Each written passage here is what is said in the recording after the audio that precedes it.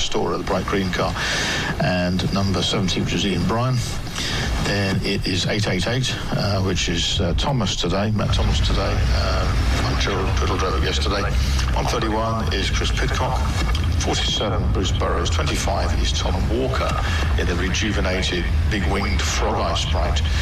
Then we've got the number 1 car, John Foe, and 123, Henry Rice, due to be at the back of the grid. So, cars coming in. We've got a car missing on row 3. Inside of row 3.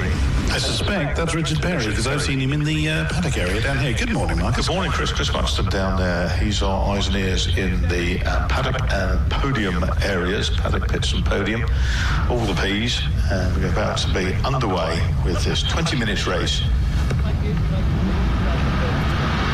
Away they go, very even from the front row. Good start from 14 on the second row, which is Hugh Simpson, rapidly out of the blocks. In fact, it's pretty much 3 abreast going down into Folly for the first time. It simply prevails inside, and as they go up over Avon Rise, it simply leads. On the left-hand side, it's the white car, the outside to turn into Quarry, and that will be James Hughes, but a red one gets there in second place.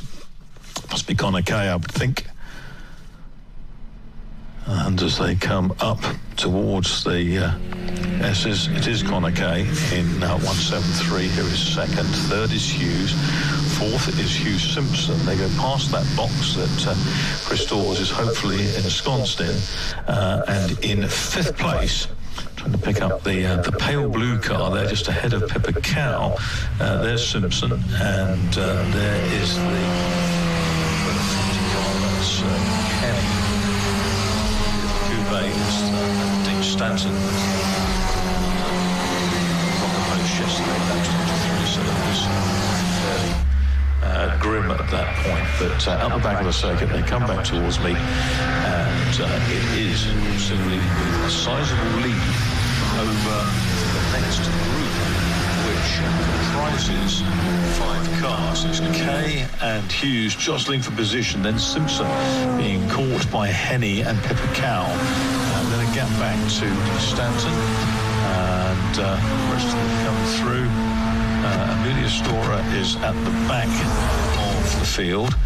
So she's dropped back, had a moment somewhere out of our sight, but Paul Sibley it is who leads well. I'm hoping that that indicates that, crackling on the mic indicates that we have Chris Dawes in the back box. If we do, I can't hear him, he perhaps can't hear me, but round they go, around the far side of the circuit. It's very, very quick around there, and we will see shortly next Chris Montague car of Paul Sibley. I'm back. Chris. Hello, good morning, sir. We had a panic over here, is that I was listening to you and I was talking to you, and it was brilliant what I said, to be honest, but it didn't come out. But I am here now, we're up and working, but I'll leave it to you because they've made their way back over to you already. Absolutely. Paul Sibley had a lead of 2.8 seconds at the end of the first lap. That was not diminished by the looks of things, but James Hughes has put himself up to second ahead of Connor Kay, the youngster who made his Formula Ford debut recently at Thruxton. Behind Connor Kay, Simpson, the cow has got up into P5 with car number 7. She's running second in the E-Class to her old sparring partner, which is James Hughes. And falling back is Mike Henny towards the clutches of Dean Stanton. Brian Turner, Rice, Burrows, Rose, Pidcock, Walker, John Foe in 1, and Amelia Storer on the rest. Of course, this race is being live streamed. And it looked like Pippa Cow coming through Old Paddock is desperately trying all the way down out of Quarry Corner. She's trying to make a move on Hugh Simpson. She's going to the right-hand side, which is going to be the inside line for Tower, and disappears briefly out of my view. Is she going to be able to make that one stick up the inside? The answers I don't know, because I think they're still side by side as they exit Tower, heading in towards Bobby's, but she's all over him. Yeah, the answer was, Chris, that she did make it through, and that was sliding down the inside into Bobby's corner. The gap, which was 3.5 seconds at the end of the third lap, now has grown to 4.8. But it's the battle that is running for fourth place, which is Pippa Cow ahead of Hugh Simpson and Mike Henney. They're having a really good tussle. And so Pippa Cow, not in a familiar silver car, which is Auto Combat at the moment, but brought this spare one out, which is effectively a swinging 60s spec car on different tyres, the A0048 Yokohamas. So Sibley out front. 1:17.165 is his best time. It's cooler this morning, obviously, than it was for yesterday afternoon's race, which means, I suspect, that if pressed, we could get some good time. Good for the engines, the cooler weather. It is also raining very slightly, so a tiny bit of perspiration, correct words, is beginning to fall. I think that'll be precipitation rather than sweat. That would be the one. Pick a word. Oh, we've had contact here coming out of the S's, and it looks like it is John Foe, I'm assuming, is in the number one car, and actually it's sent the other two into the barriers on the exit of S's. That is the lovely Amelia Storer car, the green, yellow, and can I see what the second one is? Three of them, therefore, are stopped here. There's the one, the Foe car, and there's Amelia Storer's. The other one is 21 further down, which is Nick Rose.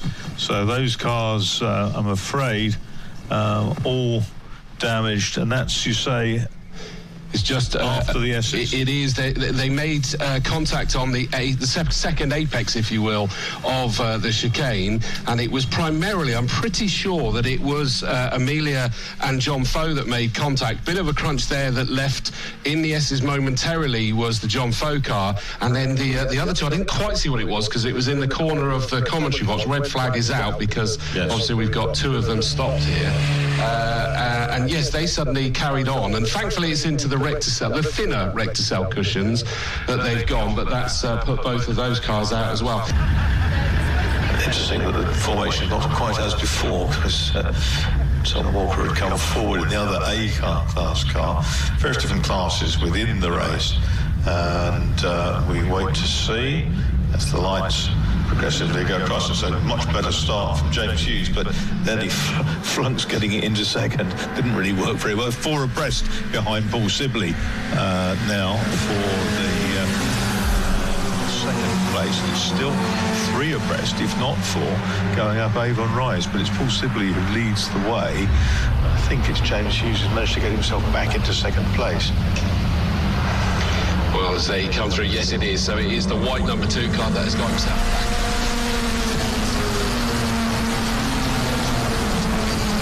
To stretch his legs at the front of this. Then it is the Connor K car, 173, sat there in third. Fourth is Hugh Simpson, the number 14 car, and behind him is the continuing to recover up through this field, 25, Tom Walker, Class A car. Of course he should be, and he's about to get up into 4th place, going to the side of Hugh Simpson. That's going to be done before he even gets down to Tower, but of course yesterday, Marcus, he started doing that, didn't he, and then had to retire with another problem, or a repeat of the problem. Yeah, absolutely, and he's certainly going very well, Tom Walker, in this very potent frog eye with the patio splitter on the front and immensely fat wheel space. They're coming down to lead the way. It's Paul Sibley. Second is Hughes. Third is Kay. They're together. And 4th is Tom Walker. Good run from him. And then it's Simpson, Henney and Cow all together.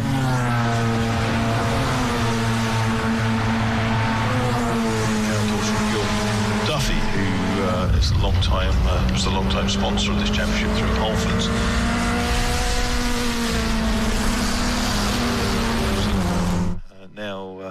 in his early 80s, racing a Formula 3 Brabham, which he's really enjoying. So the race goes on then. It does. Through the S's they go, and interestingly, Connor Kay is really challenging James Hughes. James Hughes sort of lost it and then regained it, but he's under growing pressure here. Sibley's not pulling away as quick as normal. Fourth is the number 25 car of Tom Walker, but now he's got past Hugh Simpson. He's not managed to pull away from him, and Hugh Simpson, the red car with the white stripe front to back, stands it out from the massive other red MG and Sprites. In fact, Walker, I think, does have a problem. He's slowing again, I'm afraid to say, Marcus. So as he exits Tower, yeah, everybody's going past him. But Pippa Cow is all over the back of Hugh Simpson as well. Yep, it's really a strong battle for second place with Hughes and Kay are absolutely on the limit already. And then it is Simpson and Pippa Cow together. They, for the moment, have shaken off Mike Henney. But he's into the pits has come Tom Walker. Then it's Dean Stanton now, who comes through ahead of Ian Bryan and Henry.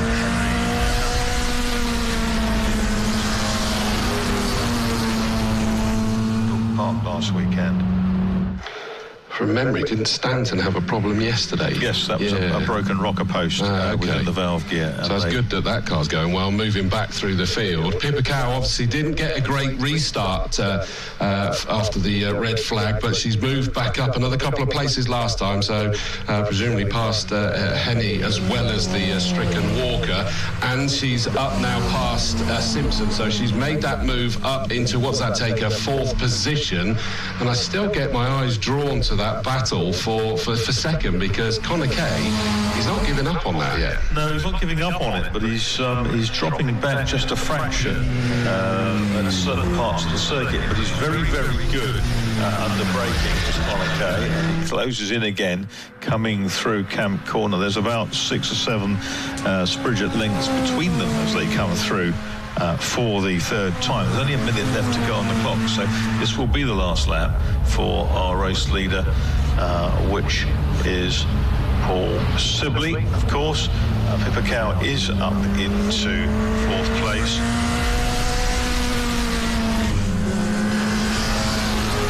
What's her best lap of the race in 1:17.195. Is the best lap of this sector of the race, which is actually a 10th of a second outside Paul Sibley's best in the opening 3 laps. Challenge coming in, is it? It's always difficult to tell when they're coming towards you, but the pale blue number 40 car of Mike Henney was having a very serious look at Hugh Simpson just ahead of him. Pippa Cow's disappeared from this battling pair. And there is the 3016 Stanton, who's pulled off the track. Oh no, what a shame. We said that it was going well, moving back through the field. That presumably is over your side. Or is it at Not quite sure where he is. Anyway, the checkered flag awaits Paul Sibley. Completes a weekend double and didn't have to stretch himself particularly. Number 2, which was James Hughes, was second. He finished 1.4 seconds ahead of Connor Kay.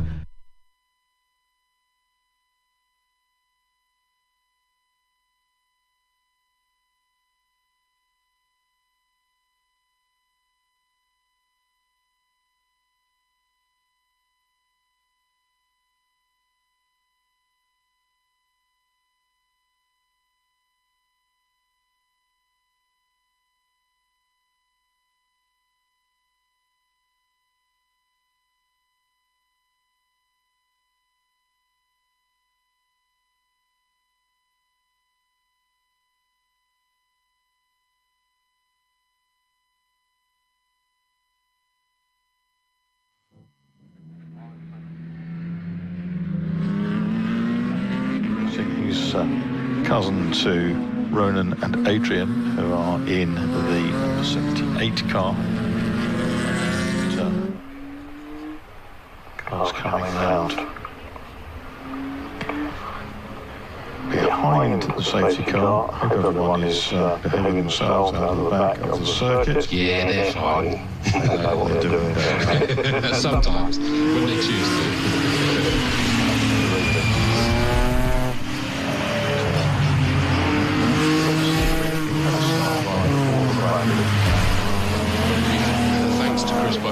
found out that it's Ronan that started that. It is right. Yeah. Got my little green stripe through. This is a digital program, so that you can hook it off the Classic Sports Car Club website. And we're about to go live racing with the BMWs. 50 years since the first M3, well, 3 Series came, topped by the M3s. And it is Niall Bradley who is left to control the pace of the grid, with Ollie Neves alongside. Russell Humphrey very rapidly away in the 4-litre E92, and Russell Humphrey forces his way through the middle of the front row drivers and has the lead in the Interceptor racing car coming up to Quarry for the first time. Turns in it goes. Niall Bradley's right behind him, and He is being hunted back down, of course, by Niall Bradley, as we'd expect. And up into third is the white car of Dave Avis, number 97. So he's got a good start. Not only up into third, but he's managed to drop the yellow car of Russ McCarthy at the moment, leaving that in the clutches of several cars. That first one being Ronan Bradley in the white and green 78. And a great start there from Graham Crowhurst. He had a sort of an intermittent issue from memory yesterday, but that's looking decent now. In fact, he was having a little nibble, and he's still trying to have a little nibble at Russ McCarthy and Ollie Neves, number 44 car. Yeah, Neves car in the hands of Russell McCarthy, and it is at the moment Russell Humphrey who leads the way from Niall Bradley. Those two breaking away from Dave Avis. That was a great start from Avis. Fourth is McCarthy. Then it's Ronan Bradley in the green and white car. Behind him is Oliver Fowler in 18, and then Graham Crowhurst. Crowhurst had that problem with the fly-by-wire throttle that kept going away in the middle of yesterday's race. But he managed to recover to second following that. There was a safety car period in the middle of it. But the big BMWs make such an impressive sight and sound. They're really sonorous, aren't they? And we've got the challenge. They're already past me as I take up the commentary again, and looking up the inside down to Tower goes Bradley. I think he's got that one done. Well, they're still sort of side by side. No, he's got it done on the exit of Tower. He really made that move from the exit of the S's through our paddock, carried the speed all the way down to Tower, and he's back up into the lead. Yes, that's a tremendous move, well planned and executed. Russell Humphrey is in second place, and then we have a gap back to Avis in the 97 car. 44 is McCarthy. Then it is Ronan Bradley, and down the grass bounces Oliver Fowler behind him. He gets off the grass again, and Kenny Coleman has moved up behind him. And Kenny Coleman in the 48 up to 7th ahead of Paul Wood. Lead two coming down towards me. They're spread out now, so Bradley took a while to make that move, but as soon as he's got it done, he's stretching his legs already, and he is sort of just pulling comfortably ahead of Russell Humphrey. He is under no pressure because Dave Avis is a chunk of time behind that in the white and two-tone blue 97 BMW. He's in no man's land at the moment, but I don't think he's bothered, because in his mirrors he'll be seeing an incredible fight, because Ronan Bradley in the 78 car is all over the back of the 44 Russ, in the hands of Russ McCarthy at the moment. I was just looking, I wasn't sure whether that move got made just out of my view then. I don't think it did. Okay, well, a slight stretch out front, because Niall Bradley easing away, cuts through the apex of Camp Corner. Dave Avis chasing them. We've got 4 cars in the line behind them. We've got Ronan Bradley, we've got Russell McCarthy settling into that BMW, Kenny Coleman and Oliver Fowler. A gap back to Crowhurst in the stripy car, and then it is Paul Wood bringing up the rear. We've got the 52 car, which is currently Kevin Willis, and then Luca Nardoni in the car which dates back to the early 3 Series. The car was experienced on this race. It is beautiful as well, isn't it? That Glorious. That's that Aussie-inspired JPS colours. Yeah, it does. The livery on it, the shape of it, everything is nostalgia all wrapped in. We've got an incredible gaggle that Ronan Bradley, the 78, did indeed manage to get past McCarthy. I thought that I spotted that, but they're under huge pressure now from Coleman, Fowler and Crowhurst. So there's 48, 18 and 50 buzzing all around them. Crowhurst has got the run on the car just ahead of him, which I'm assuming is still Fowler, because they were all sort of 2-3 wide as they went through Tower. Yes, it's staggering that it's very difficult to get two big winged M3s through Bobby's side by side, but that was a bold attempt by Crowhurst. It failed. He was on the outside going up to the deviation, and he's knuckling down to the task. There's a long way to go, though. There's still 28 minutes of this race to go. Yep, out of quarry they come for the 5th time, down the straight towards me, and Noel Bradley, what did he get the gap up to? 1.25 seconds, but it was a new personal best last time round from the 2nd place car that was quicker than Noel Bradley, so he doesn't need to get angsty because the gap is big enough, but he's also not necessarily pulling away as quick as we might have thought. This battle behind is that we got the 78 of Ronan Bradley in that 4th place, but it's now Coleman that's putting that pressure on him. Those two have pulled away momentarily from the next car is Crowhurst, so he's managed to make up that place as well, ahead of McCarthy, who is actually now, I think, fallen behind Fowler as well. So, but of course that's got a Dave Davis has got Dave Davis is in trouble, ladies and gentlemen. He's I believe pulling off over at Bobby's. First two come through. Avis is missing, so there's a long gap back now, and it's Ronan Bradley who takes it up in 3rd place. 4th is Kenny Coleman going well. 5th is Crowhurst flying. Then it's Fowler who dived inside on his Nolly's car in the hand of McCarthy at Tower. So lead 2. I think Noel Bradley's just teasing Russell Humphrey at the moment, but it is all about this, what is now, as you say, the 3rd place battle. We've got side by side. Ronan Bradley's going to have the inside line. No, he's not. He's an optical illusion. In fact, he's the one under pressure from Crowhurst. It was darned if you do, darned if you don't. So it means that we've got Coleman up into 3rd place now in the 48 car. Crowhurst all over the back of him. Ronan Bradley just taking a grandstand seat for a moment as they go down to Tower. Wait for them to come back into my view. No move from Crowhurst this time. Yeah, it's interesting because we've got that situation where we've got Coleman and Crowhurst who ambushed Ronan Bradley, one on each side at the S's, leaving Bradley in the predominantly emerald green car to play catch-up.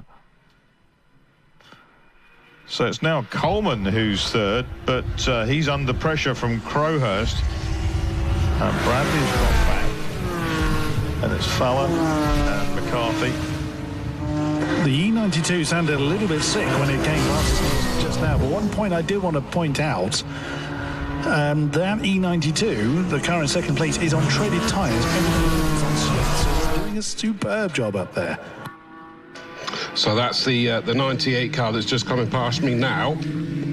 The one we heard yesterday is a bit of a love-hate relationship with them. Crowhurst up into 3rd place now, so I don't know whether that's a little mistake from Coleman. In fact, I'm just looking to see if there's a slight issue, because Coleman's a long way back from Crowhurst. Up into 3rd he has gone in the 15 car, but now Ronan Bradley's putting pressure on the Coleman. And heading towards you, no move made there, but it just looks, Marcus, like the tiniest little mistake and you're pounced on. Yes, exactly. They're running so close to the chasers. Noel Bradley's going away. He's left them for to fight their own battles. Crowhurst is now in 3rd, and it's a solitary 3rd because Coleman's dropped right back towards Bradley and Fowler. That's Ronan Bradley and Fowler. Behind Fowler, it's McCarthy, and then Wood. Good to see that Wood car's back out, because they had, from memory, a fairly smoky end yesterday. There was a damper that broke on that car, was it? So it left the tyres sort of smoking against the arch. Oh yeah, it was the Mini that had the smoky one, wasn't it? But it just pulled off in almost exactly the same spot from memory. Charles Heatley, wasn't it? Yeah, that's right. So 7 laps down. We still have 23 minutes to go. So a long old race, this one. Is it a pit window for this one? I believe so. In the middle of that, so they still have to make that mandatory stop. Despite the fact that only 5 of the cars have a double-driven status in this race. And there is Niall Bradley. Third, the quickest lap so far is still with Crowhurst, and that was last time round, a 1:08.898. We said yesterday, once he cleared the problem, that car is phenomenally quick, isn't it? It is, yeah, absolutely. He's just had a temperamental weekend, sadly, hasn't he? It's not quite the spec of Niall Bradley. He's the race leader, but he's lapping quicker. Impressive. In fact, as I look down the straight, as they come back towards me, coming towards the S's first before Old Paddock, you can see that the gap is coming down between the third place Crowhurst, number 15, and 98, currently being piloted by Russell Humphrey. I just love the sight there, watching Niall Bradley just skate round Old Paddock, full chat, just slightly four-wheel drifts away from the apex at full speed through Old Paddock as they do. Mighty impressive sight, these Beamers. They've got them absolutely hooked up, haven't they? Yes, that's right. And these guys who race hard every time they go out. The cars aren't in their first class of youth, but they're really nicely turned out. And we've got a battle now for second because Russell Humphrey has been caught by Graham Crowhurst. And I think it's only a matter of time before Crowhurst goes through. The pit window is open. See who will stop soonest. Crowhurst under extreme pressure, applying extreme pressure to Humphrey, and I can see that he has got past. Yep, he has. He's got it done, and in fact, comfortably by the time they get to the S's, so he didn't have to. I thought for a second he was thinking he had to go defensive through the S's, but realised he didn't really need to. Still, the battle rages behind them. It is Ronan Bradley now that is ahead of Coleman, so Bradley up into 5th place of the Ronan variant at this stage, and that has suddenly pushed the Coleman car, number 48, back into the clutches of Fowler. So it's a great fight between those. At the moment, the Russ McCarthy 44 car has fallen slightly away, but we know that Ollie Neves can throw that thing around this circuit from yesterday. We've got a little tussle at the back also between Nardoni and Willis, which is great. It's always good to have someone to dice with. So second place now is Graham Crowhurst in number 15. But as Humphrey falls back in the yellow-red Intercept racing car, we've got a side-by-side situation with Willis and Nardoni, but Crowhurst is bearing down on them. New second place man. In fact, he's comfortably second because he's got a couple of back markers behind him now. First of those being the 52 car that had a problem in qualifying, so good to see that they're back. Kevin Wells behind the wheel at the moment, and that is just ahead of that beautiful 88 car, so it's quite comfortable because Russell Humphrey is just tucked behind them at this stage. Slightly settled down, this 3, sometimes 4 car battle, currently being led by Ronan Bradley in 78. For now, I don't suspect it will stay that way.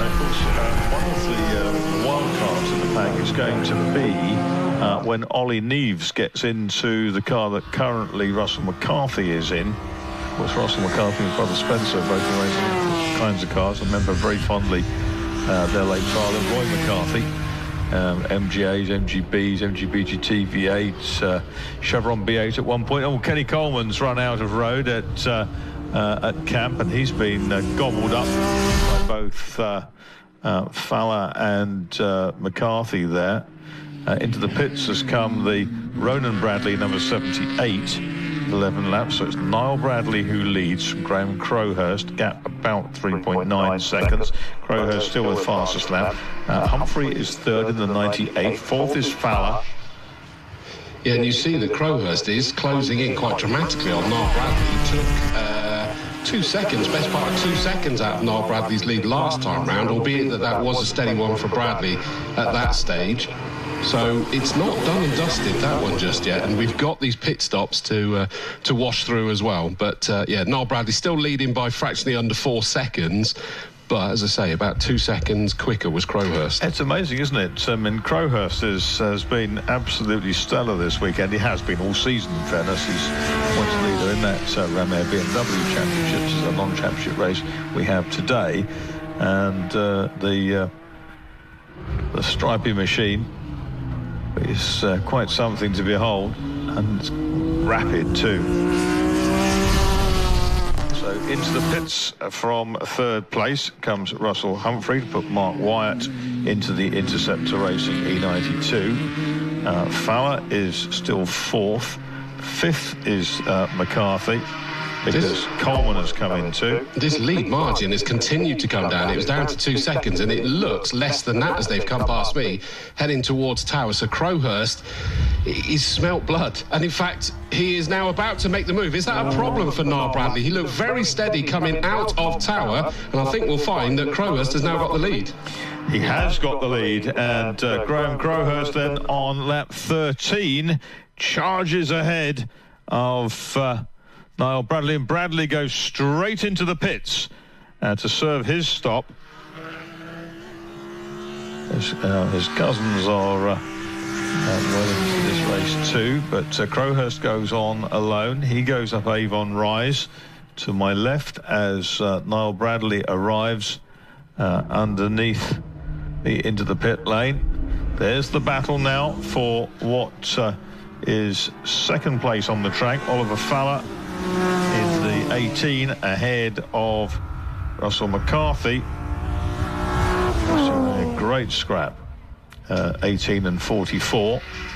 The pits has come 52, which is Willis. The key point here really will be whether Niall Bradley is just doing a pit stop or whether they've got an issue to resolve there. And are we going to see him come back out again? Because he just suddenly slowed coming out of Tower. I found a driver. I have Ronan Bradley here, who's just disembarked from his car. All well? Yeah, very good. Yeah, very happy with the car. Getting there. Hopefully Adrian will be a bit quicker now and we can catch a couple of cars in front. We were a good battle there with Kenny for a good few laps, but he overcooked it in a couple of corners. We've got to be back through. So unfortunately, Davis seems to have had a problem and he seems to have pulled off, unfortunately. But yeah, good. Graham's come back through again, so not going to be up the road out of the way, but the rest of us can battle, which is good. There's a 2nd or a 3rd on the overall, which we didn't think coming into the weekend was possible. But with a few unfortunate issues yesterday with some of the other cars, the less entry free, which has given us a chance of possibly on the podium.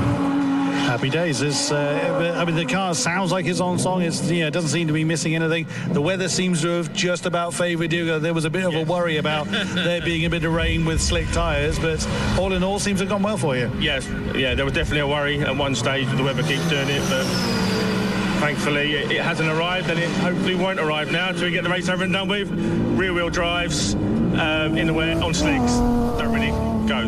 Don't fancy that. Fair enough. Yeah. Ronan Bradley, thanks for your time, and good luck for the rest of the race. Back up to you, Marcus. Okay, thank you very much. Into the pits comes our race leader, Graham Crowhurst, on 15 laps. And I noticed that Niall Bradley has come back out of the pits into the race, so that's good news. Whatever that issue is, hopefully they've cleared its throat. Let's hope so.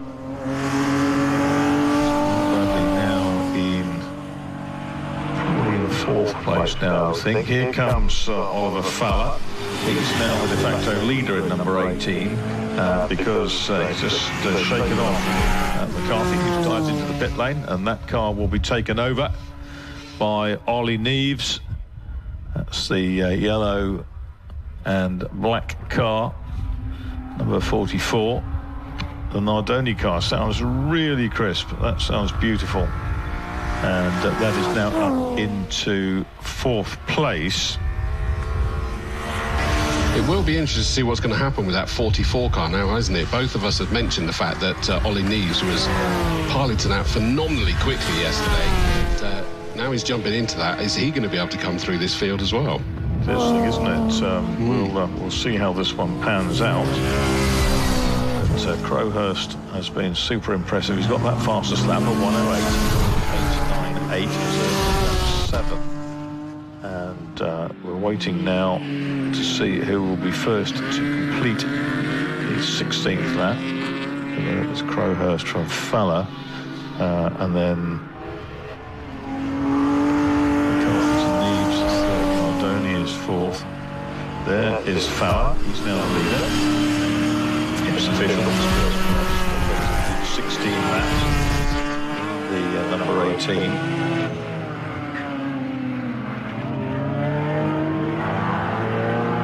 But of course, he has yet to make a stop, as have the Nardoni boys. Luca handing over to Cristiano. Flash of his lights, that would indicate that next time round he's going to come in. So right, we're now in the thick of it again, because we've got Nardoni, who's fourth. He's done 15 laps now ahead of Wyatt. Wyatt in the 98. Then it is Adrian Bradley now. Car. And then it's Coleman and Niall Bradley. So they're a long way off the beam at the moment. The stagger will all unwind. Yeah, he's trying to work out which battles are legitimate at the moment, isn't it? All he needs is trying to get up the inside of a back marker. The Cristiano, is it Cristiano? Has he jumped into that car yet? Have they stopped? No, they haven't yet, so it's still Luca.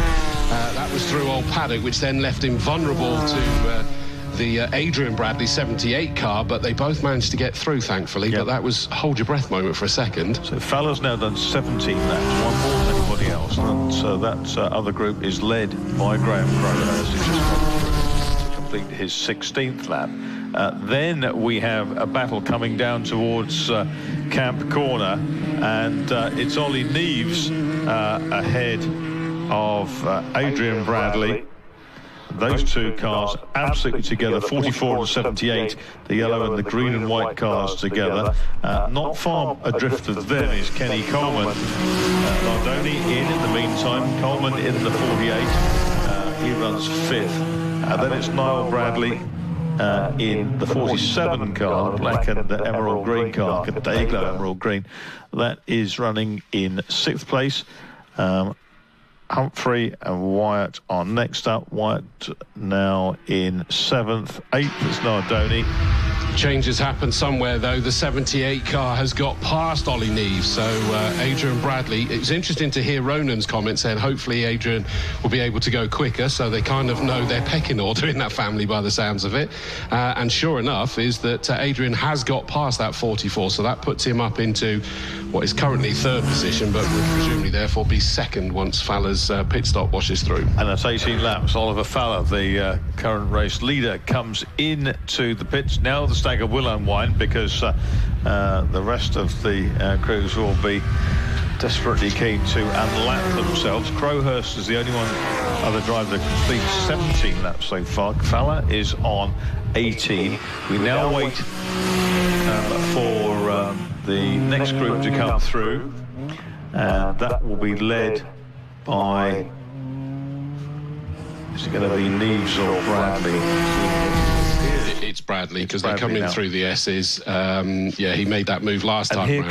Here comes Crowhurst. It's a massive margin. I'm not quite sure how that's been the case, if I'm honest. Yeah, Cristiano Nardoni's out of the pits ahead of Graham Crowhurst, who comes through. So Crowhurst now has done 18 laps as well.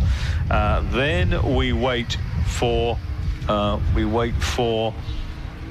next pair.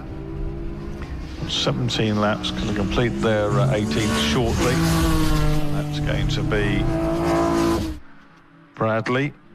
Spoken to Dave Avis, I found him down in the pit lane here. His car was stuck in third, which is somewhat inconvenient. His gearbox or selector, but he decided discretion was better part of Fowler and pulled it straight into the paddock. Thank you very much. That's Chris Buxton in the pits. So 78, that is now Adrian Bradley. He is in third place. Fourth is Neves, Ollie Neves in the yellow 44. He is just 0.4 of a second down. Then we have the car of Kenny Coleman, and Kenny Coleman is 2.8 seconds ahead of Niall Bradley. Still, though, Ollie Neves is not giving up on this fight with the 78 car of Adrian Bradley now behind the wheel. And just behind them is Coleman in the black and white 48 car. Niall Bradley's not a million miles away from there, but I still don't feel that car is up to full chat. Ollie Neves had another sneaky snifter towards the inside of Tower. He's not done it, but I think he's still looking into Bobby's. Yeah, he's having a few nibbles, isn't he? He's trying really hard, but Crowhurst now has a big lead. Because he's the only driver to complete 19 laps so far.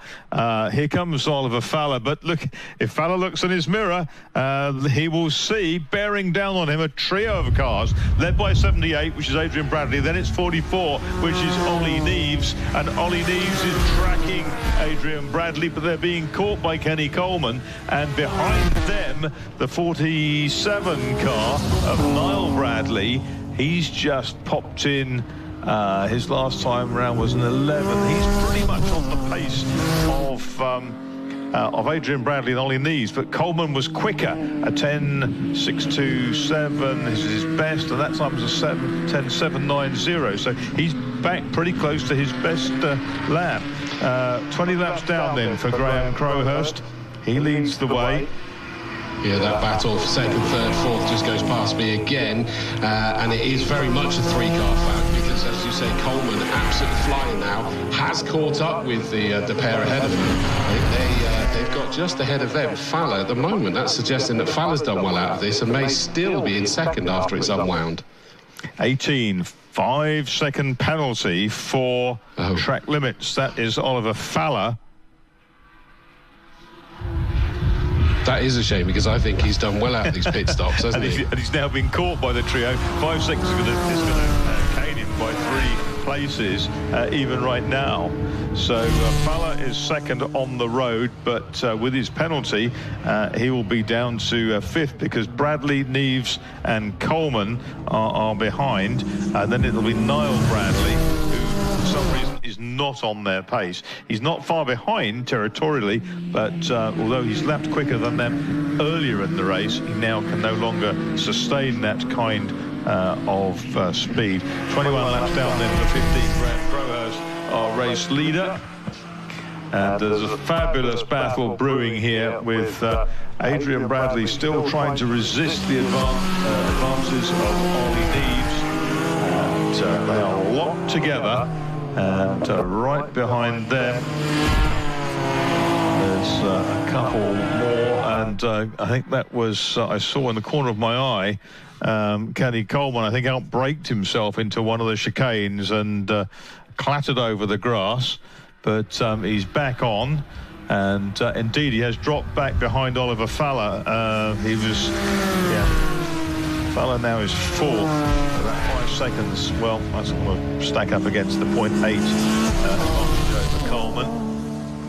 So 21 laps down for the leaders. It's Crowhurst who leads by extraordinarily nearly 39 seconds over Adrian Bradley in the car started by his brother Ronan. And then it is Neves. Behind Neves is Fowler and Coleman.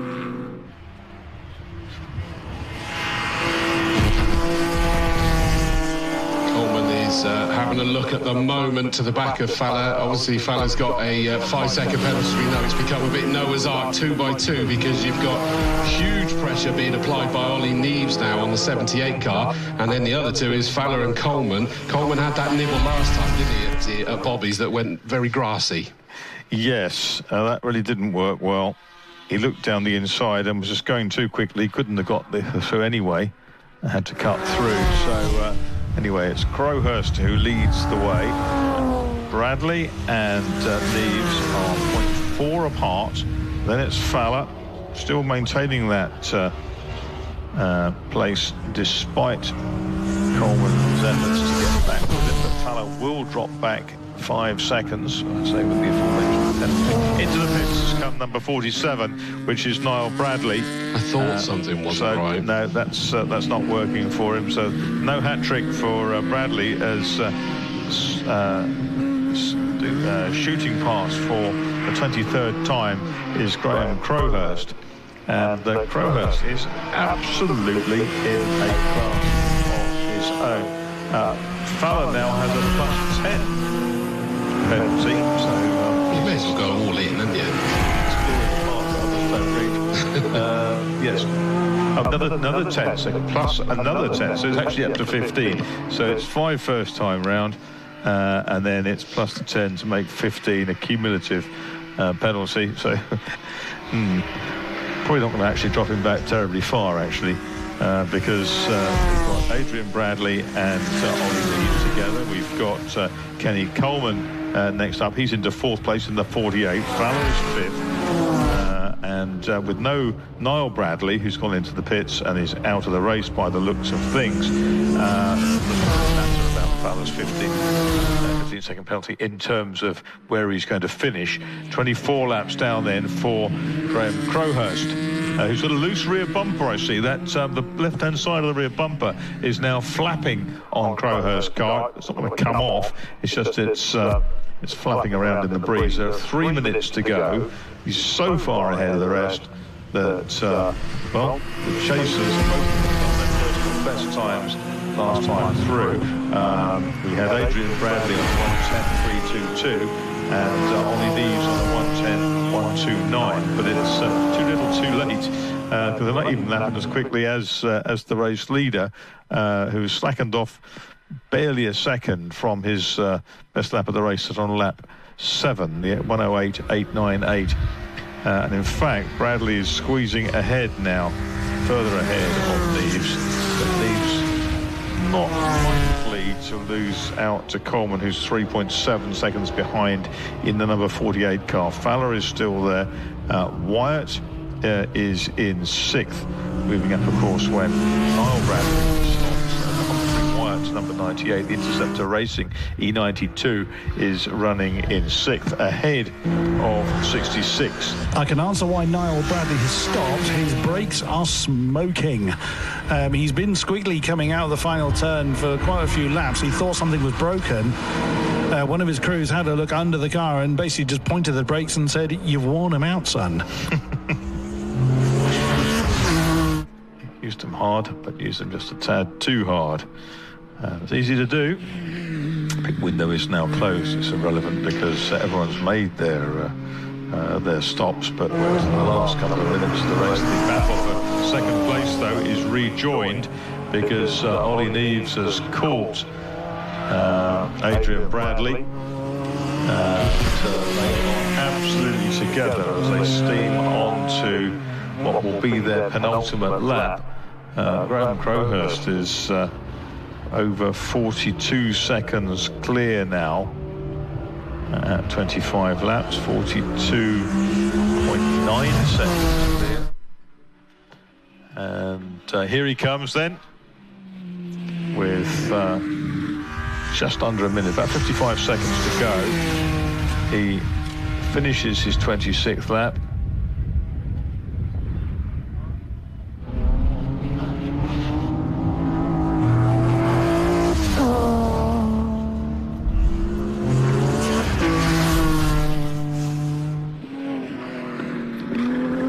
Bradley is soldering on. Who needs brakes? Only slow you down, apparently, or not.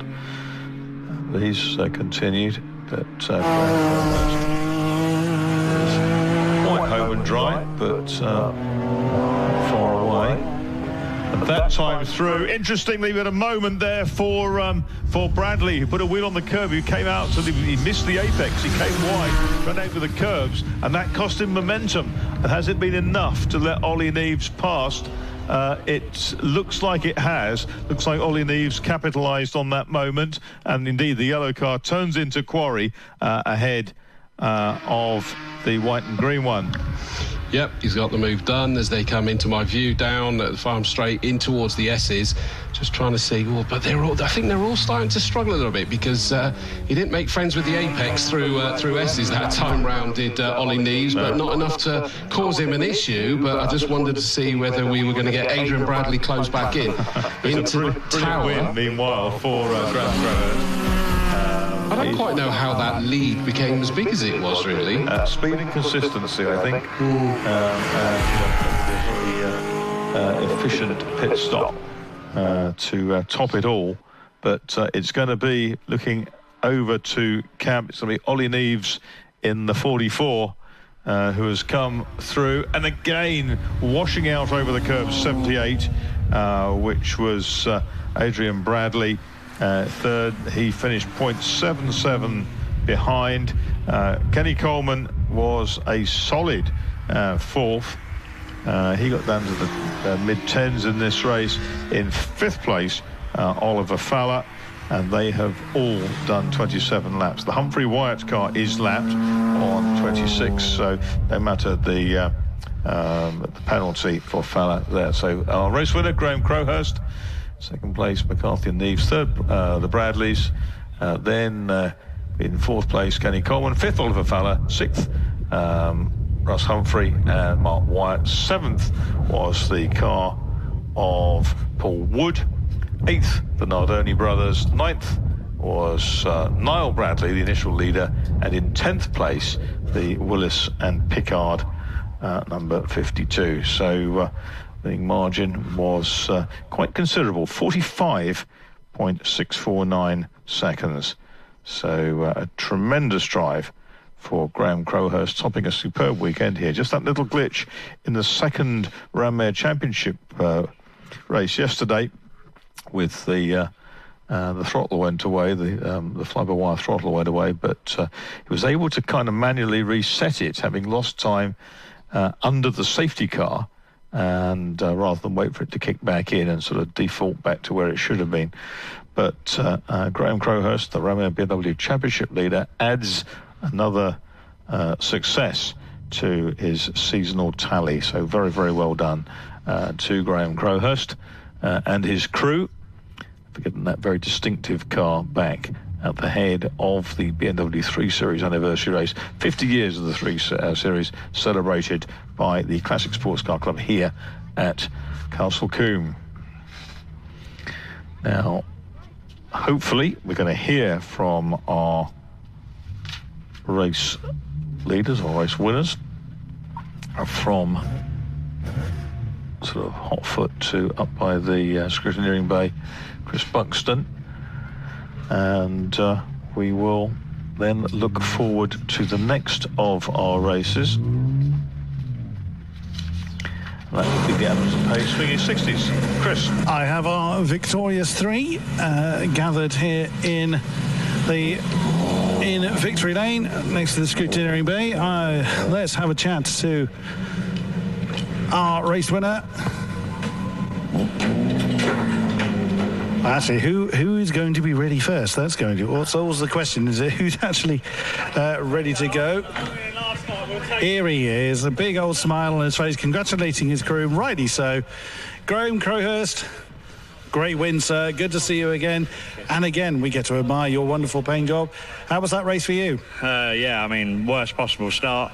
Same thing as yesterday. We've been trying to fix it overnight, and it happened again, went into limp mode. So didn't make it easy for myself. But I thought, well, we've got a bit longer today to try and catch the leaders. So it was good fun. Enjoyed coming through.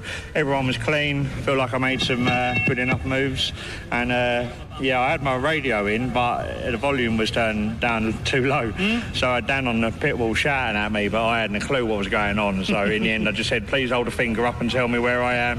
And yeah, mega job by Dan, and couldn't do the pit stop without him.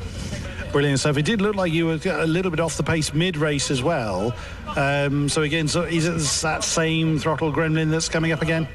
I mean, it rained a touch. I didn't feel like I backed off that much, but I could see the delta was knocking maybe around a second off the pace. But again, because I didn't know where I was, I didn't want to back off too much. But you know, when you got rain on your windscreen, you do have second thoughts and you brake 4 meters earlier than maybe you would normally. So yeah, no, when he told me I was in first, I thought, right, let's bring it home.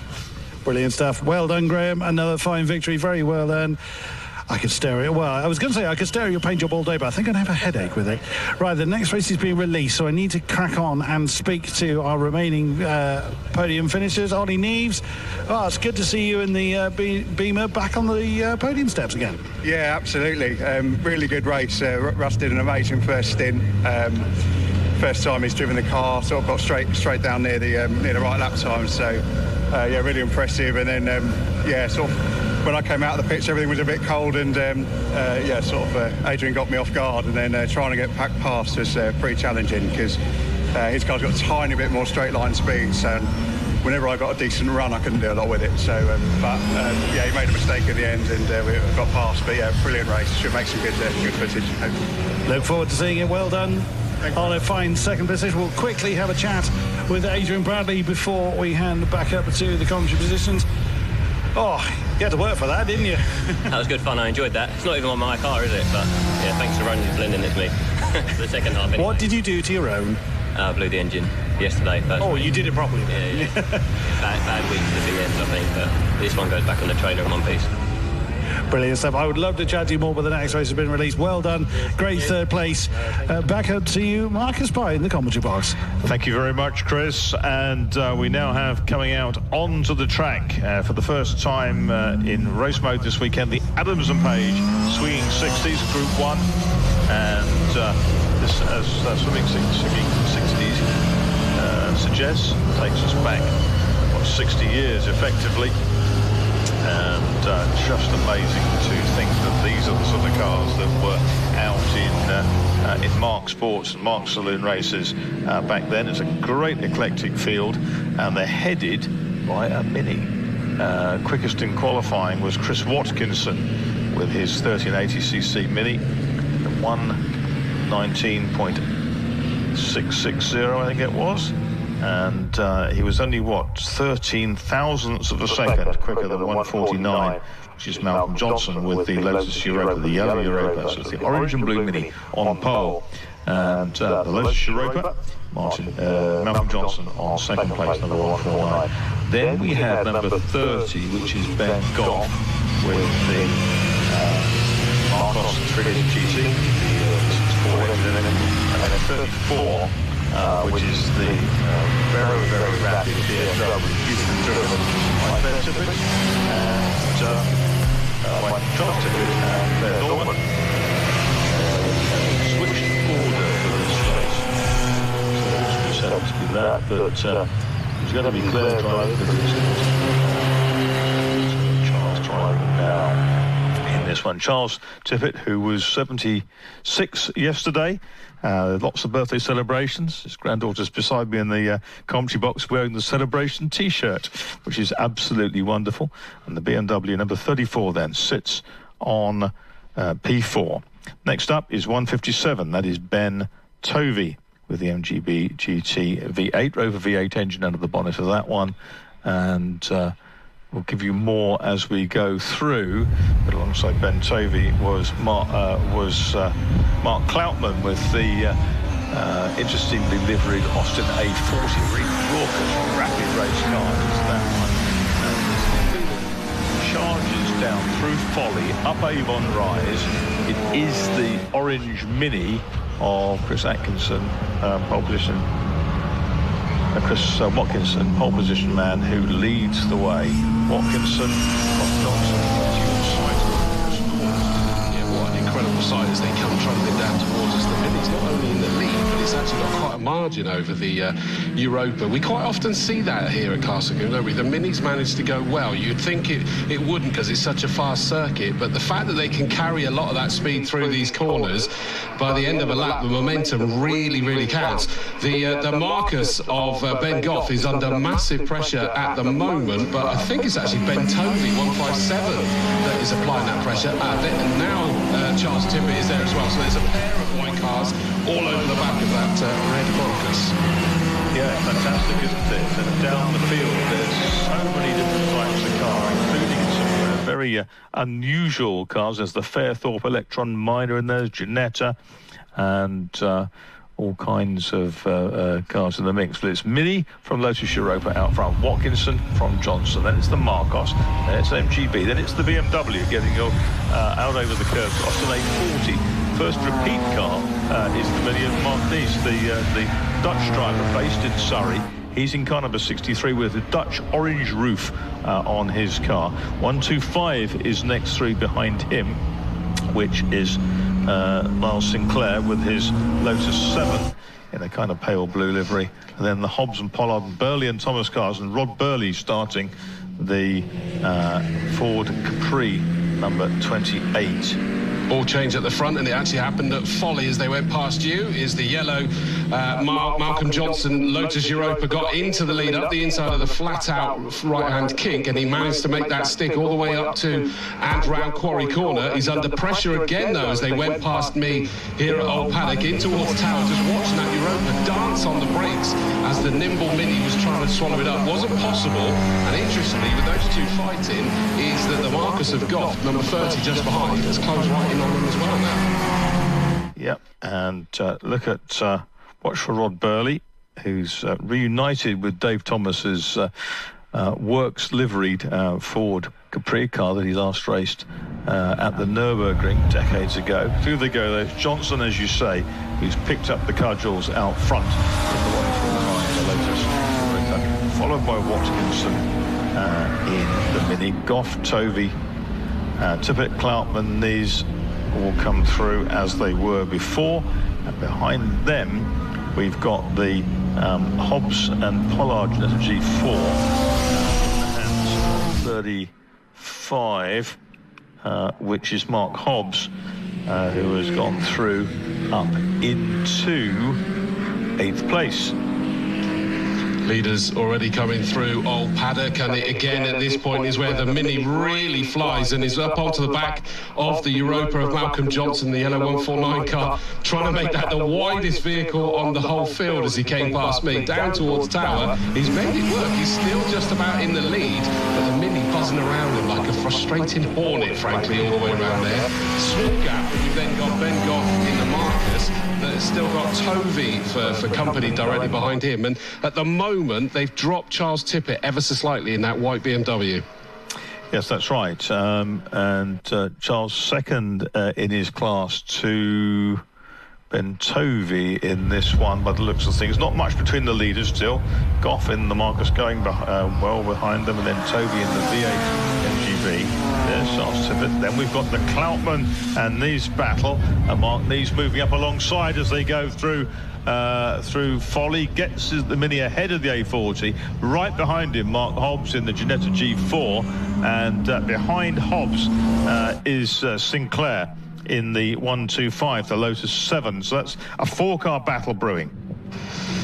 Yeah, it's your eyes are initially drawn to this lead battle, which again the Mini is so strong through the S's, and then the power is applied by the Lotus Europa. It doesn't sort of fully sort everything out for it. It's still under pressure all the way down the run towards Tower, but he now goes defensive on the inside, and then this battle that you're talking about, that frankly actually, Marcus, it's a 5-car battle, because Charles Tippett is sort of being sucked into that one ever so slightly, I would say, as well. Problems meanwhile for Mike Stevenson.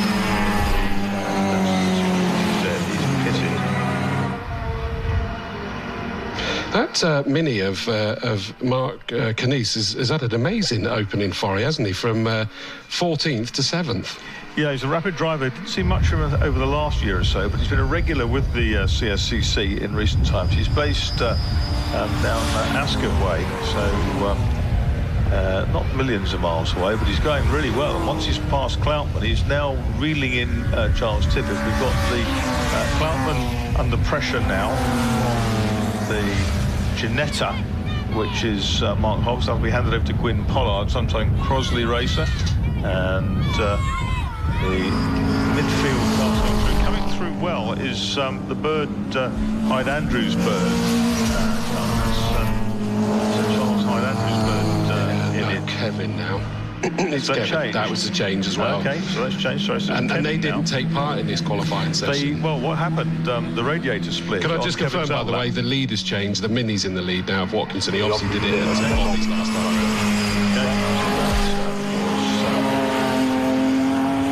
Bobby's, you say? Yeah, because Minis don't need brakes there, do they? So No, exactly. Not Bobby's like that.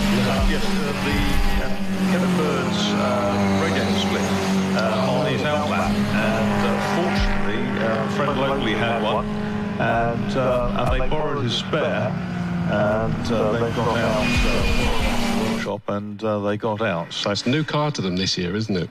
I think towards the end of last year it kind of appeared, and but that replaced the Porsche that they were running here in the Castle Combe GT Championship. Indeed, they won at Spa, figured that they weren't going to do any better than that, retired for about a week, and then got the Cortina.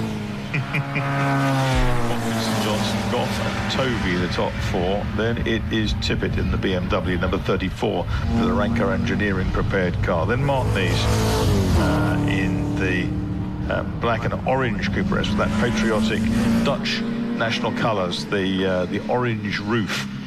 And Hobbs is moving up the order well, because Cloutman has been shaken off in the raucous Austin A40. Sinclair and Lewis Salmon coming out there. Lewis Salmon's in that very, very smart grey and black Cooper S. Great fight now is Charles Tippett's under massive pressure from the Canice black and orange 63 Mini that we've seen working through this field. But he's taken with him Mark Hobbs in the number 35 car, so that is absolutely flying, that beautiful Ginetta G4, and it is very much a three-car fight now. That's right, the Ginetta's made originally in Suffolk by the four Walklet brothers, and later that Mark moved to Sheffield for a while, and these days is based in Leeds. And Ginetta's still very, very active, more active than they ever were in racing. They had fine handling cars back in the 1960s, like the G4 you see here, but real success story, Ginetta and its racing activities. Yeah, even one of the British GT teams has switched from their Lotus. We were talking about this yesterday, the Amiras that they had, and they switched to Ginetta. And it's a big part of that was the programme that Ginetta throw at the teams to support them. So they do a big old job there. Lead to comfortably away from Goff in that red number 30 Marcus. But interestingly, how this is just on this proverbial elastic between these two, isn't it? Is that it came into my view, and the Lotus Europa of Johnson was right on the back of the Mini again. I just watched them exit tower, and suddenly there's a reasonable gap between them. Yes, it's different strengths at different parts of the circuit, isn't it, with these cars? Showing, like I say, clean pair of heels to the Lotus with its mid-engine snouts. Mounted in the back of that car, the Lotus. They're successful in Historic Sports Car Club 70s road sports in particular, where one is the current champion. Looking at Goff is third in the Marcos, fourth is Tovey, fifth is now Mark Nice, who's moved ahead of Charles Tippett. 50 years since Charles started racing in Clublands in 1975. And behind them we've got Hobbs in the Ginetta, Sinclair.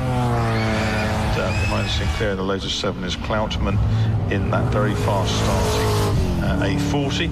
Lewis Salmon is next up in the 132 Cooper S, and behind Rob Burley, winner of several hundred races over the years in many different cars.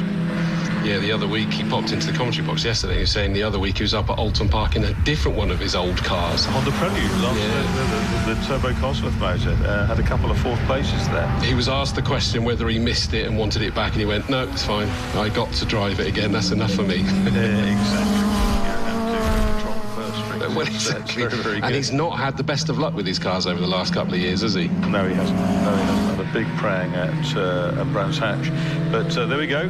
Chris Watkinson is doing a fabulous job out front in the Mini. They've got representing the local Marcos Mark. Jim Marsh's company was based in Westbury for a long time.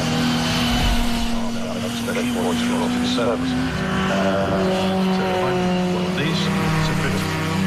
Hobbs and Sinclair, they're not absolutely together, but they're not far apart.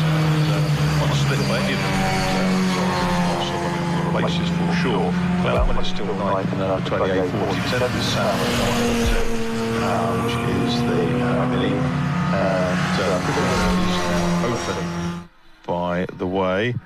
And this is where we get this interesting dynamic change for some of these cars, isn't it? When we may have, well, either direction, we may have quicker drivers jumping in for the second half, or vice versa, we may already have the quicker drivers in. The other Super Mini, beautifully turned out Mini, is the 144, and that is Francesca Roodhouse, showing you that Rob. That car's just moved up into 17th place at the expense of the 124 car, which is the car Henry Rice starting Charlotte Dawson to take it over. Now it's getting closer out front at 8 laps because Johnson is moving in and very, very close now.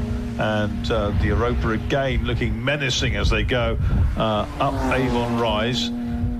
Difficult to get the cars balanced over the top of that for the right-hander.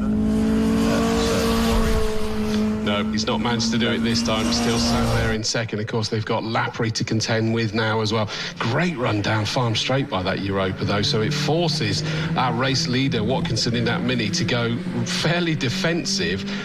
But there lies another point, Marcus. Watching that Mini there is a lot of the bigger cars. If you're thrown into a defensive line, you're going to be massively compromised through something like the S's. But that Mini, frankly, I think you can throw them anywhere, and they're going to drag themselves around in the same way. Busy out the back of the circuit, getting past the Fairthorpe Electron Minor. That is the car of the Tards. And they're through past that into the pits. We've got one in the land. We've got the number 8 Mini, the Clive Tonk Winter car. The car that's gone out the back of the pits is that 52 Datsun of Mike Stevenson. They have a misfire. They think it's something in the distributed cab. It could be a crack there somewhere, but either way, that car is not returning. The pits also has come John Leslie with a very interesting Reliance Sabre 6 1966 car, I think that is. I think it's a D-Reg, isn't it? And that car has a straight 6 2.5 litre Ford engine under the bonnet, out of a Zephyr or Zodiac of the era. 10 laps down for our leaders. Mark these. We just coming into the S's there is that there's a back marker ahead of our leader that just compromised enough and just tempted the Lotus Europa into a move. That was the pale blue number 84 car that was just didn't do anything wrong. You know, as we always say, they can't disappear. Brent Fowler in that beautiful Austin Healey frog eye just meant that Watkinson had to compromise the run into and through the S's. And Johnson was kind of like, well, I need to try and take advantage of this, don't I? But the track just kind of disappeared and tightened on him, and so he had to back out of it. OK, so has that widened the gap significantly? Well, nothing really between them still. No. I think they were both compromised equally. Yeah, and it's Watkinson who's sort of probably not spending much time looking in his mirrors right now because he'll get pretty much hear the Europa behind him. Goff slightly lonely in third, but place. At the end of the day, there's still 25 minutes of this race to go. Tovey is fourth. Behind Tovey, back up to fifth has come Charles Tippett in the BMW. That car still second in class, ahead of Mark Hobbs, who's just coming to the pits with the metallic green Jet G4. We had a good exit from from that Europa. Johnson boosted it towards me at Old Paddock. Certainly had a very serious nibble towards the inside of the Mini, but it just didn't quite materialise. I was looking a little bit to the left at the time because we got a great fight. Where did I see it? Number 60 and 12, Watt, and the number 80 car. They're having a great tussle, but the pair of Minis behind them, 144 and 124, they suddenly came out of Old Paddock side by side, and I'm not sure which order they were by the time they got to you. Well, we've got 3 Minis running on together. We've got Francesca Roodhouse there. We've got Rice and Nice, who served his pit stop. Those 3 are nose to tail after 11 laps.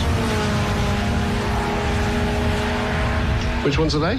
The Minis, the emerald green car, the black roof, which is 144. Francesca Roodhouse. Yeah, those are the ones that are side by side. 124 and Nice and 63. Yeah, Nice is pitted, hasn't it? So that's a little bit different, but watching them coming down towards the S's, they're sort of fanning out. The leaders are now having to pick through this. This is the interesting pit, Marcus, is that I've got a phrase that I always use. There's one thing worse than back markers, and that's battling back markers, and that's exactly what our leaders coming up to. First ones are the 1, 2, 4, 1, 4, 4 minis, the white and green ones that you were talking about. Oh, that's putting them 3 wide for a second. Through goes our leader Watkinson past that pair. Next he's got Nice that is on a different lap to them altogether. So there's Lapri going on there, I think. Also, the rain is falling, so it's now getting a bit more determined to become much wetter. So all of our drivers have that to consider. Watch the number 8 Mini give it plenty around that final turn. Lots of dramas. We've got, I saw David Cornwallis's BMW there. We have Watts Land went straight through one of the chicanes, and here over the start-finish line, that was leader Watkinson at 13 laps, putting a lap on Mark Nice. But Nice, of course, has served his stop, so he's lost a lap out of this. Mark Nice running in 8th place, so it's what in has come Johnson in from 2nd place. Goff now takes up that place in the Marcos. The red Marcos number 30 is now in 2nd place. In has come 1, 2, 4, which is Rice, handing over to Charlotte Dawson, and also in David Cornwallis's Radio Caroline BMW number 648, and right behind is Charles Tippett, who comes in from 4th place. So the 2nd and 4th place cars are into the pits at 13 laps, still with 21 minutes to go, 21 to 3/4 minutes to go of this 4th race.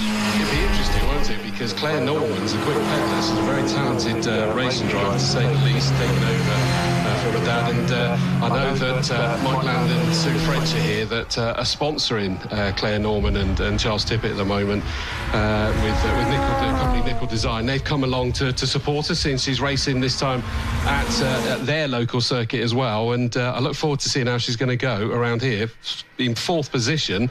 She's going to be seeing how if she can get up onto a podium.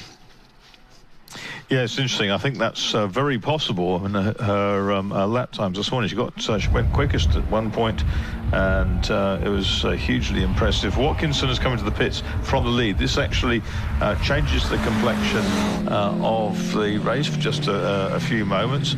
Car 35, and that is a 1-minute penalty. Car 35, I'm looking down the order frantically to try and find it. That's the Pollard and Hobbs Janetta. It has pitted, so I assume it's going to be related to that. With infringement, I would have thought. Yeah. It just says 1 minute penalty. It doesn't tell us what it is, does it? Don't know what that's about. Leaders in. Obviously, yes, he's been here. Therefore, has moved up to be the de facto leader, with the yellow Malcolm Johnson Europa scurrying through the apex of Cap. That car is still 4th, and Bird is up to 3rd. Burley's coming into the pits now. Kicking and screaming if it means he's got to get out of the car, I'm sure.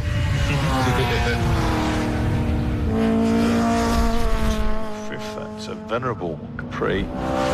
Bill Watt coming into the pits. There's a Land behind Burley's knees.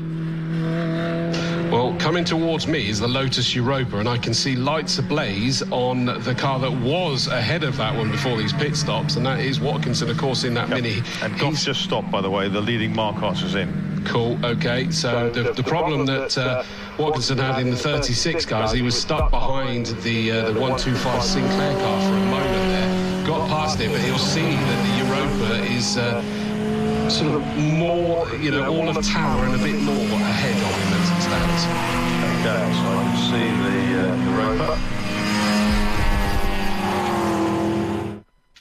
heading down towards me, down Westway, diving inside the Bird Cortina that's headed off into the pit lane.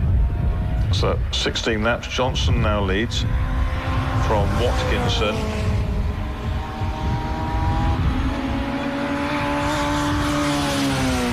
I can confirm what the minute penalty was for. I've had it confirmed by the commandante of Mr. Smitheram, speeding in the pit lane. Oh dear.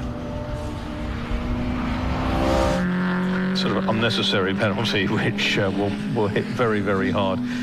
Here comes Claire Norman up the inside of the pink A40. They've got John Leslie's number 4 Reliance Sabre ahead of them. And where does the A40 move? Well, puts the squeeze on, but they've not got through past the lapped car until just after Folly. They got through safely. So that was exciting. Watkinson is running 4th ahead of Nees.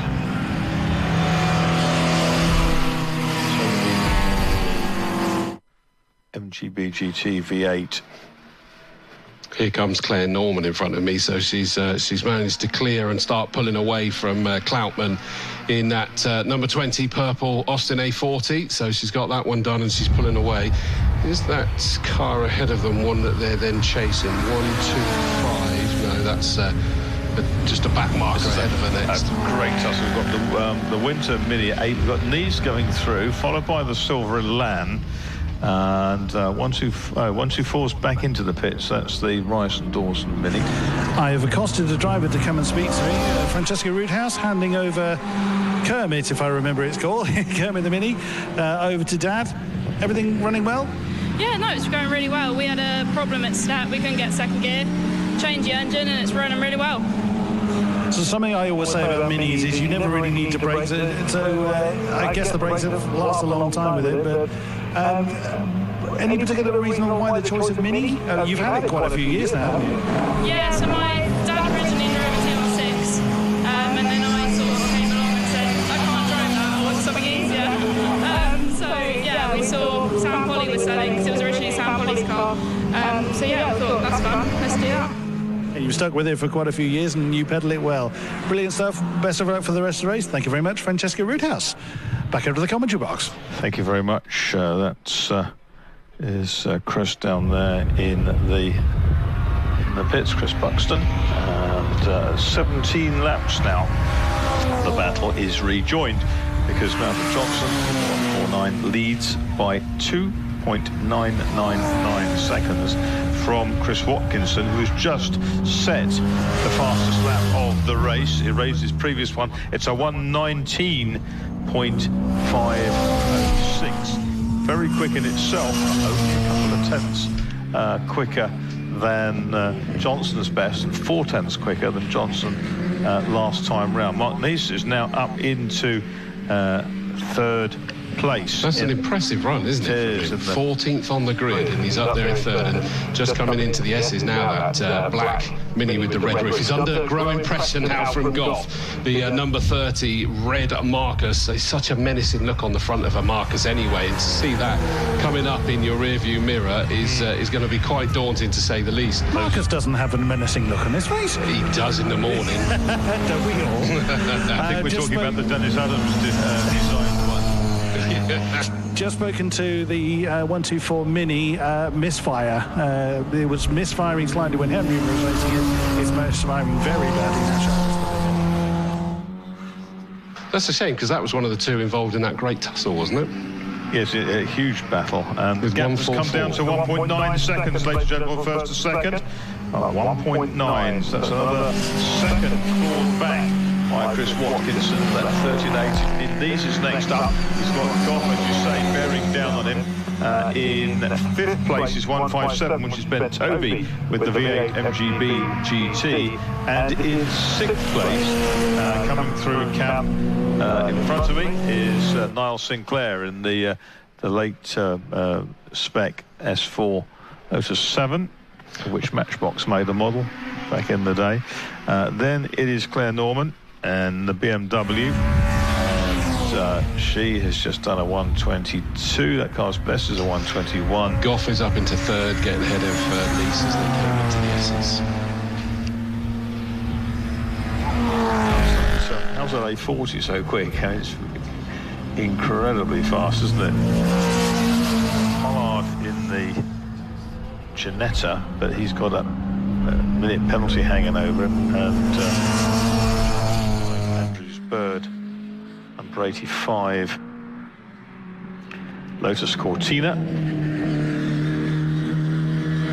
Johnson and Watkinson, it's 1.3 seconds. He's getting closer. And that's at 19 laps with 13 minutes to go. And that's the thing, isn't it? It's a lot of fight left in this race, and in fact, the leaders are just coming out to the quarry corner. Still the yellow Lotus Europa and Johnson, number 149, that has it, but they're now coming up to a number of back markers, and in fact Johnson's just been compromised into the S's just with the timing, which now means that Watkinson has closed right in. There's probably about 5 car lengths. That's Europa lengths, not mini lengths, by the way. In fact, there's less than that now. It's probably about 4 mini lengths between them as they go down towards Tower. They're going to encounter some more cars there, and they're having to wait till the exit, which means that Watkinson is right with him. You're going to see the better view as they get into Bobby's. Okay, and watch them to come out. Meanwhile, the new third place man is Ben Goff in the Marcos number 30. Yeah, that was the move I mentioned over here. And let's have a look.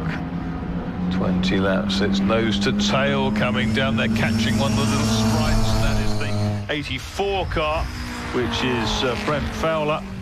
And as they come through, it's nose to tail for the lead through here. 0.138 of a second.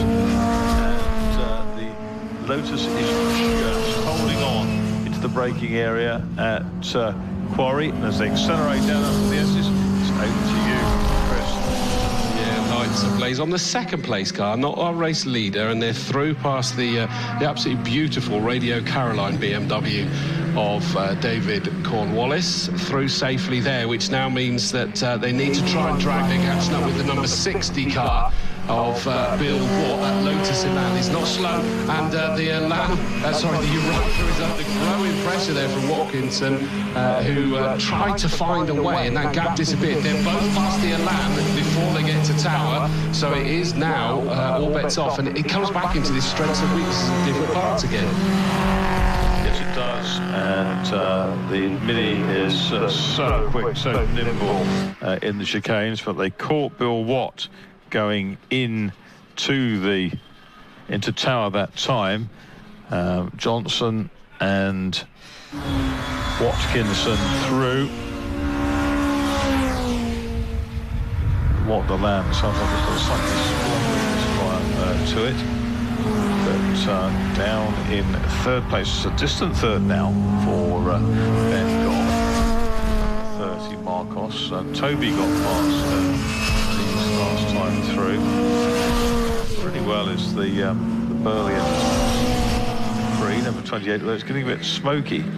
Dave Thomas now at the wheel of it, and it's ahead of the Tong and Winter. It's Clive Tong, Vaughan Winter now driving that car. Lewis Bird was reporting that going through Quarry, there's a little bit of smoke coming from one of the corners of the third place Goff Marcus. So it's loaded in one direction. It's just keeping up a little bit of smoke. Doesn't seem to be slowing him down. He's still sat there in third place. I think that Watkinson's going to take advantage of Lafferty at some stage. That's where I see the move is likely to happen. Yes, he'll box the Europa somewhere. Europa only has that one single wiper, which is parked in an upward position at the moment as they come through. And the Europa slowed a little bit there, and immediately Watkinson pounced. And is that a problem for the Europa? It's not close anymore. Has he lost a gear, I wonder? I just think he went in a bit deep into Bobby's then because of the back marker. Yeah, I'm not sure, because he came out of here suddenly slow. It was like and the gearboxes, the gear change linkage mechanism is notorious on a Lotus Europa for not being particularly accurate. I think it might be a cable operated thing. No, I think you're right, because one of the back markers has just got past him as well. I think he went for another gear and found that it kind of wasn't there. Yeah, it's definitely backed off. It's not crawling by some standards, but by its standard it definitely is. The 92. Oh, and that doesn't sound nice actually as it came past. I think so. It just had a real low grumble to it. Well, hopefully next to this, Chris Buxton may be able to find out. But no Lotus victory here today, because Bill Watson Land's been sort of misfiring, fluffing a little bit. It's an interesting little slot in the rear window.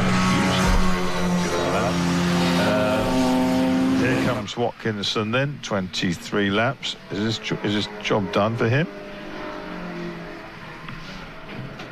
We're going to see, yes, the Europa is coming into the pits.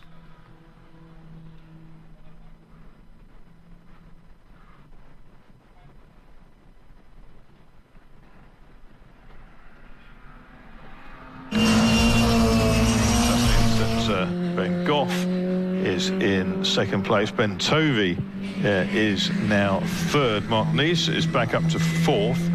And in fifth place will be Niall Sinclair. It's a distant and lonely just overtaking LSU TTS on the Glen County with the engine cover propped up the back of it.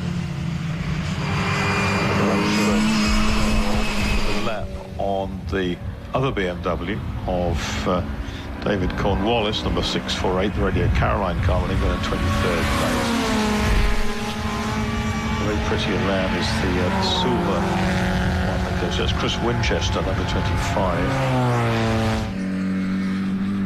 And the Cloutman is still going well, ahead of Pollard and the Cham Cortina. A little bit of smoke coming from the 28 Capri. Obviously, David Thomas behind the wheel. Yes, there. Last 2 or 3 laps. That's worsening. Doesn't look as though it's a massive problem as yet. Yeah, but what was the phrase that that was used? It's fine when the smoke comes, it's when the smoke stops. Yes, start worrying. Oh, and we've got a spin here, and I think it was a bit of lappery that was being attempted. Just got a bit heavy with the right foot as they came out of the S's. It's the 35 car. Now that's actually a bit further back now, isn't it? Let alone it's got a penalty back in 9th, but early stages it was round. But it did just sort of try to make a move on the back marker, get back on the throttle a little bit too early whilst the car was still turning somewhat, and it just spat the rear end round. No issue, it's just in the middle of the circuit. It's got going, and he's going around Tower already. Okay, that's Gwyn Pollard in the Jetta now. He's raced across the retro sports cars, the 5Ss. He's also raced in the historic Super 2 car. And so he's got Toby second and third. This is fourth. In fifth place now is Sinclair. I wonder whether we keep an eye on this Capri as well, by the way, because the rear end was dramatically out of shape coming through the S's. Okay. Almost had a feel of getting loose on its own fluid type thing. Okay. But might be wrong, it might have just been a little mistake. We'll watch for that. Top 8 now on the lead lap. Watkinson 25 laps down. Here comes, watch that car, the orange Goff and Tovey last time through 120.9, 121.9, they're 3.8 seconds apart. Martin Neese is going so well in that 63 Mini. The race, I would say. And, the Tom and Winter Mini has made it into the top 12. Car number 8 now. Just now stranded driver on the 124, Charlotte Dorsey. What happened? So I said said to my dad, I'll go first, and then I'll at least get a race in. Ha ha ha ha. He went first, and then on his last few laps, when he came in, he said he thinks it's misfiring. So I went out anyway, and it was obvious by the time I got to the first little chicane that it was definitely misfiring. So I did another lap and put my thumb down, and so I came in after that second lap. It wouldn't after going into third, it wouldn't accelerate out. It was just useless. Such a shame, because it's such a wonderfully presented Mini, isn't it? Great to see. But you're getting ever closer to getting that cross off the back. What's the sort of longer-term plan for racing the Mini or racing in general? Well, actually, this year I said to my dad that if I'm racing, you're racing. So this is the first year we've both raced together, mostly because he's the one who funds it, so I think he should race too. But my dad's raced his whole life, my whole life. I'm 33 and that's all I've known. So now he can share it, which he'll qualify really well, and then I'll drop a few places back. But I'm sure he won't mind. So that I want that to be as well. Fair enough, can't fault you for that. Limited champion. We look forward to seeing you back on the track at a future event. That's Charlotte Dawson, the 124 Mini, back up to the box. Thank you very much. We're working lap 27 now. Our race leader coming down into camp with lights ablaze.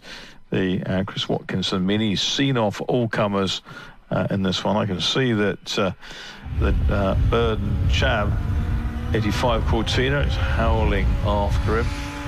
But there goes our leader then. He's a long way clear. And Goff and Toby are still about 4 seconds behind. The Benz in number 30 is the Ben Goff Ford-powered Marcos. Next up will be the Rover engine 157, which is Ben Tovey. That's the MGBG TV8. Mark Neese is still fourth. We're into the last couple of minutes of this race. It's going to go 29 laps by the looks of things. Somebody's going to be out of the second end of the page. It's being 60s race later in the day.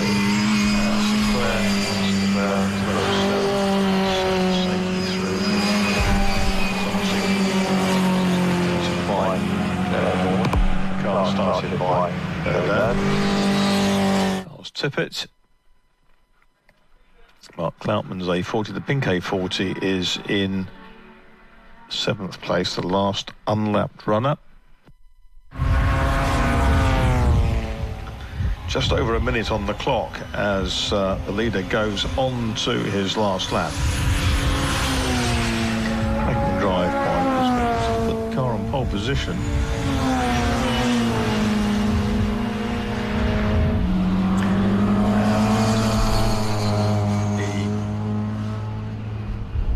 So far ahead of the rest. Here comes 30. Second is 23 seconds behind.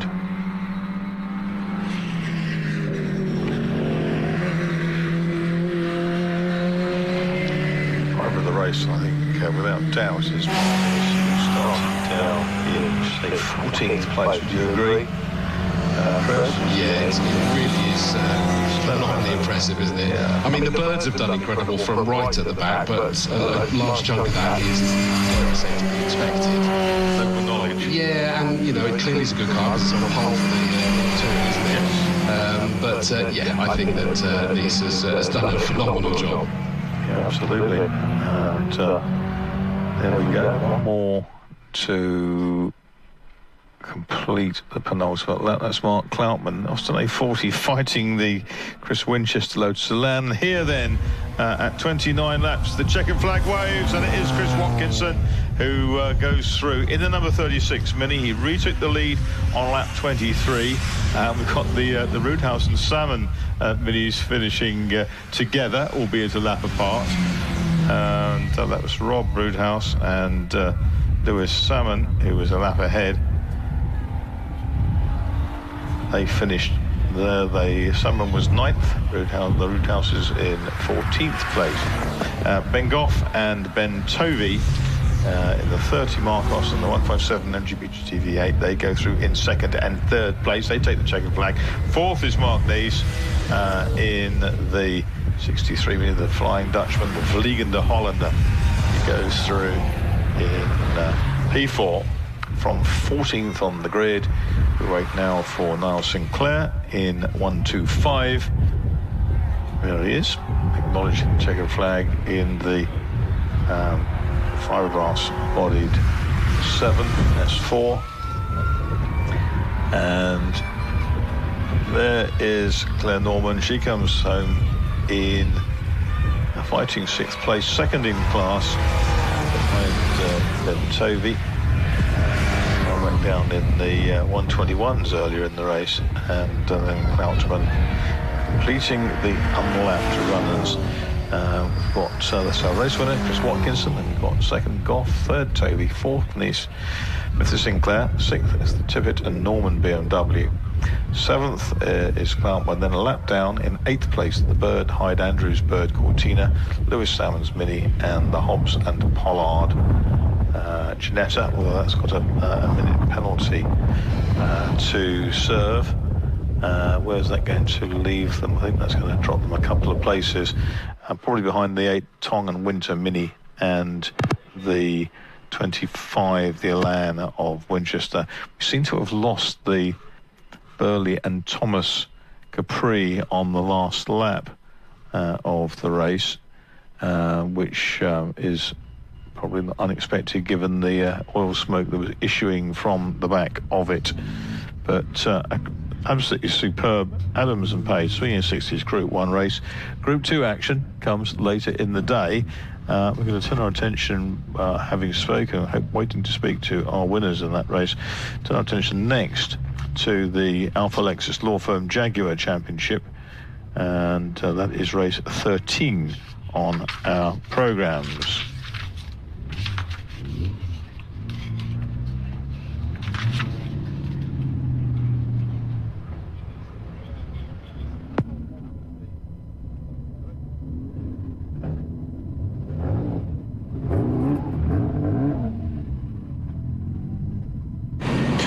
I've got my 3 victors. Oh, Mark Canese has joined us. I actually have the top 4 from the swinging 60s. Why not? I know some of the scrutineers are also looking at some of the cars ad hoc, which is absolutely fine. But I do have our victors. Let's have a chat with Chris Watkinson, pilot of the winning Mini. You look like you worked for that. Yeah, just a bit. Yeah, I mean, amazing battle with Malcolm. Shame we lost him. It's like he had a problem. But yeah, I was glad I found him again after the pit stops, because we just kind of picked up where we left off. It was great fun. Shame we lost a couple of the other faster cars. Sam wasn't here. Dean didn't start today. So, but I mean, yeah, great scrap with Malcolm. Really enjoyed that. What a mixture! You got Mini, Marcos, MGB V8, and again, all 3 of you in the podium. The Castle Combe really does bring out the best in all cars. Yeah, it works, doesn't it? Yeah, well, obviously the chicanes worked to our advantage. I had to make my car very wide to hold off Malcolm, and even then didn't succeed. The rain threw in another variable as well. But yeah, just great racing here. Absolutely great racing. Very well deserved win. Well done, Chris Watkinson. And I'm sure we'll be speaking to you again as the season continues. You look quite glad that the race is dealt with. So we'll let you get some rest and relaxation. Ben Goff then in the Mini Marcos. Marcos, not a Mini Marcos. Beg your pardon. Yes, I stand corrected. He's a Marcos, not a Mini Marcos. Yes, that's. Stand corrected on that one. You're next to a Mini, so that's the only defence I have. What a difference, though. You've got small front engine car, distinctly bigger rear engine car. But how was it out there for you? Yeah, was I second then? Yes. It was good. I stayed with the Mini and the Europa at the start, and then I just kind of lost him a bit. I had a slightly inconsistent brake pedal. I don't know which number that is from the driver's excuses, but and yeah, I just went off the boil a little bit. But the Mini was great into the corners. We were having to anchor up a little bit more. Could pull in a little bit on the straights, but then they got away. So I had a kind of quiet race, really. Had a couple of dices with the MGB. But yeah, it's good. I want to say a big thank you to my co-owner, Ian Daniels. He's normally races with me. He's not here today. So, yeah. But you had Hugo pit laning for you. I did notice that. He's trying to retire, you realise. He did offer. It was very kind of him. Excellent. Brilliant podium there, Ben. And I'm sure we will speak to you again as the season continues. Yes, Hugo, former CSCC director, in the pit lane for the Marcos. How about that? Right, let's have a chat then with Ben Tovey. For the you look quite relieved that the race is dealt with. You had some hard work to do out there. Yeah, that was a lot of hard work. She doesn't like turning in, so it was quite an entertaining from first lap to last. But thoroughly enjoyed it. It was a fantastic race. It was really close between a lot of guys, lots of overtaking of lots of different cars, and you sort of lose where you are. So it's it was nice to see that last lap board. I have to be honest. Did the weather kind of agitate this car? Obviously, it's quite. I mean, it was dry, so I didn't really notice any difference. So it's always worrying when you've got little droplets on the windscreen. You wonder whether it's going to get worse, but no, it was irrelevant today. So lucky so far. One more race. Let's hope it stays the same way. Look forward to seeing you back out here after your next outing, Mr. Tovey. Best of luck. We'll let you get some rest. Now, the Jaguars have not been... the Jaguars are... Your secret's safe with me, Ben. It's fine. The Jaguars have not been released, so I'm going to take the chance to speak to our fourth place driver, Mark Canese. And, well, again, you're in quite an eclectic collection. You've got Chris in fellow Mini, but quite a bit bigger than you up here. But again, how's it fared? Yeah, very, very well in this race. First time we finished the race because we had lots of issues with misfiring during qualifying. And so I started on the 14th position and now make it up to 4, which I'm quite happy about. And a big thank you to the mechanic who's over there because we finally managed to find the issue. And there was a bit of a loose connector what caused the misfiring. But anyway, we're here, we've done a race and we're very happy. Brilliant stuff. Now, I know I've spoken to you before, and that grin is unmistakable. So, again, your car's kind of gone from strength to strength. You joined a club, I want to say 3-4 years ago, I think. And if I remember rightly, it was in a barn for 5 years or something along there, 7 years before you actually ran it. And look at it now. Even though you've just run a race, it still looks immaculate. Yeah, it's done well. We did a bit of work on it, of course, and painted it again. Changed the engine, so a lot of effort. But now we're hitting the top 5, and we're very happy about it. Yeah. Well deserved. Mark Canese, great to see you, and we look forward to speaking to you up here in Victory Lane again. That's all 4 of our drivers, or our podium 3, plus a bonus visit from Mark Canese. Jaguar's yet to be released, but I'll hand back up to you, Marcus Pye, in the commentary box. Thank you very much, and I don't know, do you, Chris Dawes, do you have the grid for the Jaguars? Yeah, absolutely. That was posted a long time ago, actually. I have it, but can you give it? Yep. I need to dash out for 30 seconds. Yeah, no problem at all. Cheers. I will do. Okay, so the grid for the Jaguars, that of course being the Alpha Lexus Law Firm Jaguar Championship, is as follows. Pole position, the XK8 number 14, Jack Robinson. Alongside him, the number 2 XJS started, or more to the point, raced this time by Simon Lewis. Mike Seaborn will do the second race. Second row, number 15, the X-Type of Mark Bennett, and number 1, Colin Philpott in the XJS. Third row, 58, Michael Atkinson, and 139, Chris Boone. 156, James Wall, and 56, Charles Jackson. Row 5, 62, Tim Morant in the Daimler, and 45, David Ringham. 631, Ronald Ferguson, and 18, Damian Gray on row 6. Row 7 is 163, Andrew Maynard, and 3, Colin Porter. And alone on the 8th row is the XJS number 76, Samantha Sheen. Also gives me the chance to quickly quickly say out as well, I just mentioned Colin Porter there. He dropped me a line this morning saying, is it okay if we give a shout out to the lovely Lynn Bates from all of the Jaguar guys, and from me actually, Lynn, saying she's not been well. We wish she gets a very speedy recovery. Now, I am hoping that the stream is actually listening to that audio. If it's not, I might repeat that one, because she's poorly in at home and listening to the stream.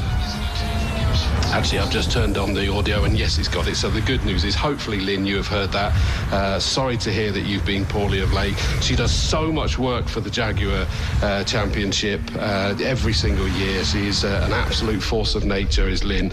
One of the loveliest people you'll ever meet. And so, yeah, all of the Jaguar guys want you to know that they're thinking about you and wish you a speedy recovery. So a nice touch there from Colin Porter and all the guys. So they have made their way round Quarry Corner behind the safety car already. I thought you were the loveliest person to meet, Chris. Never. I think at the most I might be lovable rogue if I'm lucky, but no, that's it's nothing. I've just been told by the scandalous Helen McGee that that's questionable as well, apparently. So, yeah, here they come round. Us Chris's will stand again, though. Thank you, sir. Thank you, mate. Appreciate it. You know, I'm all over here on my own, and you never know. We need to stand together. A wonderful eclectic mix of Jaguars. Very much so. Sorry, mate, I wasn't sure. I love this estate that we've got out there. It's just a wonderful car, isn't it? And of course, we've got 3 with identical liveries, which is the great team that we got sent through, the Auto Reserve Jaguar parts. We got a great write-up from them, actually, didn't we, as well? They are quite brilliant, aren't they? They've got the 3 cars in the silk cut colours. They've got the supercharged S-Type of James Wall's 156. They've got the XJ Turbo Diesel, which is Charles Jackson. That's 56. The other silk is Mark Bennett with the number 15, which is the estate, isn't it? And it's absolutely flying here. One of the reasons that Volvo did the estate for British Touring Car Championship, was that extra length of roof allowed it to make more downforce, which was interesting. Something he learnt from, I'm sure, from the Marshall and Fraser Reliant Kitten. Prior to that, the Mini Traveller, which Ginger Marshall drove in special saloon racing all those years ago, which was both phenomenal pieces of work powered by their own engine. And here come the Jags then, and it is Jack Robinson in the Swallows car, the white front, black rear, alongside Silverstone winner, and that is the car of Simon Lewis. And away they go. Lots of vehicle there to try and pull that.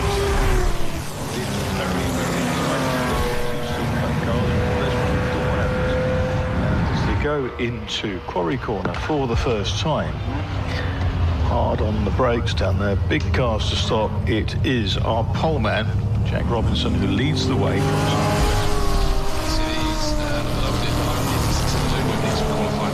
halfway through, and before I got to be able to see them, the sound of these cars is quite staggering.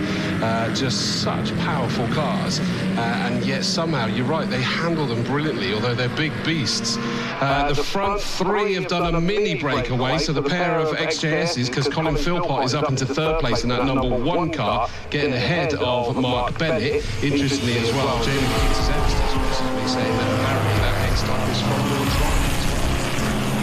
they're safely around the tower, and it does appear to be a little scramble to a thrift.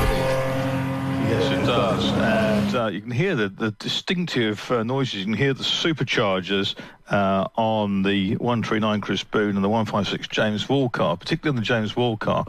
But through they come. Jack Robinson from Simon Lewis. And next up is Phil Pott with his Jaguar, the 4-litre XJ. The Motor car runs second. under the bonnet. Someone's gone bang, or was just locked a brake, maybe. I don't know. There's a lot of smoke down towards Quarry. Smoke hanging in the air down there. Something has occurred. Right onto the grass. On the exit, I think, but... Yeah, I think everybody does seem to be there. Our pole sitter and race leader, Jack Robinson, has made a bit of a breakaway now, but it's still going to be a three-way fight because it looks like the 139 car of Chris Boone, the XK8, is, although as they get on the power down towards Tower, that spreads out again. The second and third place cars are absolutely together. Colin Philpott, that's the XGS with the red and black flashes on it. He was looking to possibly throw his nose up inside the tail that time. Yeah, that car belches flame on the overrun down into camp every time. I'm watching the stance of the lead car over the undulations. It looks to be kind of pogoing through some of the corners, but it's certainly quick. They go for Robinson, Lewis, Philpott, Boone in the first of the supercharged cars. Wall in the second supercharged car. You can hear that mechanical supercharger kind of whirring above the engine, rasping sound. Yeah, I think you summed it up there. There's such a variety of sounds from these cars. It just works, and they really do grumble and whine and everything else. It's one of the best sounding championships because there's such a variety. Yeah, absolutely, I'd agree, and that's why it was such a great experience to come from behind the spectator mound as they were going round. So I heard them before I saw them, and it was like, wow, they are incredible. They genuinely are. I mean, that estate is a real car, isn't it? It's very special. BMW sound fabulous, sound pretty similar to and this one you've got 6 cylinders, you've got 12 cylinders, all kinds of different versions of them. And the big cars, they're remarkably wieldy through the corners. Robinson continues to lead. Wall's car is the one that sounds the most savage. That supercharger blowing forcing more air into the engine. Moving up into 8th place. But a whole variety of old Jaguar livery, Beck's HBS, CSCC, Formula 1 among them. Jaguar F1 team, wasn't it? That was the one that was born out of Stewart, wasn't it? Yes. Yeah, that's right, which was also nice to have that there. So through they go. It's just settled down momentarily. The other one, just suddenly look at it. Of course, we got the big Daimler there as well, don't we? With the Castrol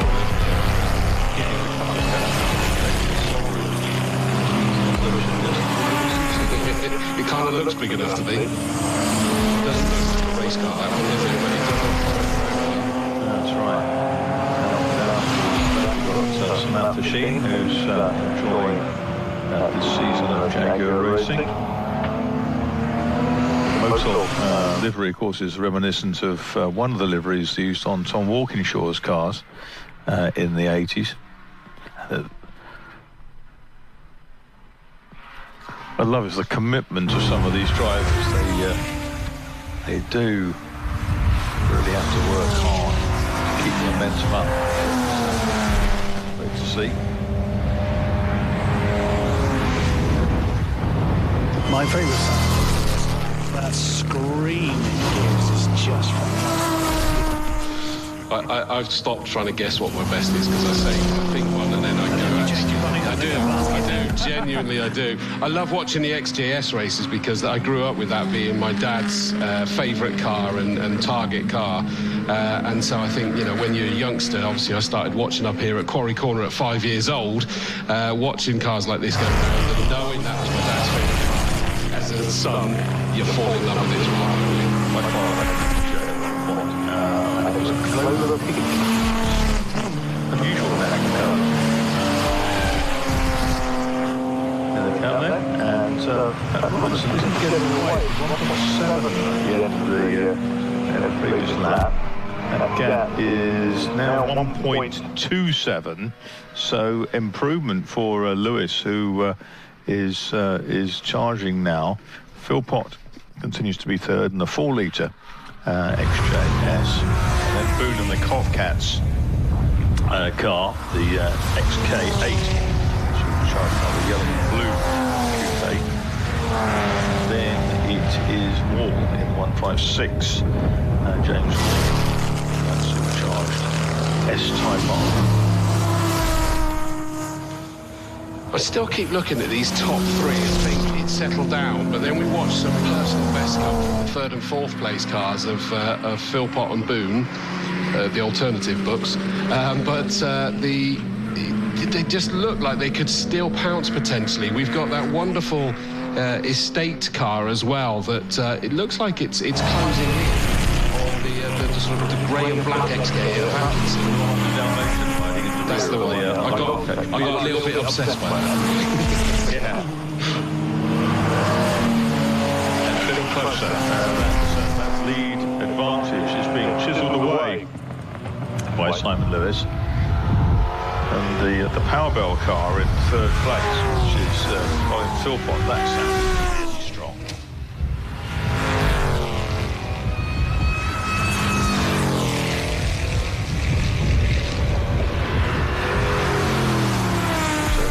Team putting on a great show with their 3 cars.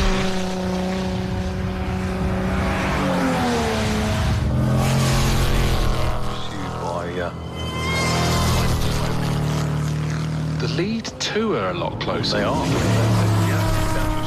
Yeah, and I mean, it looks less than that as they come through in front of me. And of course, it's great, that 2nd place car with Motul on it. Of course, we've got the Motul Media Centre as well these days. Yeah, that's suddenly closed now. I suppose that was actually a slower lap by the race leader. But with such big cars, maybe they just need to let them through every so often. And that was what caused the Lewis car to close back up on it. But it can never be fully out of touch. I'd say.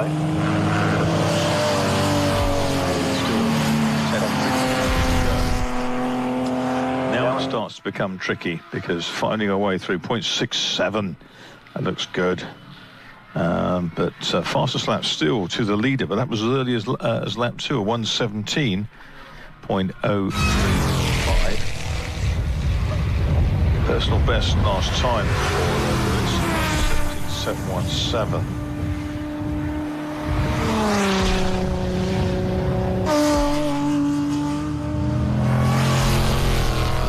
Lead pair have pulled away from Philpott. Philpott's lost contact, in that 3rd place. He's back into a no man's land, but Boone's not likely to pressure him as it stands at the moment. But our lead 2 are about to encounter a bit of traffic this time round. Down in towards Tower they go.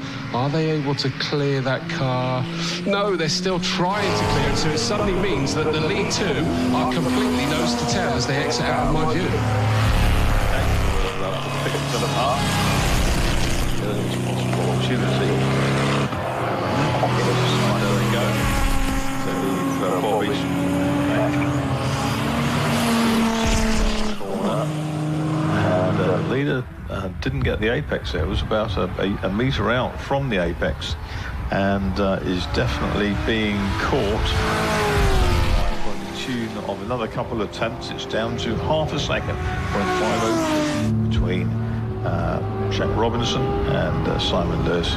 Colin Philpott still 3rd in number 1, last year's champion, and in 4th place it is. Switch cars during the Silverstone meetings. This one broke. We've got another one for home so far from Silverstone to Coventry. I do. Again, you mentioned it as well. Philpott's flames, shall we call it, is belches out as he comes into S's every time, and it's such a big bang, and it doesn't look like it's actually coming from his car. There's like a gap between the flame and his car from a distance. You know me, I always burst into song from someone. I'm loving the fight that's just gone in front of me. It's settled momentarily, but it is Mark Bennett in that estate X-Type, or what do you call it? What they used to call that?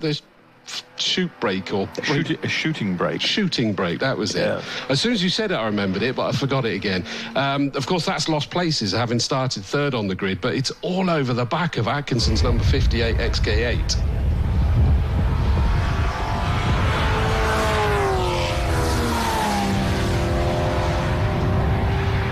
I've got to say as well, watching the stream clearly is Melvin Hooker, long-time fan, etc. of Jaguar Racing. Good to hear from you, Melvin.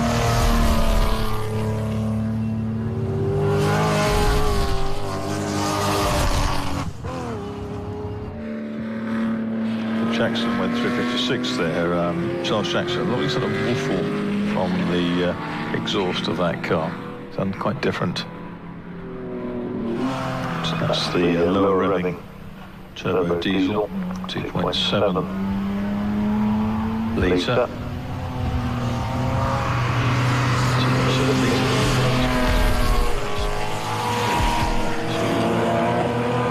It's a 5.3. But we thought for a second we were going to have a challenge from Bennett, the state. Went looking to get alongside the XK8 of Atkinson, but not quite managed to do it, but he was still nibbling as they went round Tower that time. I noticed that Robinson felt pressured into doing a new fastest lap of the race in the lead last time round. Yes, maybe he has had something in reserve, but he's down to 160.429. And that is 8/10 inside his whole best.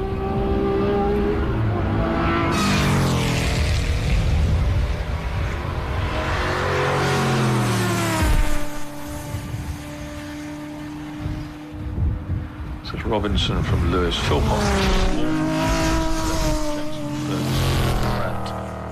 That is the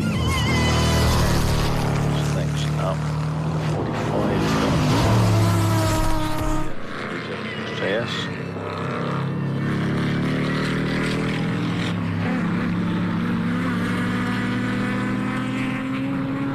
Yeah, the States is going really well, isn't it?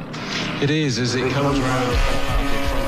It's all over it. In fact, it looked to me as though the 58 car just ran, I don't even want to call it wide, it went wider through the whole paddock, and it meant that the state was looking up the inside. Again, it's still doing it as they go through Tower, but you just can't get the noise pedal down loud enough as they exit out of Tower. And of course, as we know, it funnels for any car into bobbies, let alone these big jacks. Yeah, this was a superb tussle. And we've seen Chris Boone beginning to make some ground towards Colin Philpott. But superb tussle between 58 and 15.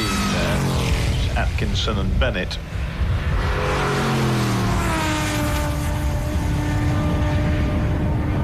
That's Bennett in the estate. That's probably the best battle in the race. Lead two are coming through. That feels a little bit closer again. That piece of elastic snapped close again. Boone is definitely right with Philpott. I keep trying to work out whether there's a slight issue with Philpott's car, because of course he's dropped away from tussling with the cars ahead. But you know, it might not be a problem with these cars, Marcus. I get the impression that they can sort of suddenly scream foul the more that time and laps that are put on them. As we've talked about. Sixth and seventh, just all the way round here, just constantly trying to find, and he's now going up the inside, and you're going to have to pick that one up, I think, as they get to Bobby's, if it's on the screen. Yeah, they were probing. It didn't happen, didn't change, but the car of Mark Bennett, 15, was closer, and it's coming down towards Camp. Millions of miles behind Boone and Wall, in actual fact. We're down to 4 minutes to go. I'm watching Atkinson and Bennett. They're into the 19s. Yes, they're lapping quicker than the three ahead of them. So they are making ground at 12 laps towards the next three.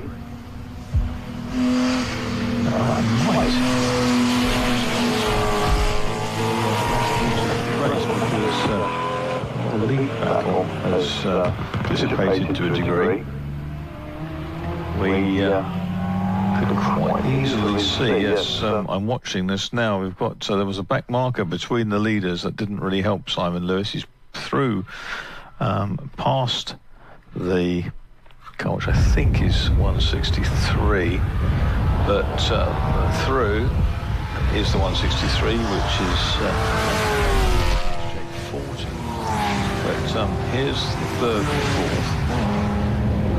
Belcher Flame again from Colin Philpott.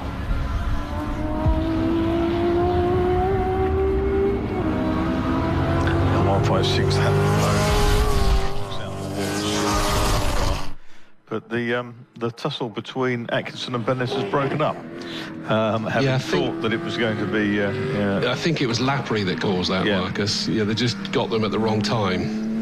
Yeah, down to 2.5 minutes to go, so there will be certainly this lap. There may well...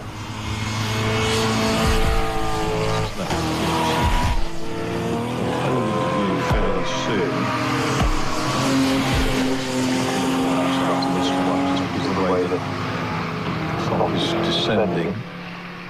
Here's our leader. Oh, it was 1.8 seconds. Again, the leader doesn't dive into the apex, nor does second. 14 laps down, looks a bit closer to me, but actually it's gone out fractionally.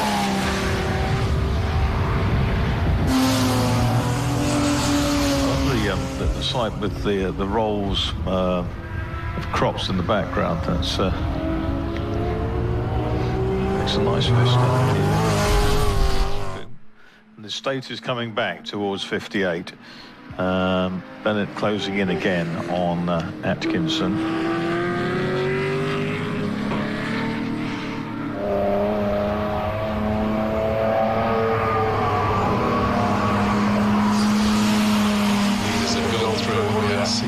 So this is going to be their penultimate lap, isn't it? I don't think they're on their last just yet. Separated by those couple of seconds. But third is not settled. Boone's still there, applying pressure to Philpott in the number 1 at XJS. Again, still not quite close enough to launch a challenge. And I wonder whether Boone's going to be sort of thinking a little bit about his championship, because they are in different classes, aren't they? Yep, championships are decided within classes or across the full spectrum. Any beat who turns up in class. And Boone has been around this game for a long time, and he's closing in on Colin Philpott. Philpott's third. Boone leads his from wall. He's quite comfortable there, but the estate car has absolutely reeled in Atkinson. So Michael Atkinson has been caught by Mark Bennett. Just wait now to drive us downfield.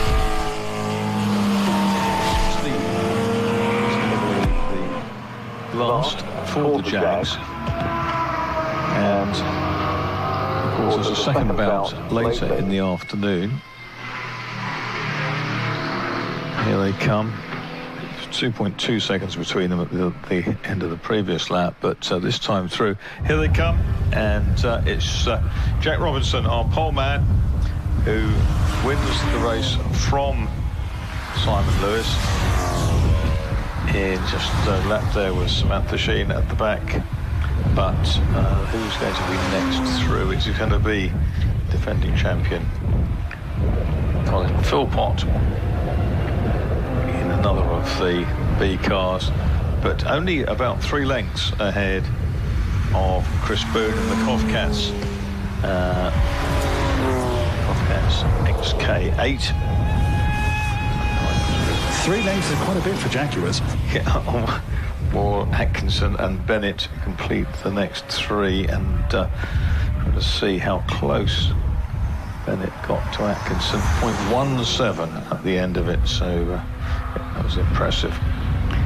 And still more come back, all sounding crisp. And it's Jack Robinson then as our winner. Best lap at 1:16.429. In second place was the Simon Lewis XJS V12. Then it was Colin Philpott with his XJS. Chris Boom with the XK8 was in fourth place. James Wall fifth. Michael Atkinson next. Mark Bennett behind him. Behind that is Charles Jackson. And then it was Ronald Ferguson, right green car, and number 10, which is Tim Morant. There's no film, Breaker Morant. So that's the top 10 in the first of our Alpha Lexus Law Firm Jaguar Championship races. And there'll be a second at the end of the programme. Here comes our winner. And that is Jack Robinson. He started out the season very well, had one or two problems at Silverstone, as I recall, but has rediscovered his mojo and is right up their car, absolutely au point, which is super news.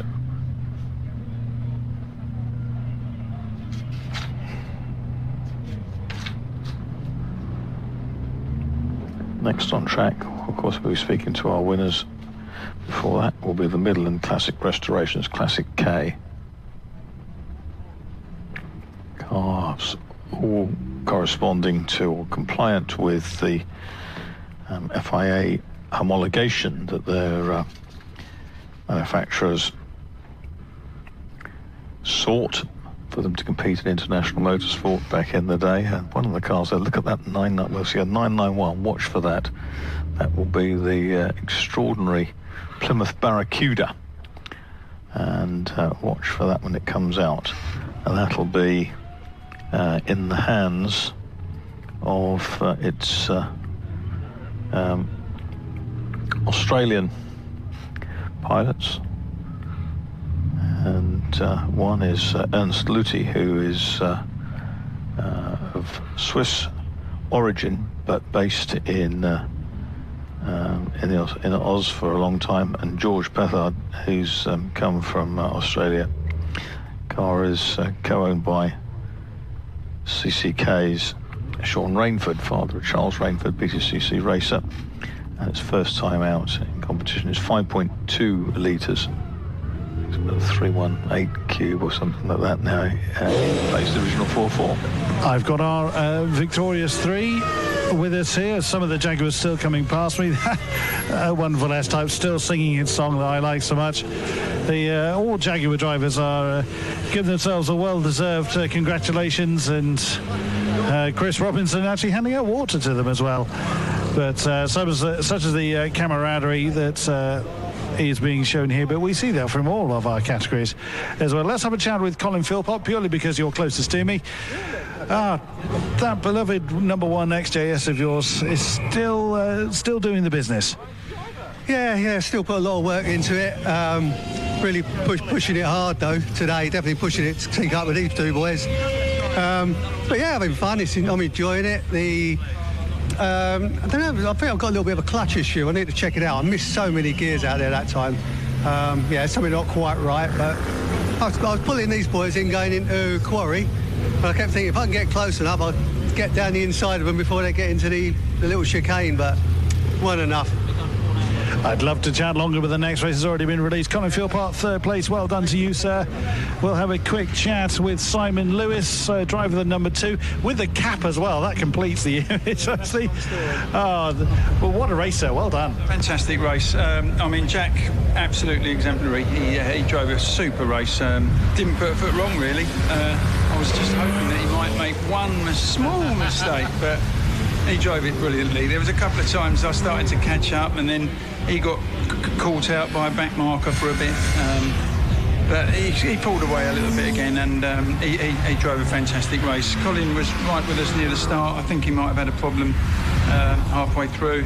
But again, I'd like to thank all my mates and Sam Clark for building the engine. everybody, mum, dad, you know, wife, kids, all the normal things. So really chuffed with second, and congratulations to Jack. Absolutely, sir. Well done, Simon Lewis. And give Mike a hard time if he throws it off the road again. Very quickly, as the next race has already been released, Jack Robinson. That thing sounds and it performs phenomenally. Yeah, thank you. Yeah, no, it was a really good race. Simon kept me on my toes. He was chasing me the whole way down, I think, so I kept looking in the mirror. It was just trying to keep a bit of a gap. We come up to back markers. It was a bit nerve-wracking, but yeah, glad to finish first. Yeah. Love to chat more, but the next race is already on the way. Jack Robinson, well done. Back up to you, Marcus, in the commentary box. Thank you very much, Chris. And yes, the grid for this one sees the stunning Jaguar E-Type, 63 E-Type of Will Garrett and Tim Crichton on pole, 23.287, and pole with 0.3 per second from 132, which is Alexander Hewitson with his Austin Healey 3000 Mark II in a Works Tribute livery. Then we have 46 Jerry Bailey with his Ford Mustang, 96, which is Neil Merry, with the Sunbeam Tiger with the smaller Ford V8 engine, 4.2 in a Mustang, 4.7, 109. Merry, 420, 167, and 4. One, Alan Ross Jones, for sale. All those 14 now, 3 of them, 901 for Bognor is Morris 32, Brian Lambert, the veteran, in his Extron Amsterdam Jeanette G4. And then 38 is the Prutton Scantlebury MGB Roadster. 66 is Russell Martin, MGB Roadster. 261, Graham Brown, Lotus Elan. 153 is Steve Spink, the MGB. Then we've got 15, Steve Chapman, Triumph TR4, 631, which is the Pim Remine and Peter Hiscock's MGA. Then we've got the Luthi and Petard Plymouth Barracuda we talked about briefly beforehand. 52 is Mike Stevenson, his Lotus Cortina. 121 is Krista Edwards, Triumph TR4, John Andon and Robert Raw in similar cars. Partridge and Thomas MGA, Gray and Gray. No one else is MGA, Barbara Lambert's MGB. They complete the field as the Classic K cars charge down towards Quarry Corner in bright sunshine. The E-Type has got there first.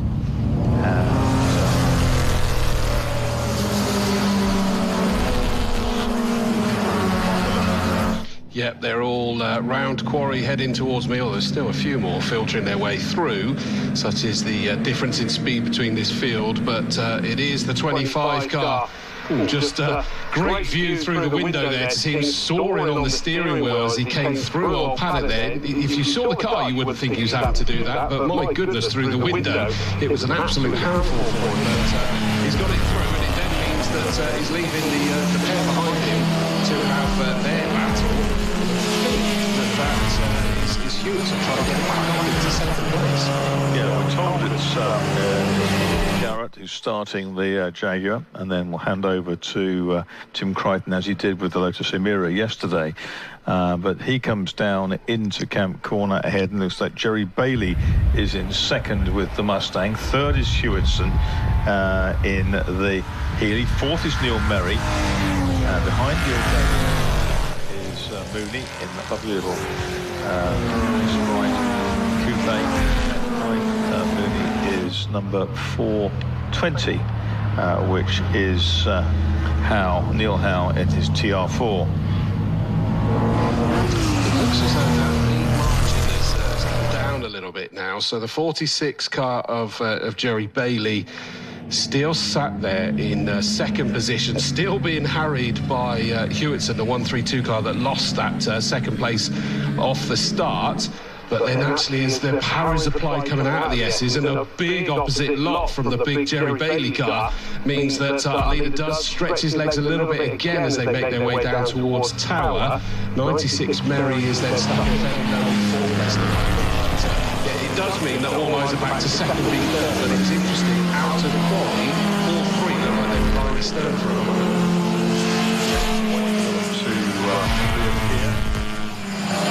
I'm watching the corner of my screen of the live stream, but it is the Garrett Jaguar which leads the way. Absolutely pristine car. This had a little bit of a problem with it, with a noise issue prior to quali. Had a puncture. The right rear tyre for the Kirby, which was a headache in the pits. The midget of Mooney going really well in 5th place, 3-1-1, ahead of Neil Howe. Behind Neil Howe is Alan Ross Jones in the Lotus Cortina. Then it is Moore, Brown and Brian Lambert. Looking down farm straight towards Quarry Corner, still the battle raging between second and third. I was going to say little and large, it's actually large and little to be chronologically correct as they come through Old Paddock. And just trying to work out whether the 5th, 6th, 7th, 8th place cars that are largely line astern are closing in on Berry, the red 96 car that's sat there in 4th place at the moment, possibly ever so slightly at the moment. So we could have a 5-car train for 4th place soon. We could indeed. Let's see how the Jag is faring. Fastest lap last time through was to Jerry Bailey, a 1:23.289.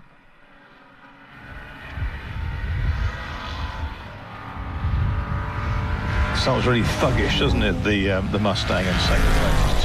2.1 seconds adrift of the Garrett Crichton Jag. Berry's still 4th. Mooney's still 5th. Up into 6th now has come Alan Ross Jones with the Cortina number 71 ahead of Neil Howe. In the how's that TR4. It is Moore and Brown and Brian Lambert, whose wife Barbara is also out in this race in the family MGB.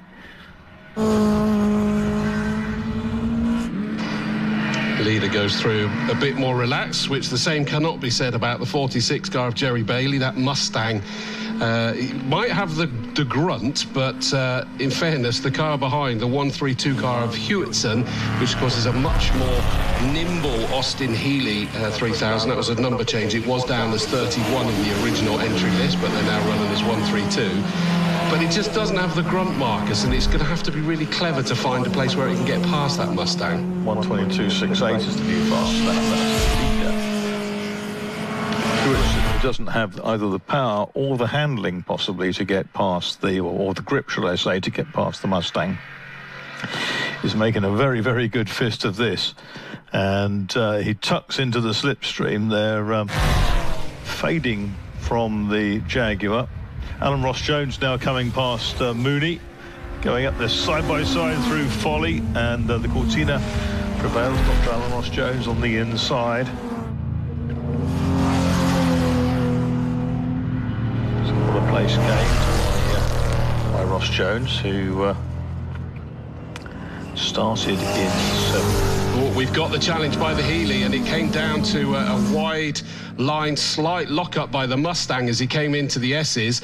And in fairness, Hewitson didn't want to be given that invite more than once. He just slammed up the inside into the massive, great big gap. To be fair, it wasn't even a tight gap that he went for. Such was the deep break-in that we had for the Mustang. It never looked like he was going to lose it, but it just felt like that was a lot harder work than he'd experienced the previous laps. Ross Jones in the Cortina got past Mooney and put his nose ahead and Folly didn't complete the move till they dived into the S's. It's pretty impressive. And they've got Neil Howe in the blue TR behind them, and then the next to the Jaguar E-Types, which is Andrew Moore in 167. So Hewitson has found his way past Bailey. Bailey's car sounding ever gruffer. Berry's next, then Alan Ross Jones, as we said, who made that move, finally stick into the S's over the car of Dominic Mooney.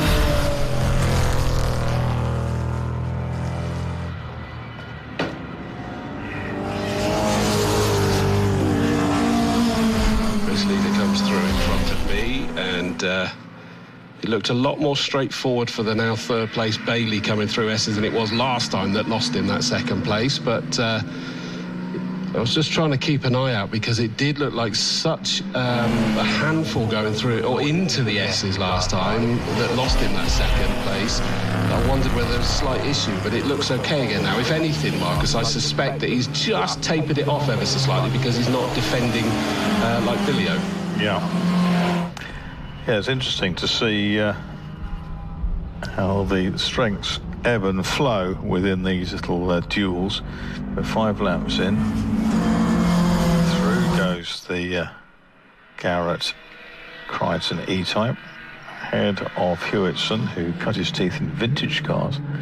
Then we go back to Neil Merry in 96, the Tiger. 71 on Ross Jones. Howe is next up, and he's got past Dominic Mooney, who of course is the Mr. Midland Classic Restoration sponsor of this series. 53-year-old Dominic Mooney,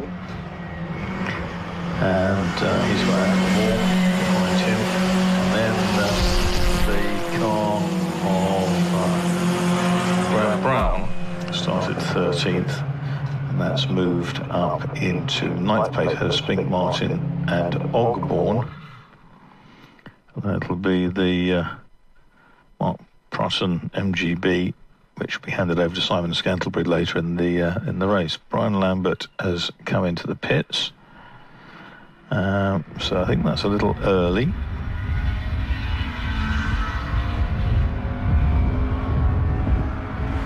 This is another Geneva G4, which is previous race at the local. This is a closed car with good racing history to it.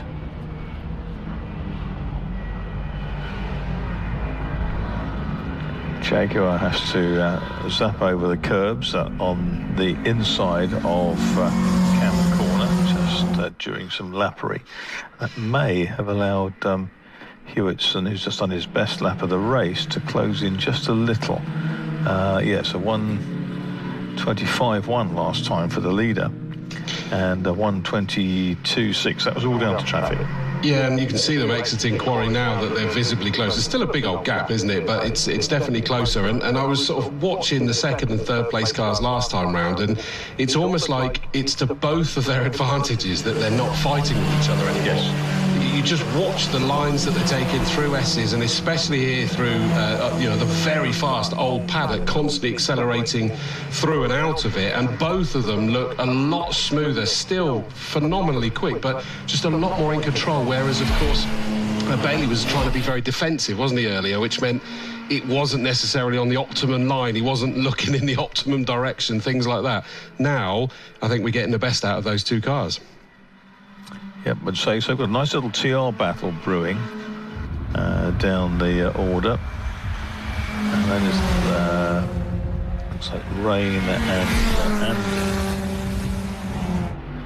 what was it? Is it Rain? No, Raw and Anden. You'll see them on your screen if you're watching on the streaming.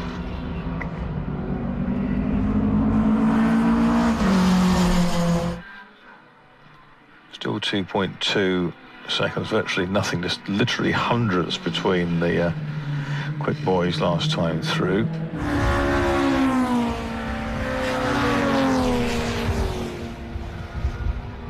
Ross Jones up into 4th place now, Dominic Mooney and Andrew Moore.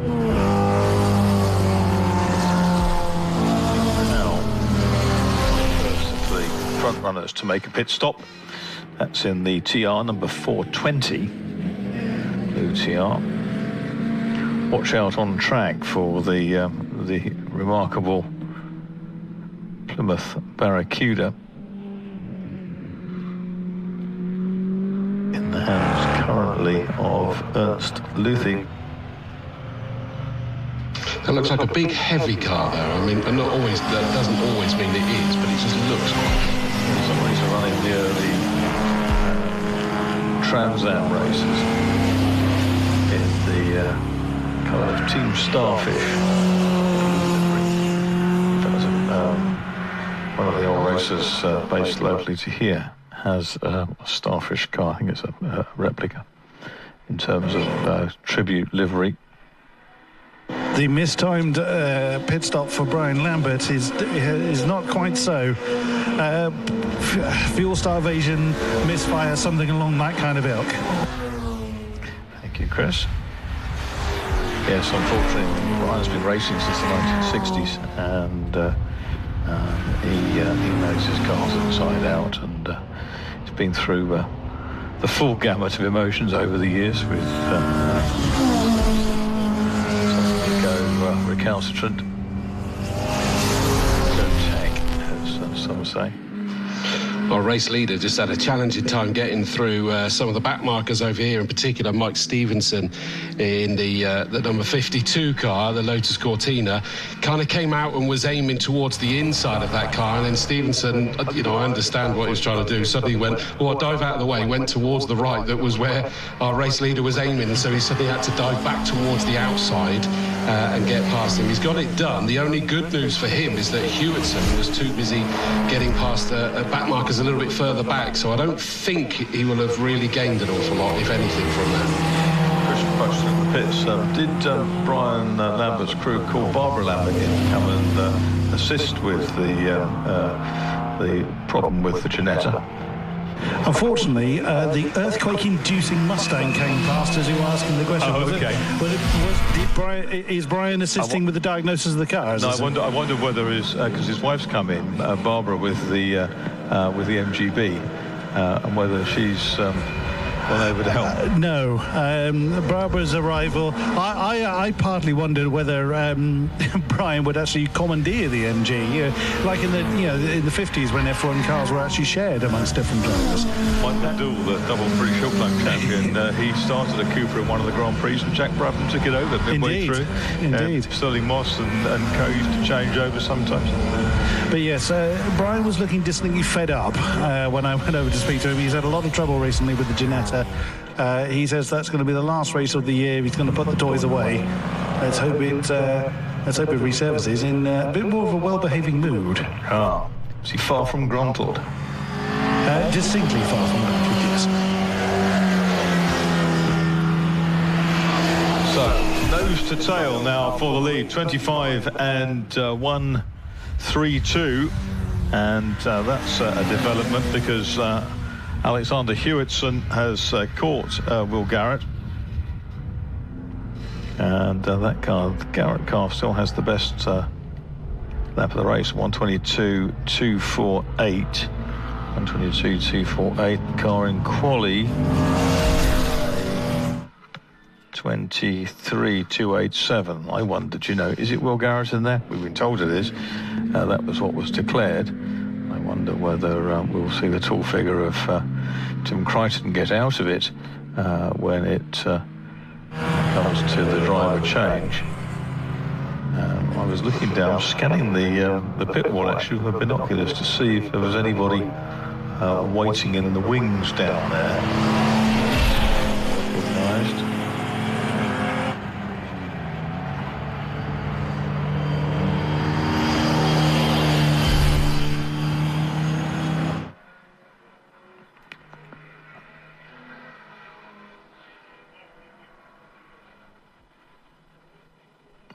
The drivers who've taken cars over. Here comes Ernst Lutli to hand over to George Petard with the wonderful Plymouth Barracuda. I feel sorry for the Paul Souls I saw pushing this thing through the paddock earlier, just before engine start time. Literally, they'd left it 2 more minutes, they'd have been able to drive it. Yeah, they had a problem between the sessions they did because it jammed in gear.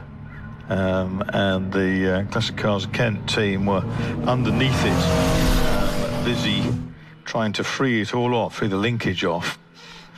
But out front, there's some absolutely stunning Jaguar from the Hilton and Moss team is out there, just currently withstanding everything that Alexander Hewitson can throw with the Austin Healey, the 3-litre Healey against the 3.8-litre Jaguar. The leader's just going around Tower now. virtually together. Yes, they have been for the last couple of laps. Yeah. And Jaguar appears to be just sliding a bit more now. A little slit above its that rear lip, with the boots just fractionally open, probably to draw some air out of it.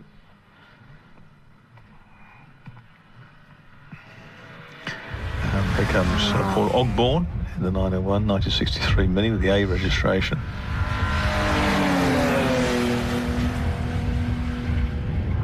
Yeah, this Jaguar is absolutely pristine, and had a look over it in the paddock this morning. Cars still waiting to rejoin from the pits, several in the pit lane right now. And Alan Ross-Jones is now up to third place in the Lotus Cortina, because of course Jerry Bailey stopped last time round, and Neil Merry comes in as well. So Mooney up into fourth place, the champion sponsor in 311 is Midget, the fastback MG, the Ashley GT bonnet and boot, and then we've got Merry in the Tiger, he's in the pits, and Graham Brown completing the top six. Leaders still pretty close, and they come into the braking area. There's one car ahead, and the Jag's getting a little bit more sideways, using its tyres a bit more now, and the Healy has lost a couple of lengths on this lap, but nonetheless is still very much in contention as they go through Folly. The Jag goes to the left of an MGB over the top of Avon Rise, Mini ahead of them. The Jag comes round the outside. Rain's MGA is just pulled away, and it gave an almighty great belch of smoke straight to his poor team's face. But I'm being joined by now the he's just still catching his breath. That's Luther. He's just got out of the Plymouth Barracuda. How's the car behaving? Well, the car is behaving very well. It's actually much more predictable than you would think for a muscle car. The only problem we have at the moment, it's only third and fourth gear. So the problem with the linkages getting into first and second, but which doesn't matter. Once you're on track, third and fourth is plenty. Okay, I was going to ask that. I mean, does that affect how you're driving this particular circuit? But I guess all is well as far as that's concerned. Yeah, exactly, everything else is well, and I think I'm enjoying myself. It's a great circuit. It's fantastic the way it is. Oh, brilliant. And it's such a wonderful car. Tell us a little bit about the actual Barracuda. Well, Barracuda was purchased by Sean Rainford from CCK Historic in the 1970s, I think. Well, 25 years ago. Oh, wow. At least 20 years ago, yes. So he bought it, and then he had his kids in the back, 3 kids, and they were all singing Barracuda. So we had that stored away in the workshop, and we got another car with him, who's been racing before, and he was sitting there painted, and we got talking and said, look, why don't we build this up in a race car and have fun together as well? So, and that's how it came about. Oh, that's wonderful, and we really hope that we get to enjoy the Barracuda again. So thank you very much for spending the time to speak to me. You have earned a deserved rest. Thank you very much. We'll be at Brands Hatch. Excellent, so we get to see it at Brands. Back up to Marcus in the commentary box. Yeah, we can see George Ballard going out in that car now. He's already back on track and up to speed. The Barracuda, which has so far got down to a 1:32.9. In fact, I think that last time round that looks like it might be its best lap. Here comes the Jaguar, which leads because Hewitson came into the pits last time round, and so that split the leaders. Another of the TRs coming in. That's the kind of toothpaste liveried car. Fries. Here comes number 15 into the pits, and that is Steve Chapman. He's still have 17 minutes to go. Variety of MGAs around. 555's the car that broke this morning in quali. So 16 laps down for the lead Jag. It hasn't stopped yet, but it is the only car now, with the exception of one that broke down on track, John Andon's number 4 TR4. And there's a bit of a squeeze for the leader. He comes up inside one of the TRs. That's 121.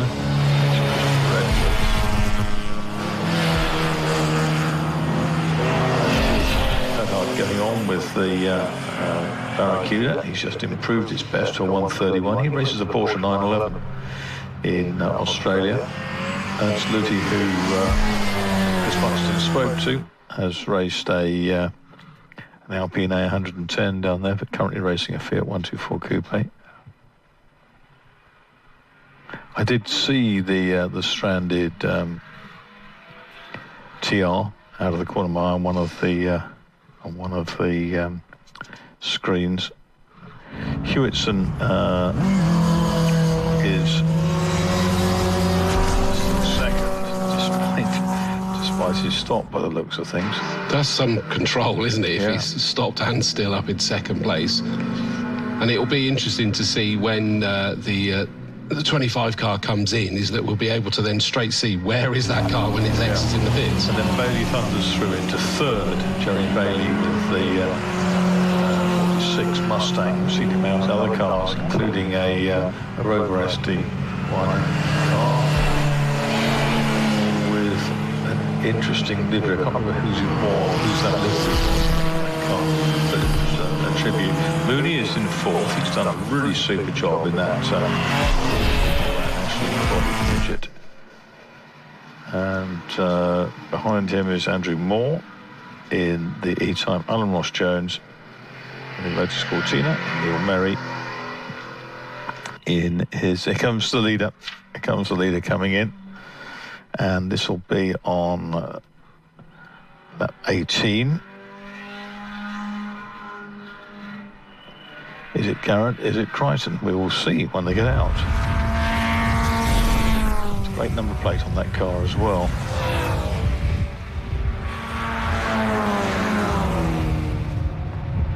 It's going to be Tim Crichton who gets out of that car, which I thought looked a bit suspicious. It was going right down underneath its pole time. It is Tim Crichton who's driven the car, so we were...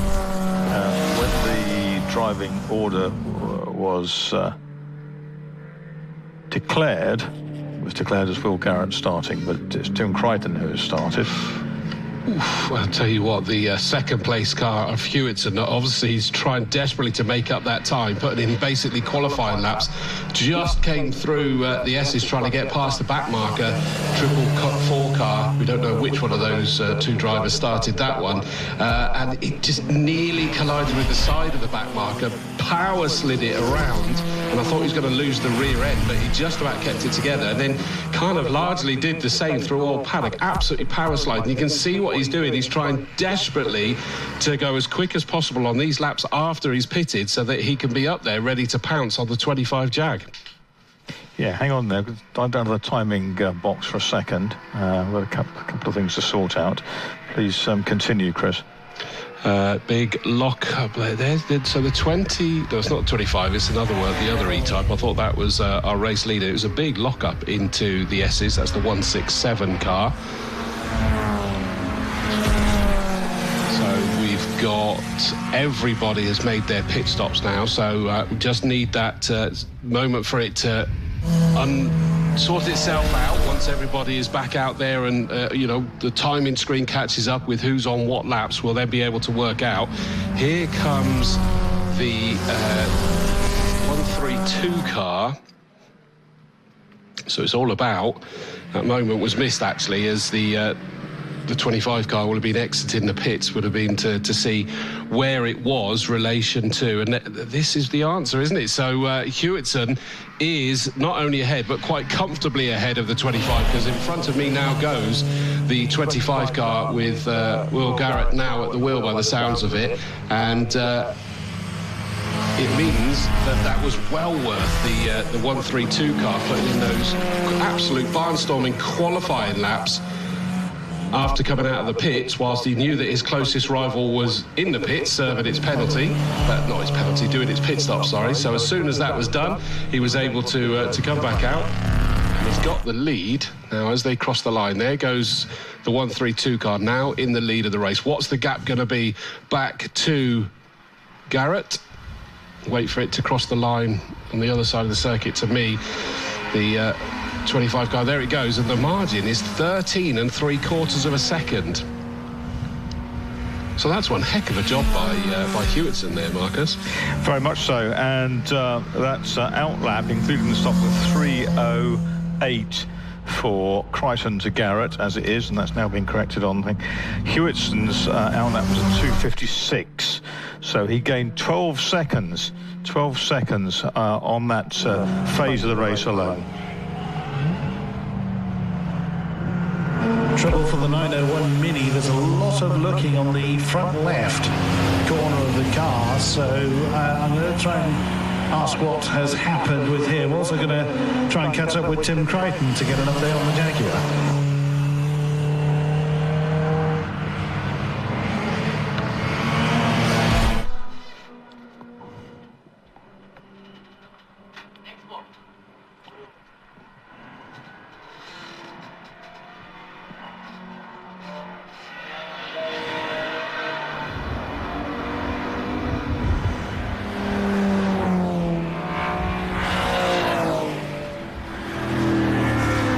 Just trying to work out.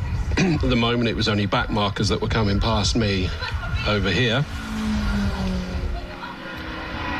Nearly caught out with the 167 car, thinking that was our second place car, but it was a different Jaguarito. Interesting that that lap, 2.8 seconds dropped, so it's now 16.6. Now, with 10 minutes to go, that would expose potentially Garrett to Jerry Bailey in third place in the 46 Mustang, which is lapping 1.5 seconds quicker. It's going to take about 5 or 6 laps at this rate of difference to make a change, if that indeed happens.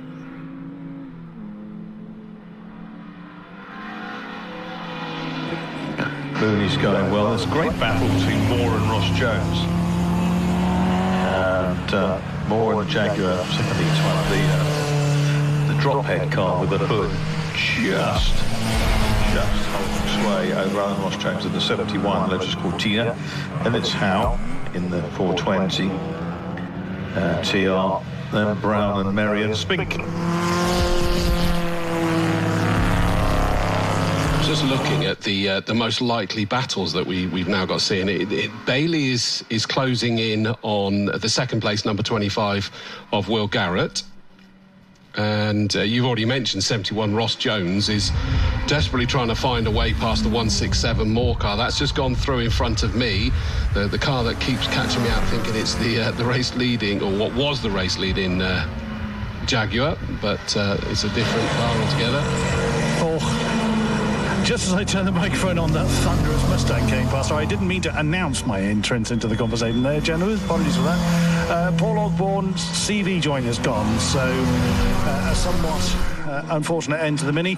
But I have got Tim Crichton ahead of me, and you've done a lot of work this weekend, and what an amazing pair of cars you brought along. So the Lotus yesterday, that was absolutely stunning, and you're running the rules here.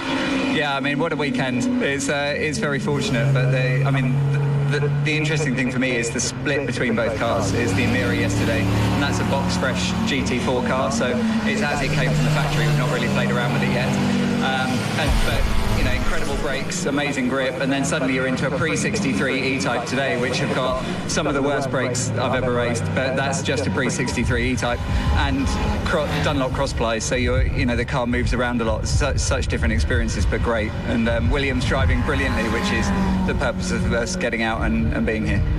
It's amazing. You're fairly new to the club, or certainly both cars are new to the club, so it's always, we welcome new cars, new drivers, etc., but wow, what a statement of intent. Are we going to be seeing a lot more of both cars and yourself? I hope so. Yeah, the Hilton Moss business restores and sort of maintains a range of classic and supercars, and so for them it's a big statement about wanting to go racing. They're here with a real desire to carry on doing that and build the motorsport program. They've hired a great team to do that, and they want to carry on building it. And the quality of both cars, I think, if you go around the paddock and go and see them, is sort of evident, and the build. Absolutely, yeah, they look absolutely stunning and they perform equally well. Team Crichton, thank you very much for your time. We'll let you get back to watching trackside.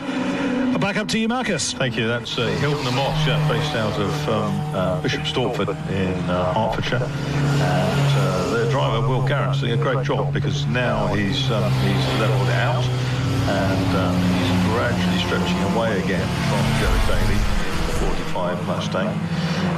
But improved personal best from Dominic Mooney in 311, runs fourth, the MG Richard Ashley GT, and 167 Andrew Moore.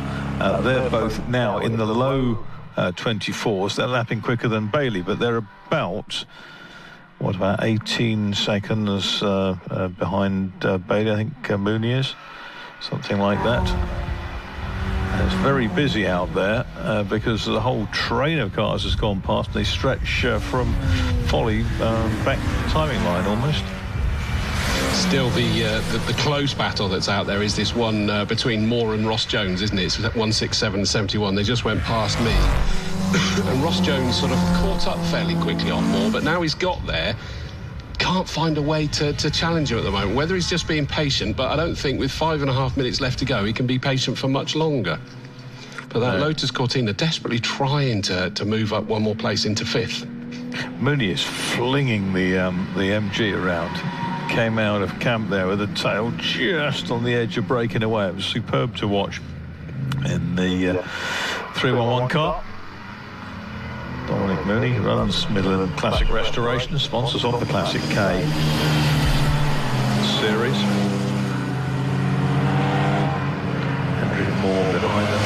Jones is still shadowing Andrew Moore.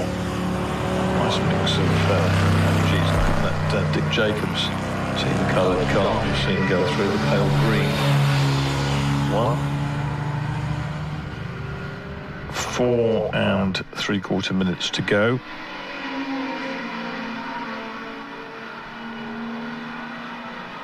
There's Will Garrett in 25. Hewittson's long gone through. Gap's now to 31 seconds. And Jerry Bailey finally is making a little bit of ground, but that is really because Will Garrett's found himself embroiled in a long line of cars to be lapped.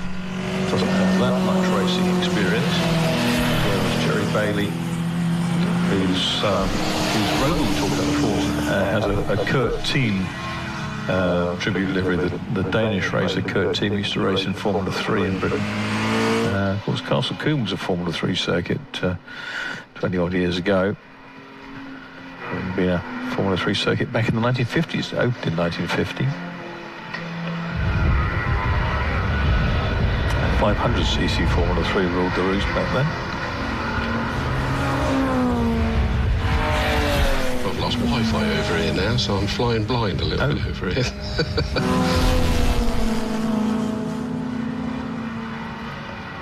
Turn it off, turn it on, and then hit it. That's the usual method, isn't it? Bit of a reboot. So we've had Alexander Hewitson through in the Healy. Fantastic job. Here comes our second place man, which is Will Garrett, and behind Will Garrett, Jerry Bailey is just thundering past the 52 Cortina.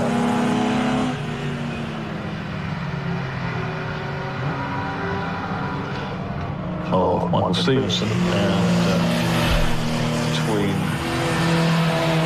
and Bailey is under 10 seconds for the first time, but only by a tenth. 9.9 seconds between them. Mooney is in fourth place, and it's Moore and Ross Jones still. Those two. barely separable. The lap down for Hewitson, just left Neil Howe.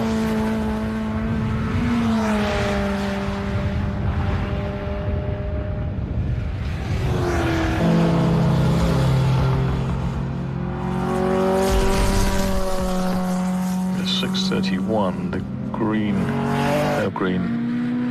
Yeah, it's Peter Hiscox driving that. Pim Remind started it, the Dutch driver.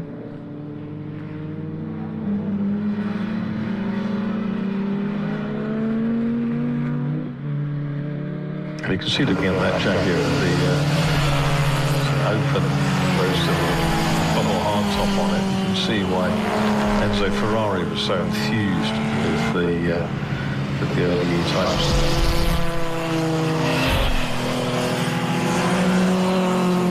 Beautiful cars in the world.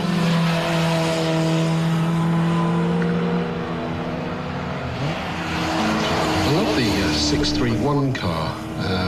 Well, sadly, has got actually a penalty, but that MGA is just glorious. And I'm pleased they got it sorted, because in qualifying it actually stopped at the marshal's post between the S's and Old Paddock. Oh, okay. And another MGA, 555, stopped between Quarry and the S's.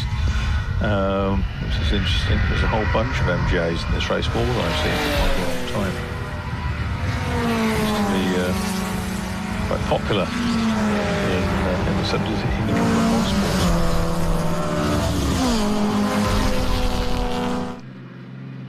Ross Jones and Moore have changed places in recent laps.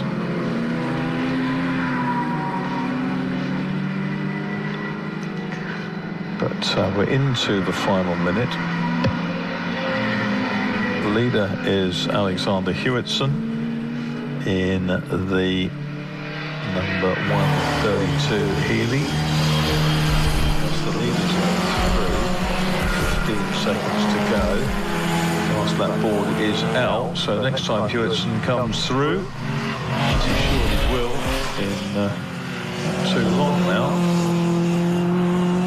another race winner. Into Bobby's he goes, out of Bobby's he comes back into my sight line, and Ross Jones really combative in that tail wagging Lotus Cortina, and here then to win the Midland Classic Restorations Classic K round with a wonderful flurry of revs, a little bit sideways, coming out of the final corner at camp is Alexander Hewitson, who comes through in second. Well, we have to wait quite a while for the Will Garrett driven Hilton and Moss E-Type that was started by Tim Crichton. You discovered that when Tim got out of it. I thought the speed it was going, it was a strong possibility. Very experienced single-seater racer as well, Tim Crichton. It comes through, and the Hilton and Moss team will be absolutely thrilled to bits with that. Yes, they're quite jubilant on the pit wall. And in third place is Jerry Bailey.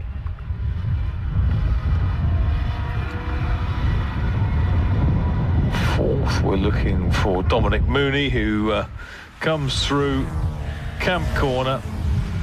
He's driven that MG Ashley coupe beautifully through this race. Dark green car with a sort of orange lipstick, reminiscent of a 1960s BRM, the type that sort of Graham Hill and Jackie Stewart would have driven. Richard Atwood as well, future Le Mans winner. And there they go then. Mooney fourth in 311, fifth 71 Alan Ross Jones in the Lotus Cortina, and sixth 167 Andrew Moore. So there is Alexander Hewitson, our winner, by a margin of over 41 seconds. Tim Crichton and Will Garrett second in the Jaguar, number 25. Then it was Jerry Bailey's Mustang. Fourth was Dominic Mooney's MG Midget Ashley Coupe. Fifth, Alan Ross Jones with the Lotus Cortina, car for sale. Sixth, Andrew Moore in the Jaguar E-Type. Seventh was Graham Brown in his Lotus Elan. Eighth, Neil Howe in the Triumph TR4. Ninth, Neil Merry in the Sunbeam Tiger. And in 10th place was Steve Spink in his MGB.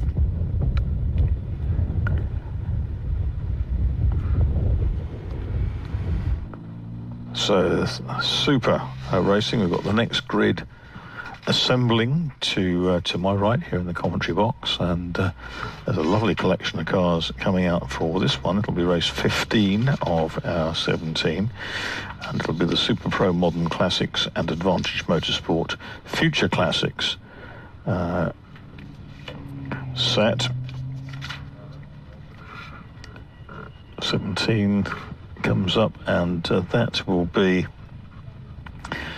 another double-driven race. I have the qualification order sitting here, which I'll run through in a while, but I think first we'll really wait for the top three to come in.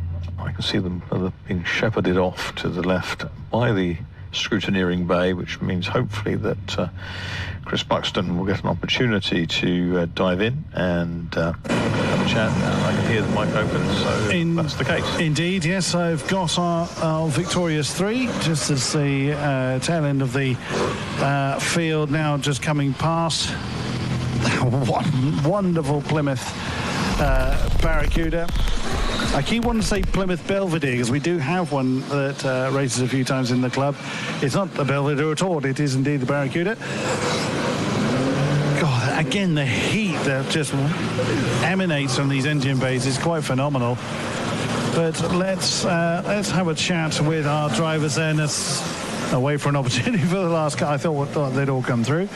But just waiting on, that's Barbara Lambert that's coming past. Right, I will sweep in now and barge rudely into this conversation between Will Garrett and Alexander Hewitt. And Alex, wow, what a performance. I loved the flurry on the coming through on Cam Corner for the last lap. Yeah, thanks ever so much. Yeah, fabulous race. Obviously, Tim got a bit of a break at the start, and I was chasing the Mustang, and I just managed to just get in front on, I think, a lap 3. And then I got a bit of clear air, caught back up with Tim, and then, yeah, what a fabulous race. And a massive thanks to Ian, who prepped the car, brought it all the way down from Edinburgh. Wow, what an event, and what some fabulous cars on that Classic K grid as well. So, yeah, thanks to CSCC and my fellow competitors for a very fair race. Very, very diplomatically put. And what a winning margin, 45 seconds to the good as well. Was that what you were expecting? Well, no. To be honest, I'd have been happy with a couple of seconds. But yeah, you just get into the groove with a Healy, and I was able to do that. And a little while ago, I had a situation where I was in a bit of no man's land, and I started to back off, and then I made a few mistakes. So now, regardless of what the gap is, I just keep my foot down, keep this thing sideways, and see what the end result is. And we thoroughly love you for it. Alexander Hewison, thank you ever so much, and a wonderful, wonderful win. Right, let's have a chat then with Will Garrett, who has brought this absolutely pristine E-Type. It still looks exactly pristine. It's not a fly to be found, but the grin on your face says it all. I suspect you enjoyed that. Yeah, it was amazing. You know, I'm lucky Tim stuck us up there at the start and in qualifying. I'm not as quick as these boys. I was just running away from the Mustang. Well, I mean, you're somewhat less experienced, I suspect it's fair to say, than certainly the two around you. But, God, you still gave this thing a good old showing. Yeah, I did my best. I tried to put on a bit of a show. We went as fast as I could. It was about as fast as I can go, that was, I think. But yeah, it was amazing. An amazing club, and great to see everyone, so courteous, which was really nice, because I've not done, as you say, a lot of racing. And we welcome you to the club nonetheless. Will Garrett in the Jaguar, brilliant second place, well deserved. And Jerry Bailey, every time you came past, I swear an earthquake was being triggered somewhere, but the smile says it all, Jerry. I mean, what a car. Tell us a bit about it. Yeah, it's a beast, this is, and all these Mustangs are the same, big, heavy things. They go like hell once you get them in a straight line. It's getting them in a straight line and keeping them in a straight line. That's the tricky thing. So very hard on the brakes, and but good fun to drive. And 40 minutes is as long as you want in one of these, to be honest. I dare say. And you've driven a whole wide range of vehicles in your illustrious racing lifetime, and we've enjoyed quite a few of those cars. This has got to be up there, surely. Where does this kind of sit in your favourites of ones you've raced? Well, certainly equal favourite, I have to say. And it's just, it's great fun to drive. You never get out of it without a big smile. And the crowd all like it as well. So, everybody loves a Mustang. I would never argue with that statement, and that noise from the engine note will never get old. Jerry Beatty, a brilliant podium. Well done, sir. Good to see you, and we hope to enjoy your company along with, in fact, any of your cars are awesome and absolutely entertaining. Right, next up, as Marcus said, our future and modern classics. It sounds like they're about to be released. Back up to you, Marcus, in the commentary box. I could have done without that feedback in my ears, but... it's the next group coming out for qualifying for their race now. I'm just trying to find their qualifying sheet. I found it, which is good news. And this is the Super Pro Modern Classics, Advantage Motorsport Future Classics. Different eras of car mixed in this race. The grid will line up as follows. On pole position should be number 191, which is Neil Fowler, with a MGB GT V8. 3.9 litre. Similar machines, 1999, James Wheeler, and 13, which is the Russell McCarthy and Ollie Neves car. That's that group again. That's that pair again. And this time it's Ollie Neves who goes first in the McCarthy car, just as McCarthy went first in Ollie Neves' car in the BMW race early on. Fourth quickest, so outside of row 2, will be 52. Which is the Pickard and Willis BMW, out for the second time. And that is Trevor Pickard this time, who drives his car. Then we have number 46, which is the Porsche Boxster S, 3.2 litre cars of Piers and Luca Maserati. Piers Maserati, ex-GT racer, who leads off.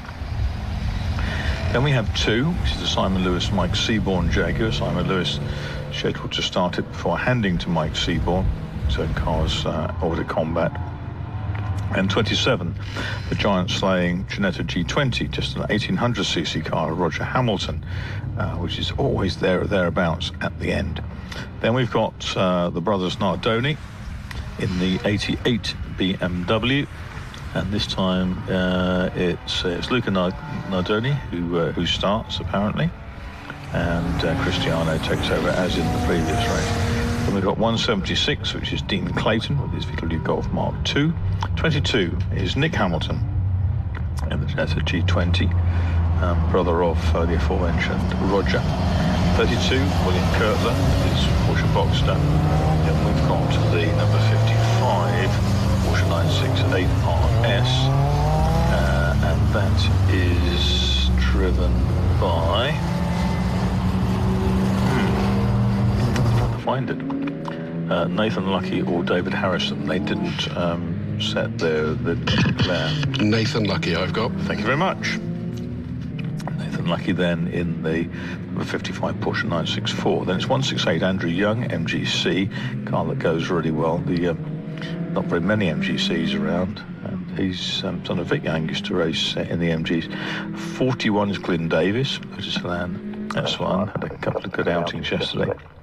And 87, Jamie Sturgis with his BMW M535 E28 in a tribute Bastos livery.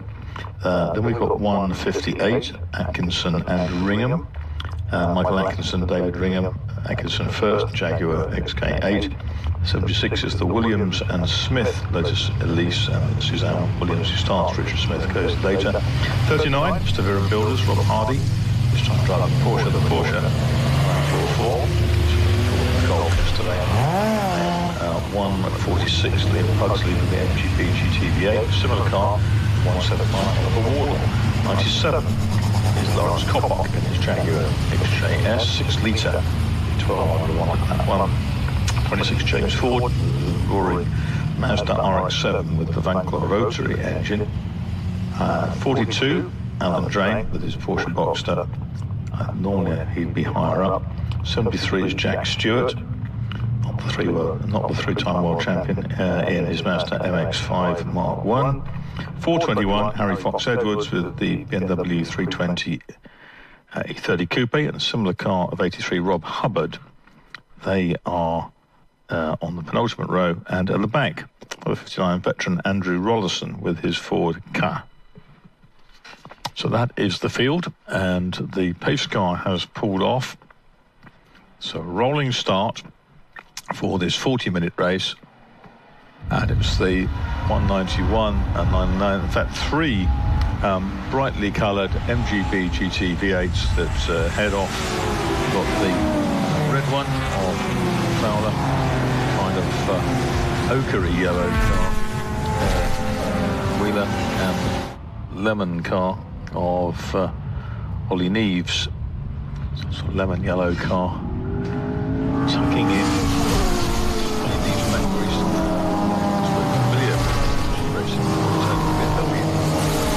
light yellow for Ollie Neves, number 13, has dropped back to 4th place, goes up into 3rd. Great start from the red and white Porsche Boxster.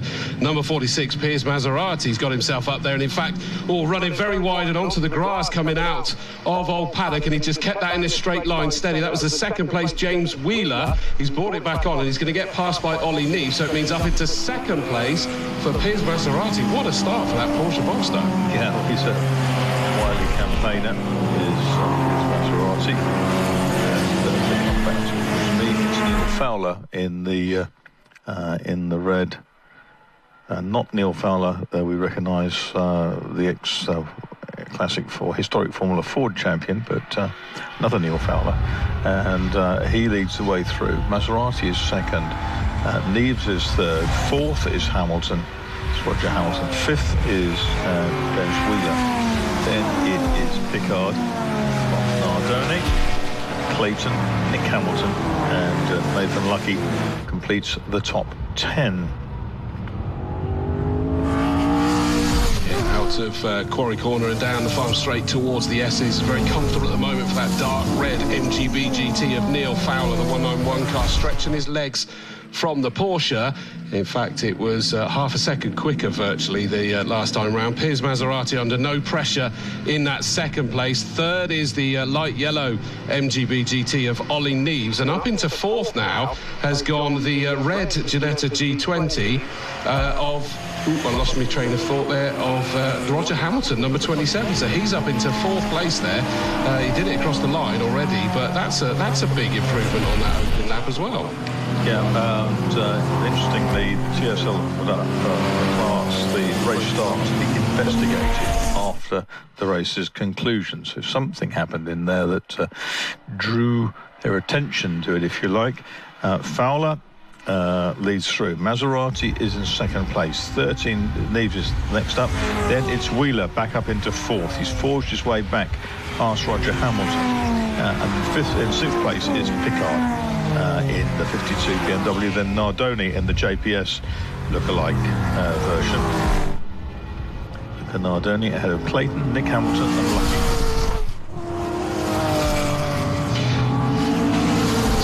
Rather close from 3rd backwards, but the front two have pulled away. Now, what happened on that lap? Yeah, I was going to say I thought that Piers Maserati had brought that lead margin down a little bit, down to a 2.5 seconds as they crossed the line, but up into 3rd has gone now the number 999 car of Wheeler. So he made up 1 place last time, he's made up another one, so back up into 3rd place for the recovering James Wheeler after that mistake coming out of Old Paddock a couple of laps ago, or mini mistake. He just ran a little bit wide, but he managed it very well, but it meant he lost all of his momentum heading down towards Tower. But he's up there in 3rd place now, Marcus.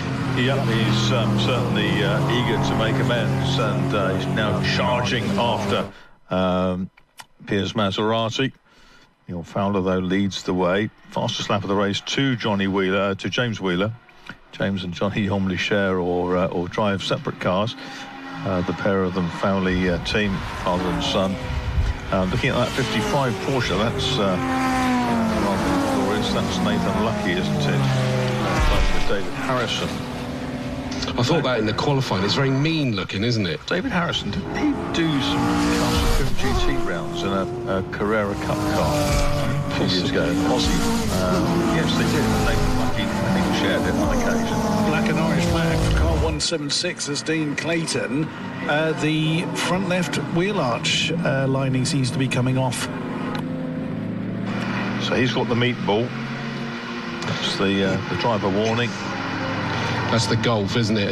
Yeah, I mean, it's only a tiny bit off that front left. That's probably a little bit harsh there, but they're always worried that if that comes flying off, it could cause damage, especially as behind it is an open roof. In fact, it's not that's going to be the issue. It's the bonnet.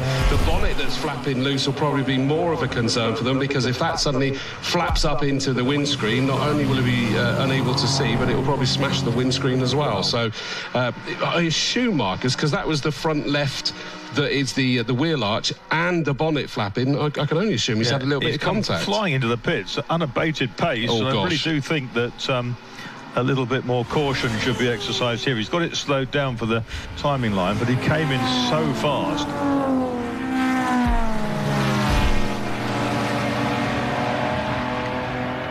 He's come past the speed gun anyway.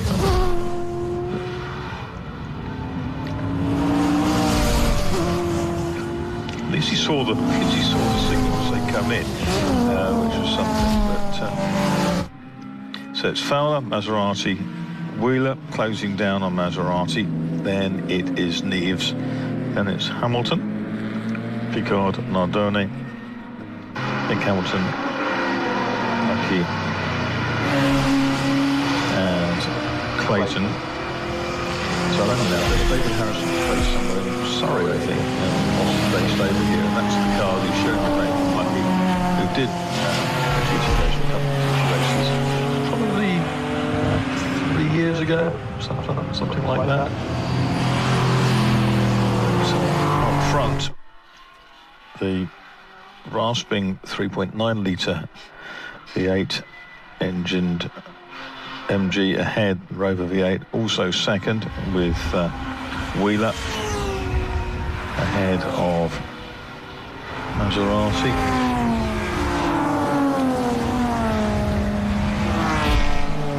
Neves is you can see the three GT V8s, black and white flag, 176 standards flag. That goes out to 176. It's Clayton again, isn't it? Who's dropping down the order opposite as a result of his pit stop. Now, either that was the driving standards for the pit lane speed, or the flapping bits of bodywork, the pin on the bonnet and the wheel arch. Maybe there was some contact, or running white. Grass can do that sometimes, I suppose, but I would imagine more like contact. Maybe that's the warning that he's getting. Yeah, I'm intrigued to see what the speed gun says. You're such a stirrer, Pie. The main problem was coming into the pit lane.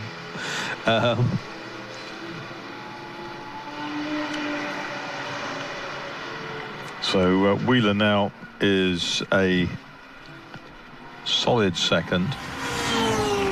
Maserati third. Neves is fourth. Hamilton and Picard next up. 5 seconds first to second, and 2.8 second to third, 2.1 and 1.1 the next two integers.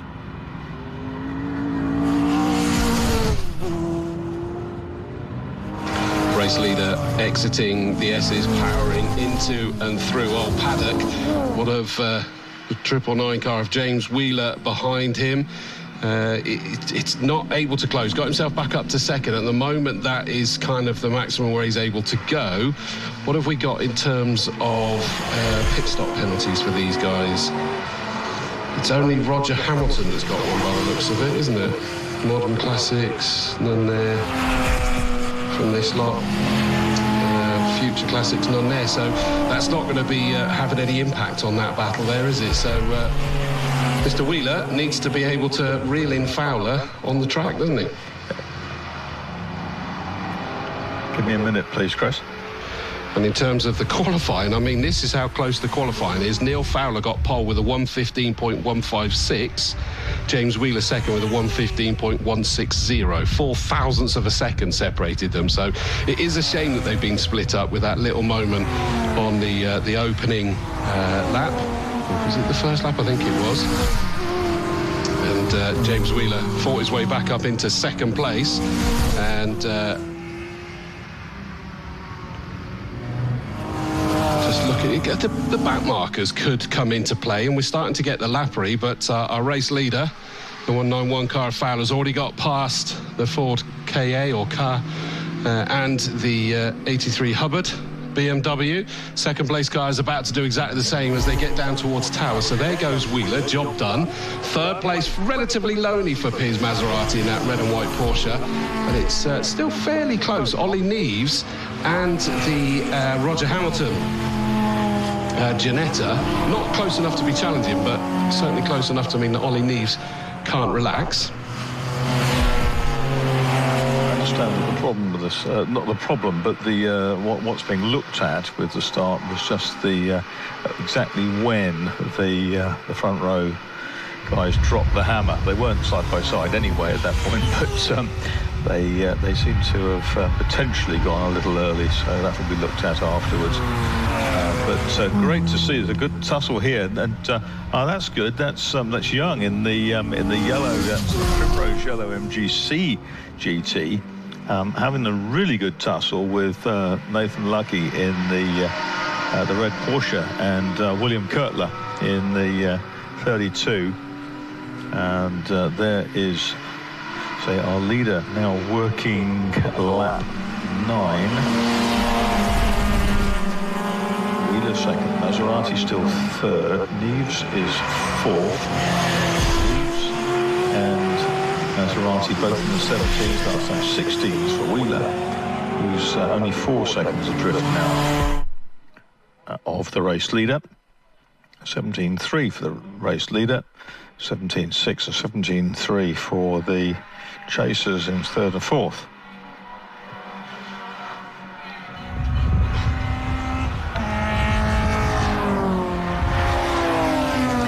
Like the look of the little Mazda. It's an RX, is it the RX-7? It is, James Ford in 26. Pretty car, that. It had an impressive moment in qualifying actually here over at Old Paddock, where it just lost the back end, span round, and it was aiming straight side on to the barriers right in front of my commentary box, and he managed to get it stopped without even tickling the Recticel barriers here. It was I was like, goodness me, I bet he was worried with that one, but just managed to avoid any kind of contact. And so it was a proper Twitterer. It was, and I mean, you think about it, is that's at quite some speed coming out of Old Paddock, isn't it? Yeah, it is indeed. And we've got the Fastos Motul BMW, Jamie Sturgis in, and we've also got the XJS V12, which is the Simon Lewis Mike Seaborn coming in, and the Rob Hardy Viren Builders Porsche 944, another XJS coming in. That may well be Lawrence Kopok in 97. Can't see the number, but I just see the car in the distance. Here it comes. Oh, we've got an MX-5, got a bit squirrely over the curbs. That was 73, which, if I look down the order, that is Jack Stewart. 10 laps in. 26.5-ish minutes to go. That gap out front continues to come down little by little. 3 seconds it is now. It was 4 2 laps ago. And back to Maserati is 8.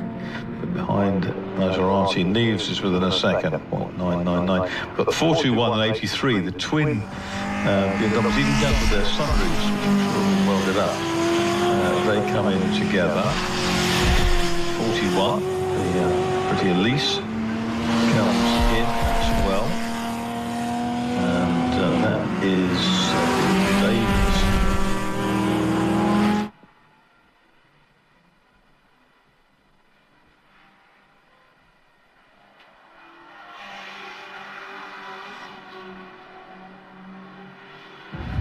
Davis is running a couple of places ahead of the other Elise, which is the Suzanne Williams and Richard Smith car.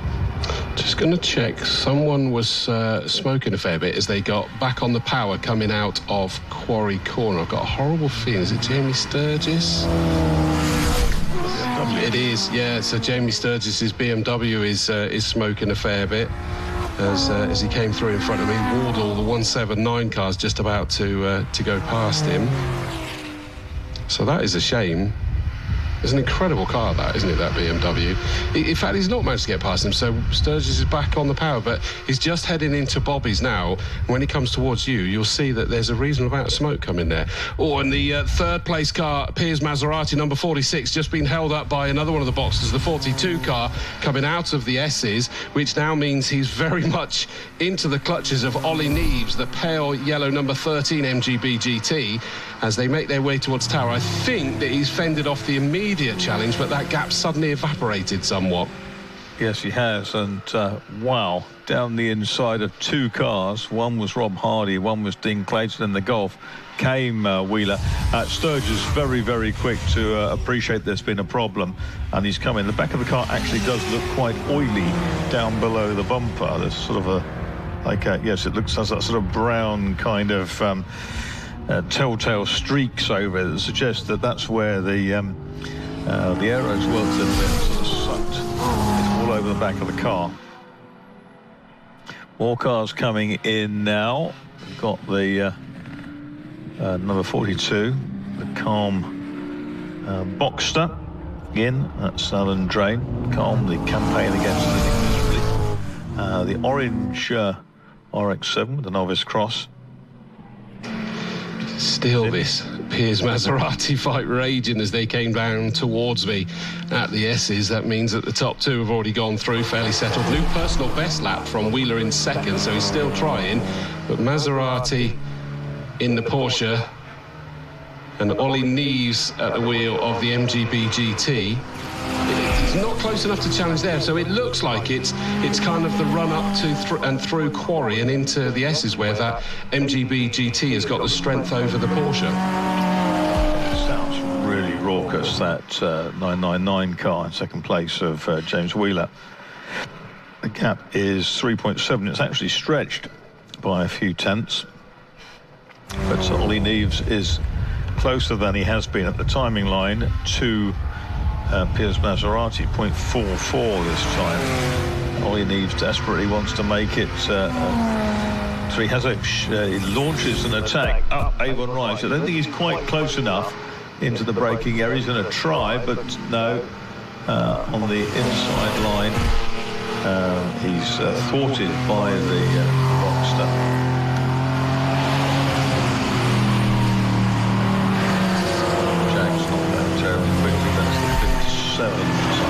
Trouble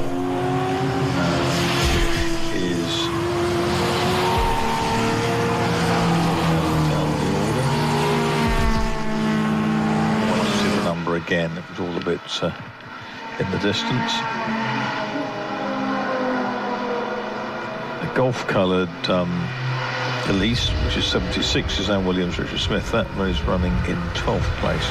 Great fight as well, isn't it, between the 55 Nathan Lucky car and 32 Kurtler just behind 32, the Boxster, sort of white with those famous martini stripes on it and everything. Jamie Sturgis is trying a three-stop strategy. It's not working very well. Into the lead come into the pits come the first two. Fowler and Wheeler at 14 laps apiece, and they're nose to tail in the pit lane. In has come Clayton in 176. Some tape holding his bits together, referring of course to the wheel spats and the bonnet, the clip of which had given way early in the race. In has come Nathan Lucky in the 55.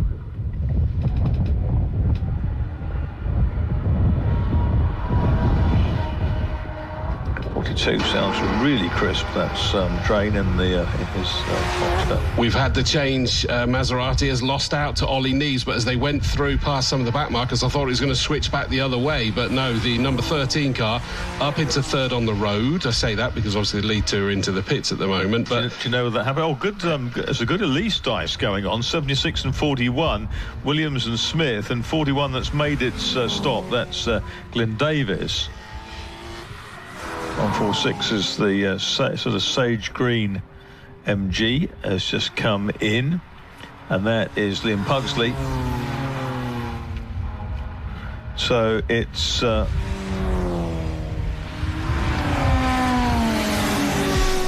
Neves in the pits now.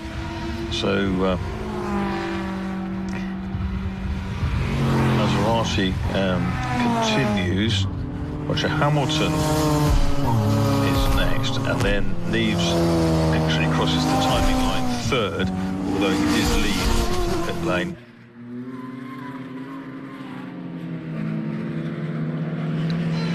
Now we've got a real battle on our hands. Three wheeling through one of the through the S's, I think, on the way to you. It's nose to tail the leaders, Chris. They're past me, and yeah, it's probably about 4 car lengths between them until they get to the braking zone, as we know. But yes, it is the red and yellow cars. They've already made their pit, so if of course they're actually, interestingly, directly behind the what is currently the 3rd and 4th place battle, but there's a lap difference between them. So that's an interesting one. James Fordham has been into the pits with fuel pressure woes, so that beautiful orange RX-7 is a little bit sick. Yeah, as you say, Jamie Sturgis, lots of smoke and lots of head scratching. They don't know what the cause is just yet. Maserati leads from Hamilton by 2.2 seconds. In has come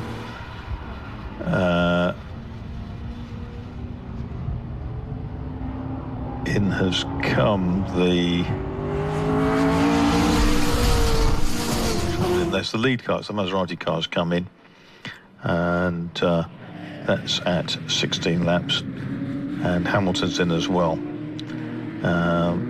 Then Nick Hamilton then goes up into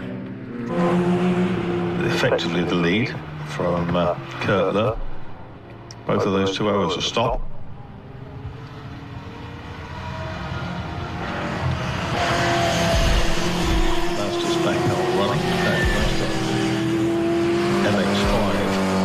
Closing on the RX-7 on track.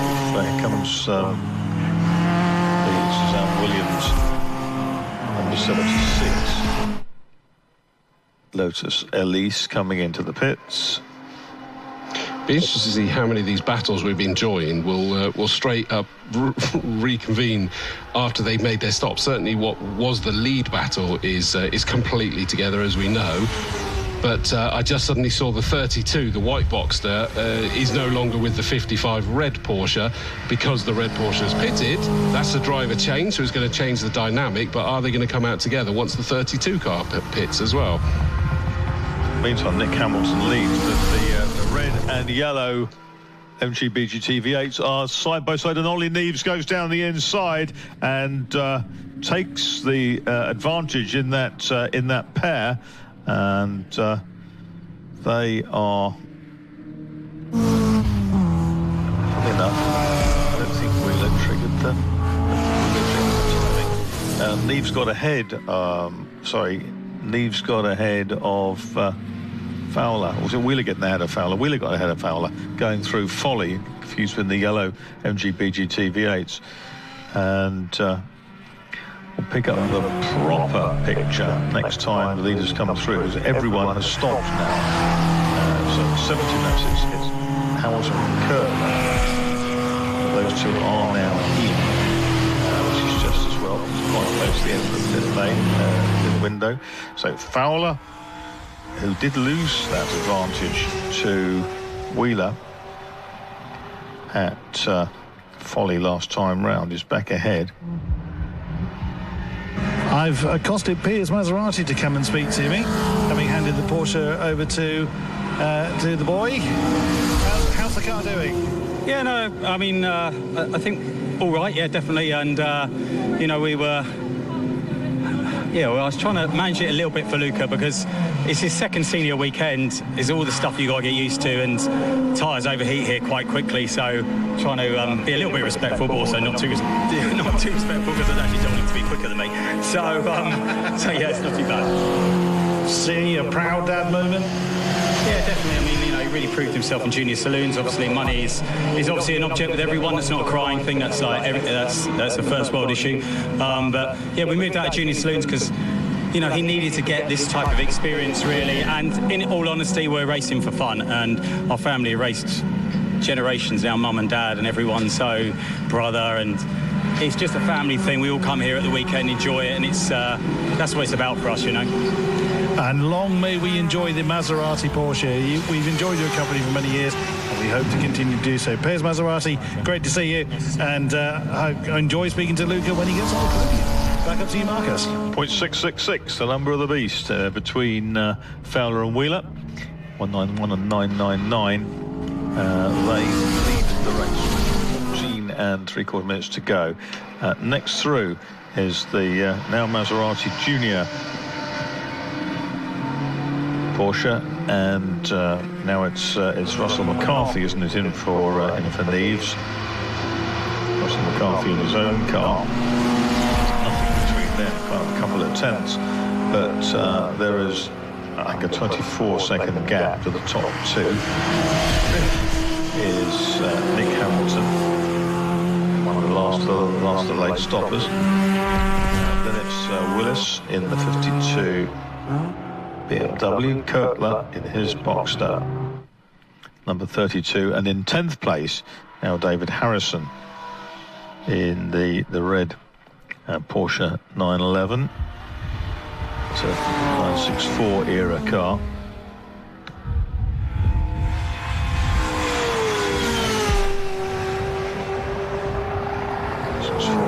That's the national GT type car.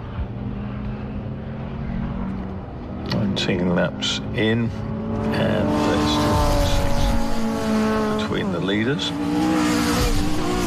And there was the dive from McCarthy in 13, who came inside Maserati, coming through Camp Corner, dived down the inside, just kept his boot in, and now has third place to show for it. So the 3 MGB GT-V8s that were on the grid in P1, 2 and 3 are back to P1, 2 and 3.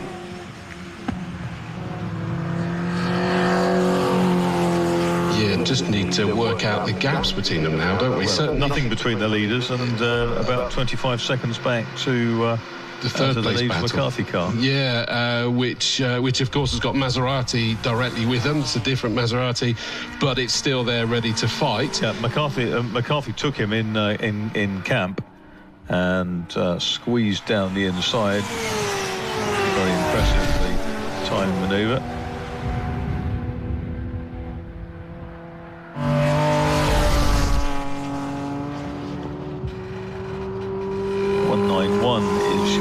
Leader. Dean Clayton thought that he would like to try and hang on to McCarthy coming through camp that time. Didn't quite work. The Sturgis BMW doth retire. It's now making its way back to the paddock with still the oily tail.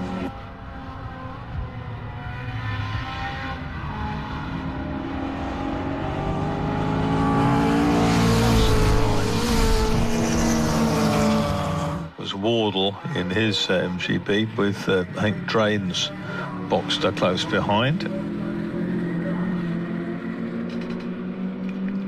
Lucky and Harrison, that car is in the 18s currently. Its best lap in the race is a 17, about 3 laps ago.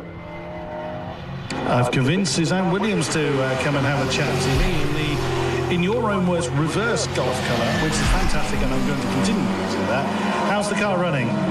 Actually, really well at the minute. We've had quite a few mechanical problems the last few weeks that we've had fixed, so actually quali was more of a test session, so it's running well. I do feel that we are not as up to speed with some of our competitors as we're normally with, but that's okay. I had a great first few laps chasing down the pack, and I just made one mistake, and then I was just a second behind, but I was still chasing them down. How does it feel when you give your baby, your beloved car over to somebody else to drive? Is there there's an element of support, obviously, because you're letting them drive it, but is there that hint of nervousness of, oh, don't crash it?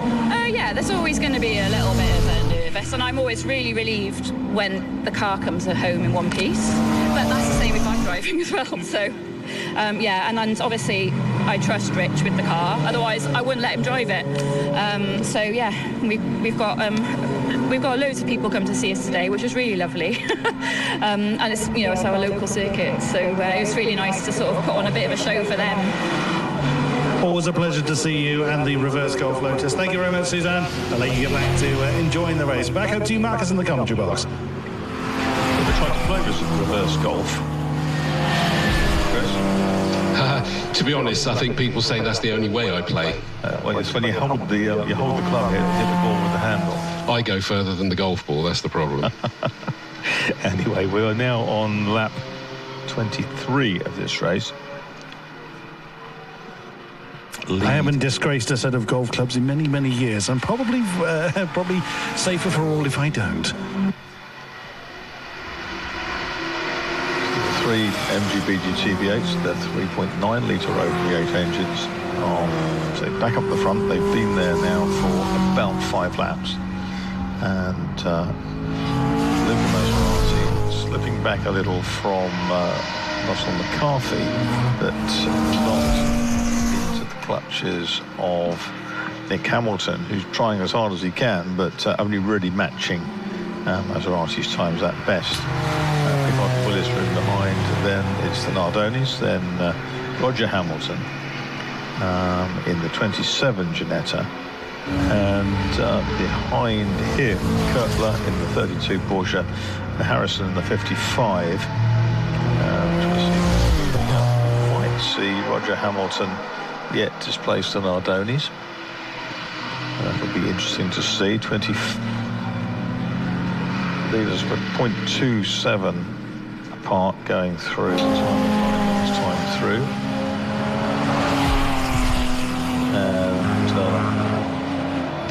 And we've just had our race leader go straight on at the S's across the grass, so he's rejoined. And I have to say that the 999 car looked very loose there as well, and he's backed off a moment as though he's uncertain that something's wrong. In fact, he's now pulled to the grass on the infield, so I'm not sure what happened there. Did he momentarily get past and spat some oil off that made an issue for Fowler? I didn't see exactly what happened there, but the car that went across the grass is going in fine. The second place car, Wheeler, has stopped. And that's between me and Tower on the infield. Very weird, that one. On the infield, that's it's quite exposed, isn't it, out there?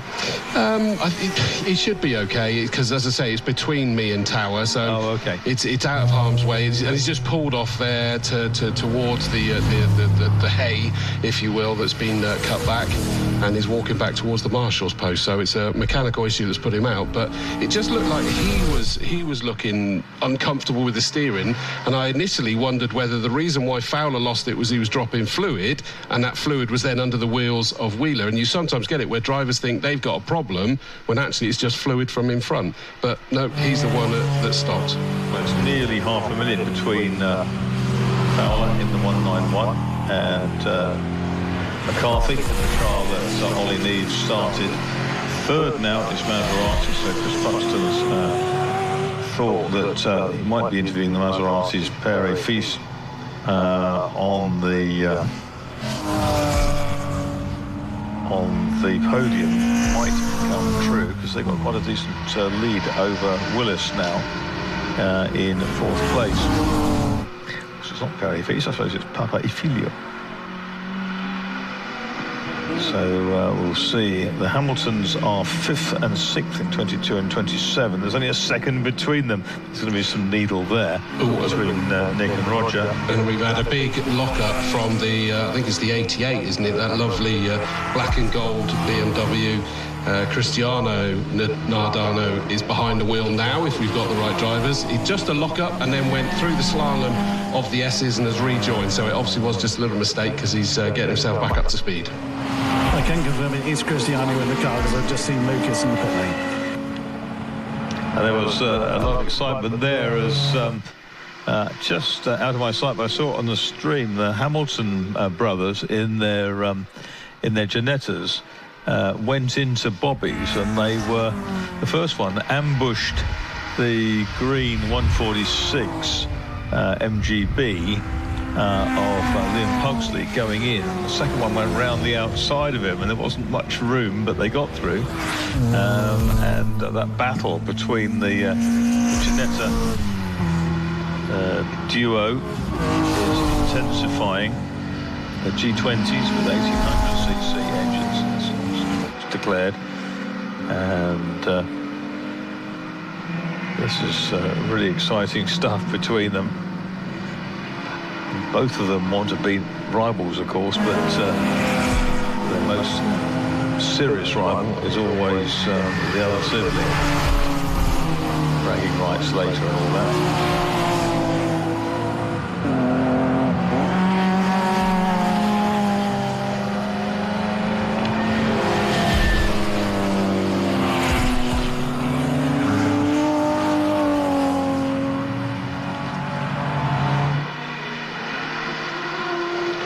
Through goes Fowler, comfortably in the lead now, as we know, with the unfortunate demise of James Wheeler's car. Such a shame, because they were genuinely so very, very close. Here comes number 13, the pale yellow MGB GT, still running in second place now, under no pressure, because it's 10 seconds back before we get to the red and white Porsche. Those two, of course, were in a fight earlier. With driver changes have just changed the dynamic of that one a little bit, and that Maserati's actually stuck at the moment behind the back marker. Through he goes now. I don't think it's too much of an issue, because it's a further 8 seconds before we get to the 52 car of who's going to be behind the wheel of that BMW now. It'll be Kevin Willis now, won't it? Yes. And I did see a change on the screen between the Hamilton brothers into the S's, and as they've got a pasture already down towards Tower. It's red ahead of blue, so it's Roger ahead of Nick. Yes, always interested how the dynamics work in situations like that. Did Christmas list get changed? I don't know. Yeah, they were very close into Quarry, and Roger Hamilton just popped out of the slipstream and just squeezed his way down the inside into the S's, and his brother capitulated.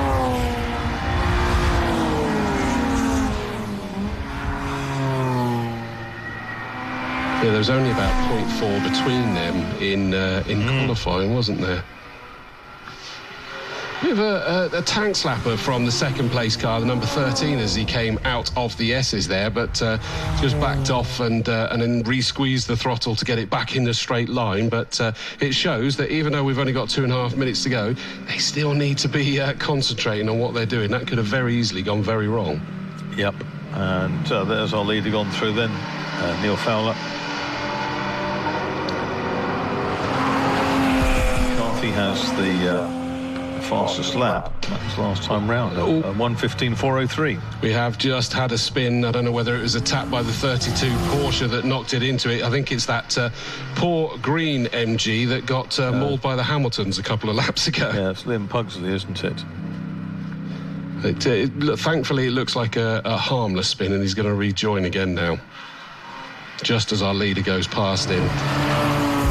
Into the last couple of minutes then. New fastest lap by car number 13, I see. Yeah, absolutely. Into the 15s now. That's the last 2 laps. Lap 28, another fastest lap.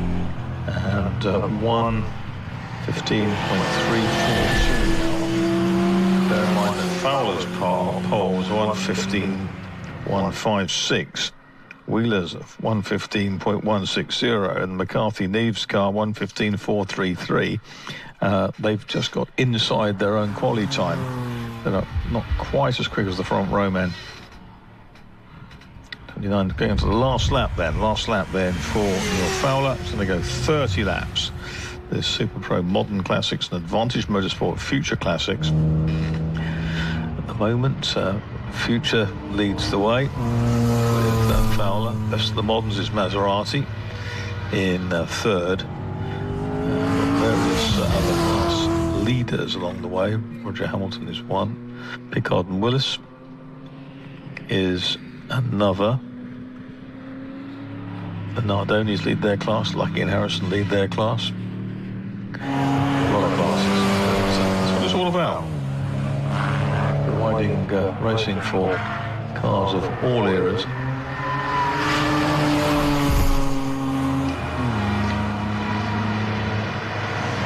Just had to pause then because I thought that for a second it was our race leader right with the number 13 car, but it wasn't. It was a different red. But Harrison has just, in the Porsche number 55, has just dived past Nardoni into camp.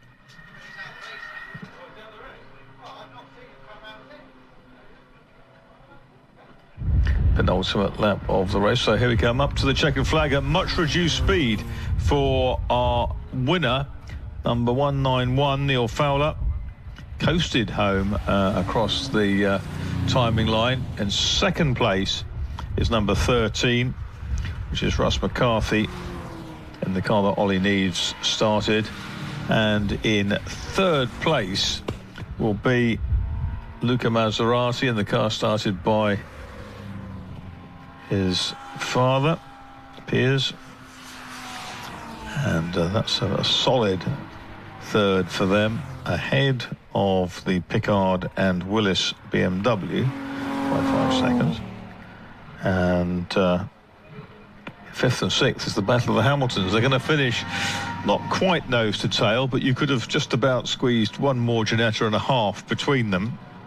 And it was Roger Hamilton ahead of Nick by 0.291 of a second. So red ahead of blue, Red Roger from blue Nick. Then it was Kurtler in 32, so on 30 laps. Lucky and Harrison in 55, also 30, and the Nardonis. So Neil Fowler wins then. Best lap 1:15.477. No, I think that's been expunged later in the. Yes, it was his best lap, wasn't the best of the race. So Neves and McCarthy second, Maserati and Maserati third, Pickard and Willis fourth, Hamilton Roger fifth, Hamilton Nick sixth, just a couple of tenths apart, Kurtler seventh in his Porsche, then Lucky and Harrison in the Porsche 964, the Nardoni brothers in their JPS BMW, and in 10th place was the MGC of Andrew Young. So superb racing, and the field assembling to my right for the second of our swinging 60s races. Penultimate race on our programme.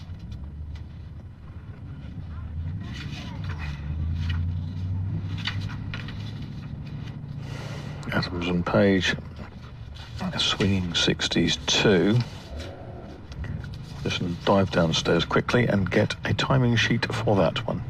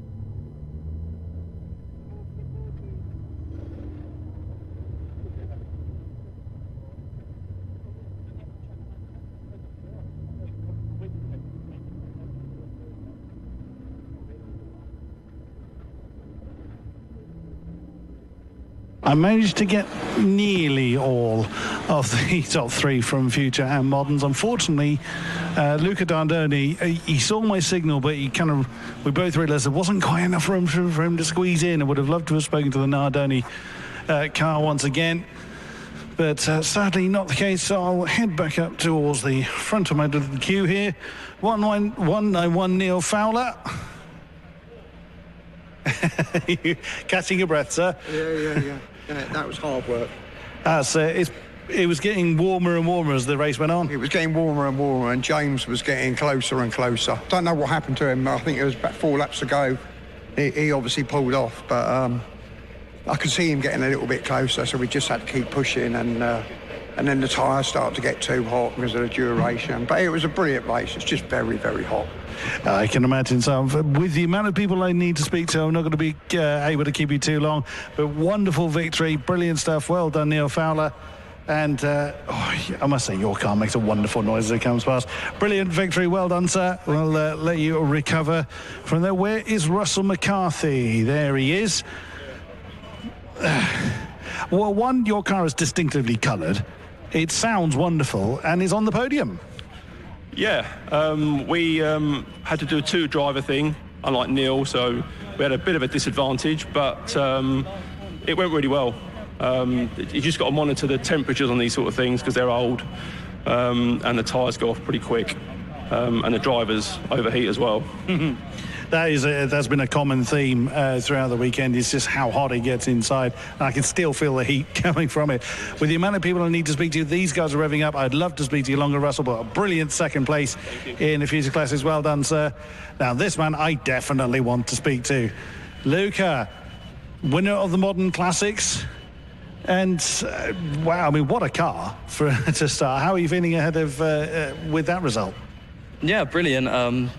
My dad, Piers, obviously did an amazing first stint to get ahead of a few cars, make a few positions, and then as I came out of the pits, saw the MG. It's obviously not our race, so let him go, and then just got in my rhythm, and just pushed on from there. Really, it was good. Bit of a difference to what you've raced previously, I think it's fair to say. Yeah, it's a lot different, a lot more fun, a lot more chill as well. But yeah, it's good fun, this championship. I really enjoy racing series, fighting through back marks and stuff. It's good fun, so yeah. It's wonderful to see the Maserati name on the podium. Luca, well done. Victor of the Modern Classics, supported by Dad Piers as well. Right, we quickly need to speak to our remaining pair. Where is Kevin Willis? Kevin? How you doing? Oh, great drive, sir. Second in Modern Classics. How are you feeling? Yeah, good. It's not my car, so I'm just a guest in it, really. And yeah, it's brilliant. And it's not broken. and it's not broken. We had trouble this morning. The fuel pump trip kept cutting out, so we're a little bit wary of it. But it seemed to be right there. When I went out after the driver change, I had no idea where we were, so I just got my head down and got on with it. Yeah. Well done on the third place in Modern Classics. I'd love to chat more, but these guys are underway. I want to speak to this man, Roger Hamilton, third place in Futures. How are you feeling ahead of that car? You had it to do against your brother. Yeah, I had a 20-second win penalty from the previous outing at Snetterton, so yeah, I was happy to. Yeah, I gave it absolutely everything. There was nothing left. Put it in the tank at all. And also, I need to have a special mention. I've got a clutch problem for the second half of the race, and I missed a gear coming out of a chicane, and a poor lad in a Golf tapped the back of me, and he's probably thinking it's his fault, and it's not his fault. It's my fault. That's very gracious of you, Roger. I'd love to chat to you. It's always wonderful to see you and Nick with the Ginettas. Well done on the Future Classics podium. Back up to you, Marcus, in the commentary box. Thank you, Chris. That's Chris Buxton down there. And I can give you the running order, I hope, for this one. And this is the second of Adams and Page swinging 60s, Group 2 then. On pole, 85, which is the Charles Hyde, Andrews Bird and Kevin Bird, lad and dad, Ford Lotus Cortina, on 20.856. Second quickest was the 34 BMW, which is Claire Norman and Charles Tippett. They're getting a different order this time than that they went earlier. Then we have number 8, which is the Tong and Winter Mini Cooper S, which... Pretty sure it's Charles that's starting the Tippett Norman car. No, it's Claire. It's Claire this time round. I think we were told to change that's what they said change to. Originally it was going to be Charles, and it was going to be Claire in the other one, but they changed for some reason. Anyway, you may well pick it out as being correct, Chris Preston, but we were told, and there was an additional bulletin to say they did change over. Again, Tong and Winter then in number 8. 5 Tom, John Winter this time. They go 3, 35, Thompson, Pollard, Janetta. 4, 5th is 157, Ben Toby, HBGT. Then it's 125, Clark Sinclair, latest 7. 696, long-time Combe commentator and pressman John Moon with his Austin Healy 11 GT. And 20, Mark Cloutman with the Austin A40 in that curious pink colour, sort of smarty pink colour. 166 is Ben Brain, the racing vet, with his Alfa Romeo 1750 GTV, 2-litre engine and bigger brakes, I think. 118 is Simon Tinkler with his MGB GT. 68 is Tim Cairns, the Turner Mark II, laps at the end of the practice with another Turner. Then it's the Burley and Thomas Ford Capri Mark 1, which I think was withdrawn, I'm afraid. Withdrawn, is that okay? Then Chris Winchester's a Land 25. 80 is the Tonks and Richards MG. Chaplin's MG midget after that, but away they go. Mark Neese has made a great start again from P16, and he's charging up the Dutchman in that black Mini with the patriotic Dutch orange roof. He's already carving his way onto the tail of Ben Brain's Alfa Romeo as they leave my sight down at Quarry Corner. And it looks like it's the BMW of Claire Norman that's got the lead at the moment, but may well have been a cracking start. But you can tell that Chab, Charles Hyde, Andrew Bird, is back on the case again and has closed right back onto the rear of that BMW as they come through in front of me. Charles recently married as well, only about a month ago probably, so congratulations to him. And here racing with his dad, they won the GT Championship here at Castle Combe in, what was that, 2021? Because I know they did it when I hosted the awards under Concord, which was a rather special evening, Mark. It was fantastic, wasn't it? Yeah, absolutely. They could pass this through. There's a couple of Turners in there, Sean Hadrell. The other one, that sort of Climax engine in it, the Climax single cam FWE. But as they come around for the first time, it's Claire Norman who leads the way in the BMW. Second place is Chab, then it's behind, it's the Tovey MGB V8, then it's Hobbs and Pollard. Given that order this time round as it was last time. Then it's Moon. Behind Moon is Cloutman. And then it's Nice up from 16th to 7th in that Mini, in that first lap, 16th to 7th. Hopefully without a mobile phone on the dashboard, because he got disqualified from that race earlier. As did the race winner from that one as well. So hopefully they're not going to do that. That's non-compliant to have a mobile phone on the dashboard. Is that not period for I don't think so, no. Tovey's got past the Hyde Andrews Bird car now, so up into second for the 157 car, from 5th on the grid for that MGB GTV8. He went well earlier, didn't he? But I just still get the impression that certainly the 2nd and 3rd place cars are just still settling into this race at the moment. Yeah, I would say so. And BMW just beginning to draw away, but everyone's getting their cars up to temperature, get a good feel for the tyres. But Tovey with that Rover V8 engine MG is coming after the leader. It's 34 from 157. Chav's in 3rd place. So the 157 car of Ben Tovey. 3.9 litre again, Rover V8 in that one. It's a nice 105 shaped cars in this, the Bertoni shape.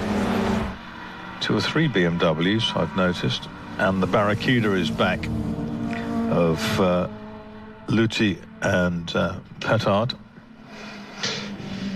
Not only has Tovey got himself up into second place, he's now reeled in Claire Norman in the number 34 BMW, and so it is a bit, well, it had done, but interestingly didn't manage to get on the power out of the S's into Old Paddock, so suddenly it's equidistant between the top three, which is still rather close. They've pulled away, and then it is John Moon in that Lennon, as you say, one of our colleagues on the commentary circuit. Canice's got up into 5th place now, just getting past the Hobbs and Pollard number 35 car as they came out of Old Paddock. So it's do-si-do your partners a little bit further back there. Okay. Back towards us then. That's the BMW just holding on to the Ranker Engineering prepared car, Richard Shaw's team out front. And Claire Norman is so quick out of camp that her line and just carries more speed through it, and in itself keeps her just far enough ahead of the more powerful MG. Yeah, it's so close though as they come into my view initially, and kind of stays that way out of Quarry down to the S's. But I do find, well, certainly if last time's anything to go by, now Claire Norman will get the power down into and through Old Paddock, and she was able to pull away. Is it going to happen? Yep, the same does happen, and in fact Charles Hyde Andrews Bird got a brilliant run through the S's and now glued to the back of Tovey to the point where he was looking one side then the other as they powered down towards Tower to see if he get alongside. Wasn't possible, so he's just following through Tower right-hander this time round. Yeah, absolutely. And it's really tight group from John Moon back. Nice has got past John Moon on this lap, and Cloutman's now threatening in the A40, which corners like no period A40 you've ever seen. It sits absolutely flat in the corners, no element of roll discernible, and there's we can see the making a move forward at camp is Ben Brain with his Alfa Romeo. He comes through 166, which is now not very far behind John Moon, and Ben Brain in the 166 car, second in the SD class to the race leader. Coming out of Quarry, I wondered whether for a moment there was an issue with the second place, but it was just a completely different line. Whether that was forced by a little bit of unsettled cornering through Quarry, but it hasn't compromised, challenging, trying to find a way. Now has to go, in fact, sorry, I've read it wrong. It's Claire Norman's down to second place. So Tovey managed to do it, and that's what I'm saying. I went onto autopilot and I was looking at the wrong white cars there. My apologies. But it is now, the front three is still glued together, but it is Tovey, Norman and Charles Hyde Andrew Bird in that beautiful red and gold Lotus Cortina in third. Yeah, this is one of those moments where one of them slips and there's a kind of bomb burst. Everyone goes all over the place. But at the moment, the MG GT V8 just has the legs on the car. Well, one car pulling off one of the little sprites there, didn't pick up the number. Yeah, it's just down from me, so I'll look on my binoculars. It's the 88 car. Okay.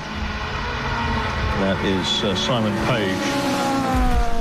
Was due to share with Charles Marriott. So Tovey now leads from Claire Norman and Chab. Charles Hyde Andrews Bird in third. Nice is fourth. And it's Moon. And within 7/10 of Moon is Ben Brain in the Alfa 166. Then it's Hobbs and Pollard, Janetta. Then Cloutman in the A40.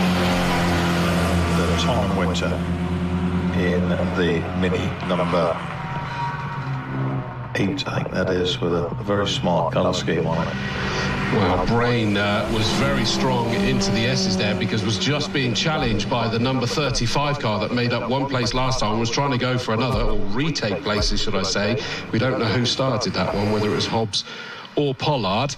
They didn't let the officials know, so we don't know. But they went side by side as they went into the S's, and I thought it was going to be a messy corner there, but thankfully they just kind of filtered through somehow. I'll try and look at the crash helmet in that Janetta, because sometimes I think I should be able to recognise the helmet and it's got a problem. It's slow out of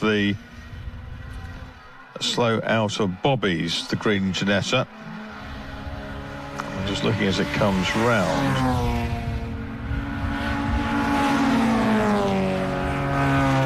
Red and white crash helmet. Is that might still be Hobbs.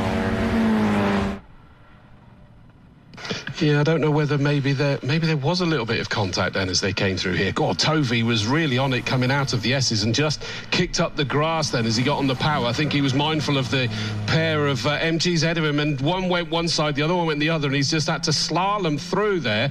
That has unsettled Claire Norman a little bit before. That was a bit more circumspect, which means that Charles is right with her, not made a move, but they are now past those MG back markers. John Moon under great pressure from the Alpha of Brain after the last time getting close with the Ginetta, going down. In fact, he's going to look towards the outside. John Moon's gone defensive at Tower Corner, and that's compromised him. Through goes Brain up into 5th place. I think that's Gwyn Pollard in the Ginetta. Crash helmet. I seem to recognise from his Crosley days.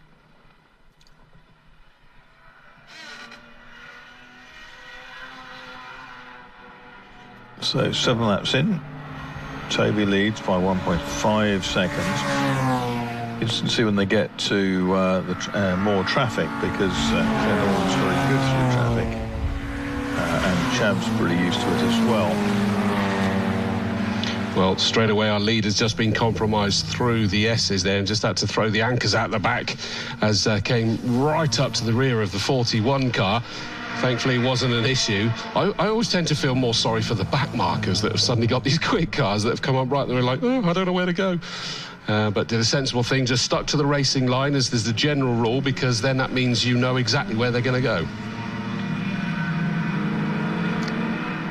So Brain has stayed in front of John Moon. John Moon's possibly under growing pressure from Cloutman, that lovely sort of purpley Austin A40. So there's 3 cars equidistant from each other there. Yeah, not far behind there is Tim Cairns' Turner number 68.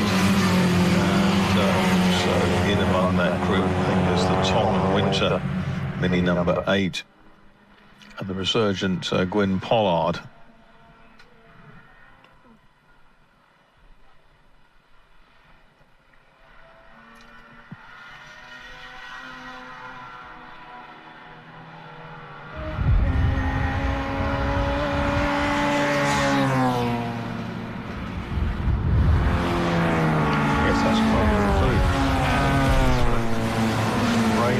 Was 5th behind Brain in the Alfa Romeo 166 or 696, which is John Moon, the red and gold Lenham. Then it's Cloutman in the kind of pinky colour A40, Cairns in the 88, Turner,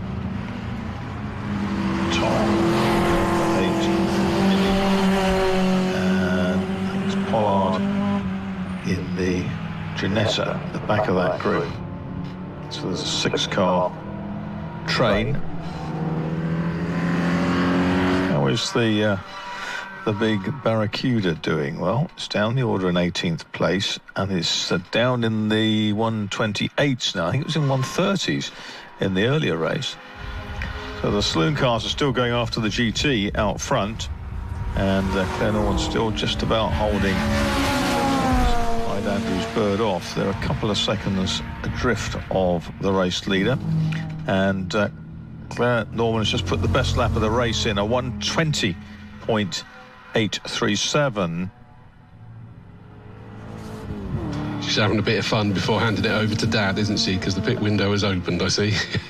Absolutely. She's driving it beautifully. Into the pits has come 41, meanwhile, and Cloutman. So 41 is Mark Lister with his Sprite Mark 3, and then Cloutman into the pits. There's another big wiggle coming through Old Paddock from our race leader there, Tovey, is still pushing it incredibly hard, trying to make sure that he can pull away from these the chasing pair of cars. He just needs to be mindful of that. I was about to say John Moon's not under pressure, but that's because Cloutman's into the pits, isn't he? So that's why he's not under any pressure.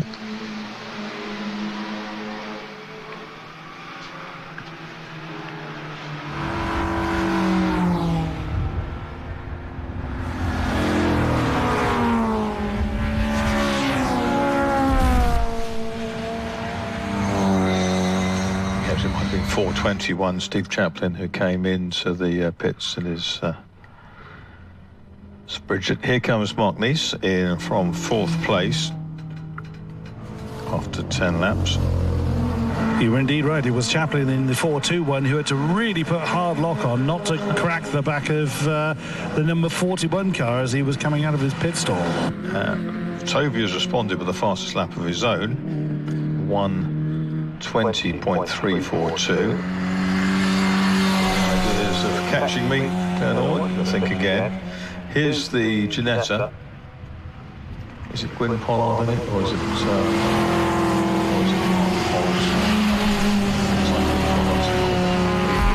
It's Bosley.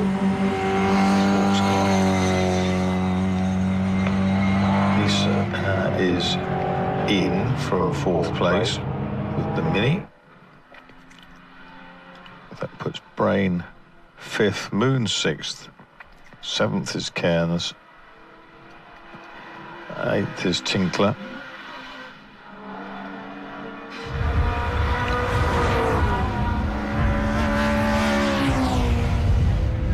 And there they go. Spread out the top 3. That time, 2.5 seconds back first to second. And 3.9 second to third as a result of a long 24 for Charles Hyde Andrews Bird. That puts John Moon up into 4th place, local driver with his Lenham, number 696. And yes, it's the opposite driver order in the Ginetta, so looks like it's Pollard first, then Hobbs, Mark Hobbs in the little green Ginetta. The Ginetta company started out making agricultural buildings in Suffolk before branching out into cars, initially with a kind of a Lotus 7-like machine. Well known as G4s in the rear end. You had it correctly identified. It was Gwyn Pollard in the Ginetta who has stepped out and agreed to have a chat with me. How's the car going so far, Gwyn? The car's fine, driver not so much, but got duffed up by a lot of nasty rough boys out there and went backwards and eventually went straight on a chicane and glanced the tyre wall as I re-entered the proper track, so it was all a bit of a shambles, really. You've had an adventurous time here in Castle Combe. Yeah, I wasn't bored at any stage. No.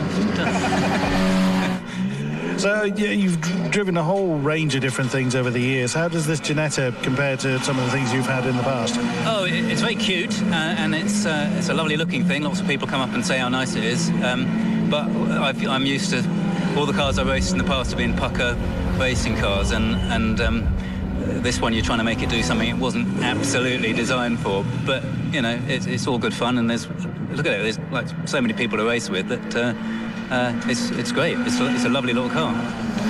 Lovely. Well, I'll let you get back to having a rest. Thank you very much, Gwyn Pollard. Back up to the commentary box.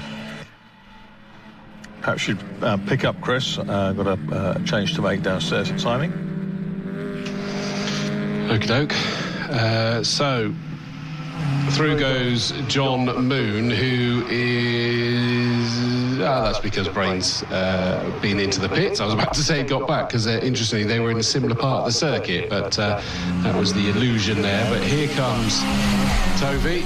Oh no, it's 104, my apologies. The wrong white car. It looked rather similar, to say the least. But...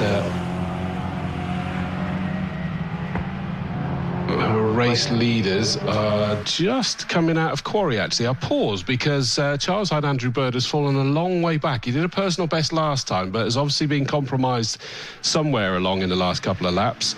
And if anything, Claire Norman is catching up, and that's largely because the 157 leader of Tovey has caught up with Nice, the black and orange Mini that has obviously done a pit stop, I would assume. Yes, he has, and therefore that means that wasn't a slow back marker that Tovey was trying to get past, but he's managed to do it.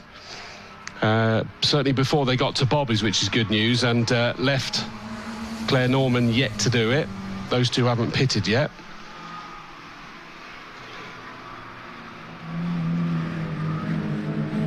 Just checking. No, it's interesting. I wondered for a second whether John Moon was actually having a battle with the Mini behind it. The number 8 Mini is absolutely flying now, but that's down in 11th place. I would imagine that's been a driver change that has resulted in that car going even quicker. It started with Clive Tongue. It's now John Winter behind the wheel, judging from the notes we were given. And although they're laps apart due to pit stops, it's just hounding John Moon in his Lenham.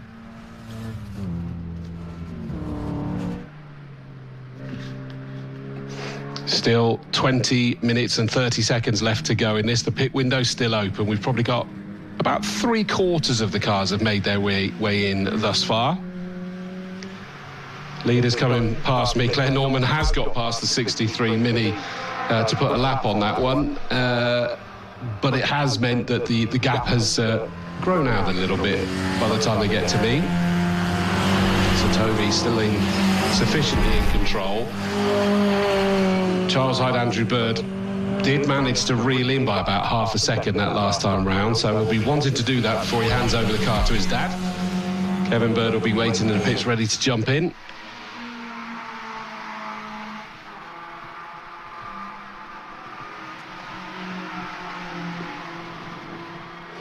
Still John Moon having to battle so hard with his number 8 Mini, and he's not prepared to give up the position, even though it's not a legitimate fight. I'd imagine that Mini's probably going, you don't need to fight with me, but he may well see behind him Brain.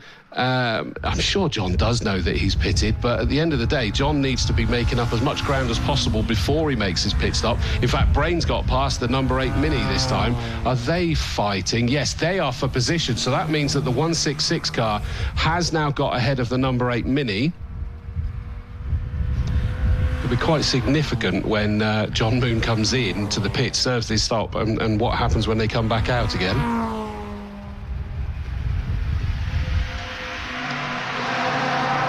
Where's Tovey? Tovey is in the pits now, so Tovey is now serving the pit stop. That's an interesting one, because obviously there's no driver's change there. Just letting everything cool down and served before he cracks on. Judging from the stream, the Plymouth Barracuda has been in as well.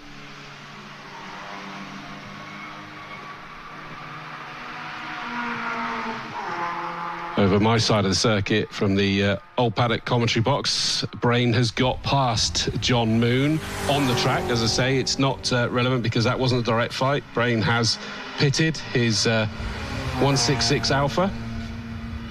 I've got another victim, driver, that joined me down in the commentary box. We spoke to Ernst Luthi earlier on. I now have George Pethard has just got out of the car. How's the car doing? Absolutely fantastic. Couldn't be happier. Giant V8, Dunlop tyres, limited grip. What else do you need? Amen to that. And such a roar he gives. It must sound fabulous in the car. It's wonderful out here, but inside that must be glorious. Oh, it is, yeah. Once it gets up in the revs, it's sensational. Unfortunately, we've only got 3rd and 4th gear this weekend, so she's a bit slow out of some corners, but once it comes on song, it's hilarious. It's shake and bake. Brilliant stuff. And longer term, are we going to see more of the Plymouth? Yeah, the plan is, right at the moment, we're doing the Spa 6 hour. So this is a warm-up. The car will be back out at Brands Hatch in 2 weeks, I believe. And it's a brand new car, so brand new old car. So we're still ironing out a couple of teething type things, learning the setup, all that sort of thing. But out of the box, it's just hilarious. You know, we should have Cletus the Sheriff chasing us. Chris, oh dear, you're far too young to remember that. Chris? Yes? You made out to say that George Bethard's just taken its best time down into the 28s, so 2 gears or not, that's very impressive. I don't know if you heard what Marcus said then, but you took the best time of that car to 128, despite the fact you were 2 gears short. So, yeah, you have a big pat on the back for that. Yeah, look, it's an amazing vehicle, yeah, and there's a lot more left in it, actually. Just happy to bring it in one piece. It's driving someone else's car. Understandable. A well-earned drink for you, sir. Good to speak to you, and we look forward to seeing it again. Thank you very much, George. Back up to the commentary box. We've just seen a great overtake, and that was the 85 Cortina.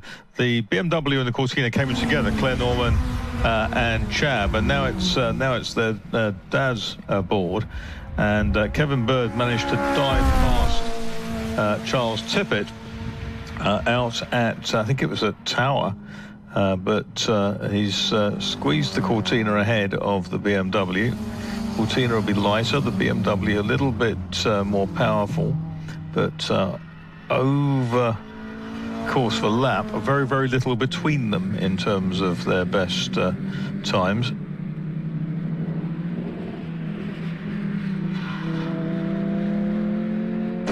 Mentioning of Chab, I have managed to accost him away from his crew.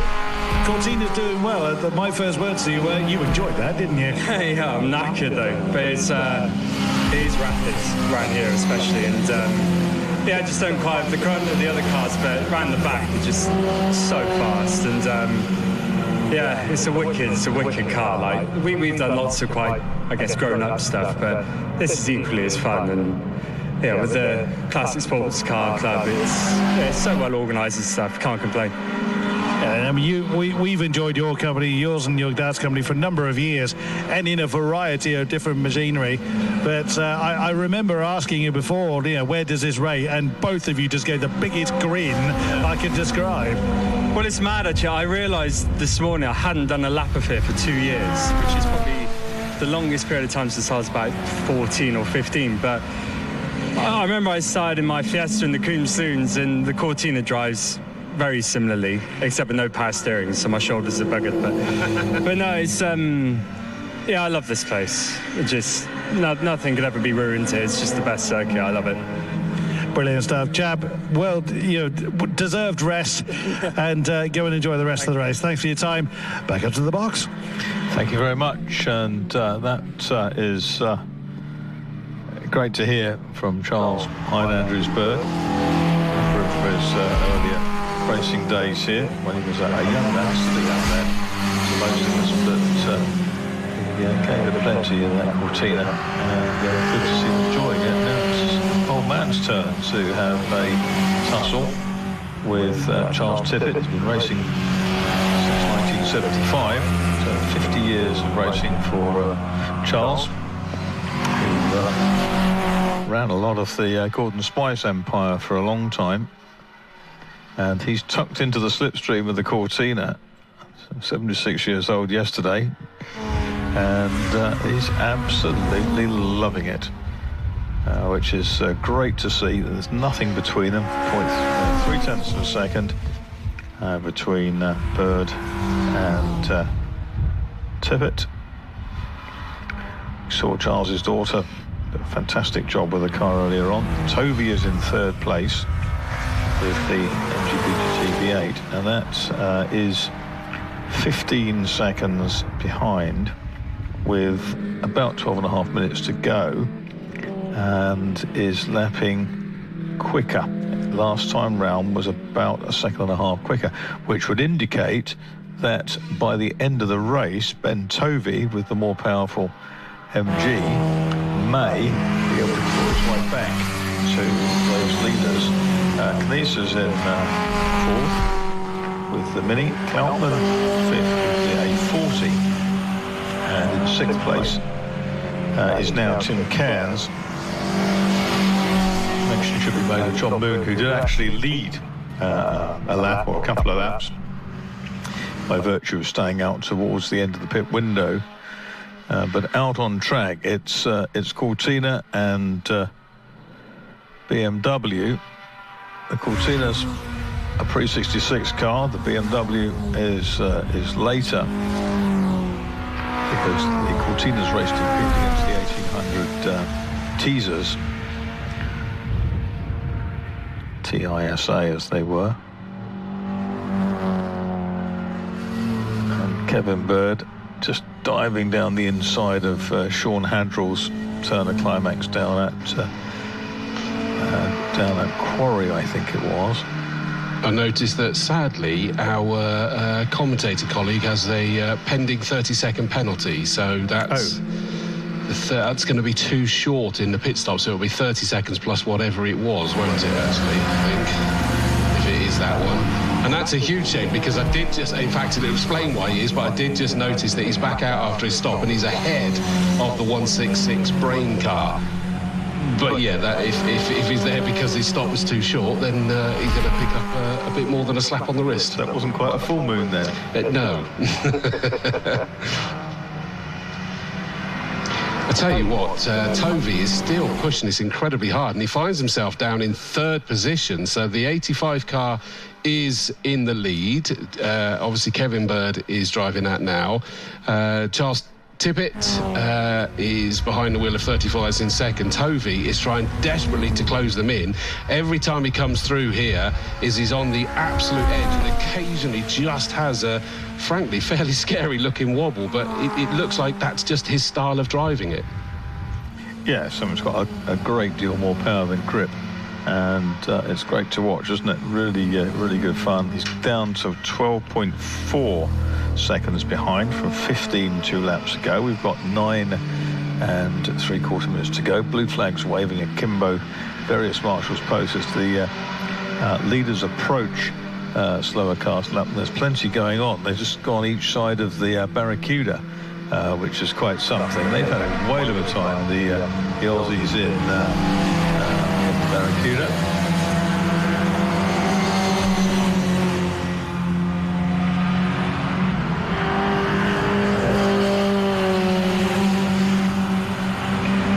Tussle also going on, raging between 68, which is veteran Tim Cairns, and 118, which is Simon Tinkler in the MGB GT. It's just a 4-cylinder MGB GT, and they were side by side down and through camp that time.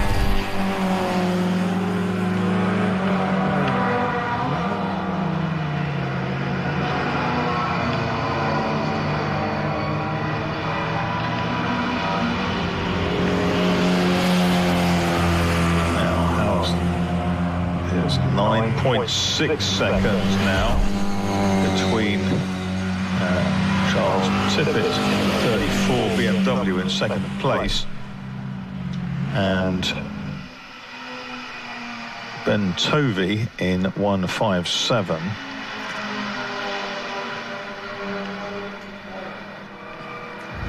So they're lapping in 120. 4 minutes will give them 3 laps. 8 minutes will give them about 6 laps to go, 6 and a bit laps to go, because it may just go 7. Testing my mental arithmetic.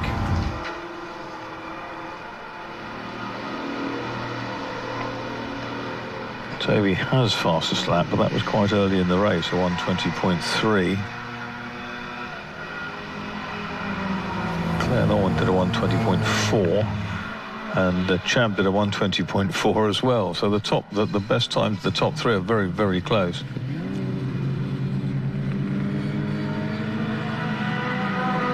Leaders go through. You hear that sort of contrasting engine notes of the Cortina and the BMW. They are 0.4 apart still.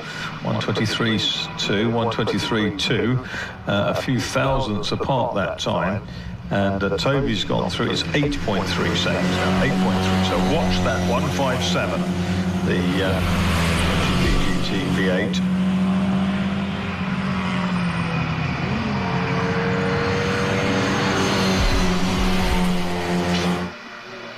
just spread out slightly now, but I have just realised that the number 8 Mini of John Winter was all over the back of the 166 Alfa Romeo. That is they're both third in their respective classes, but it's 9th and 10th overall.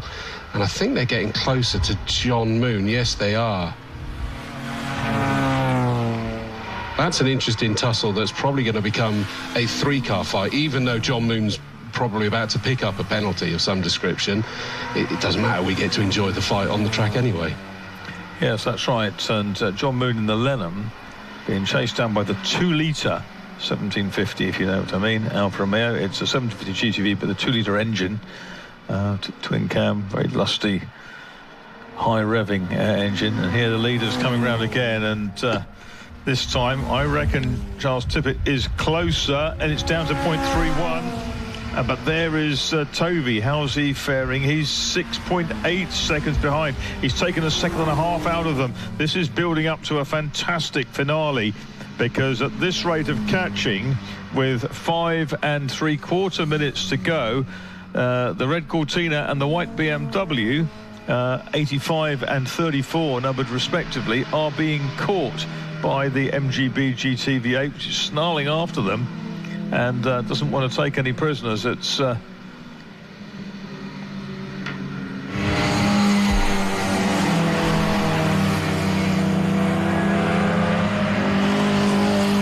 Cloutman in the A40s hanging on to the back of that MGB GT as well.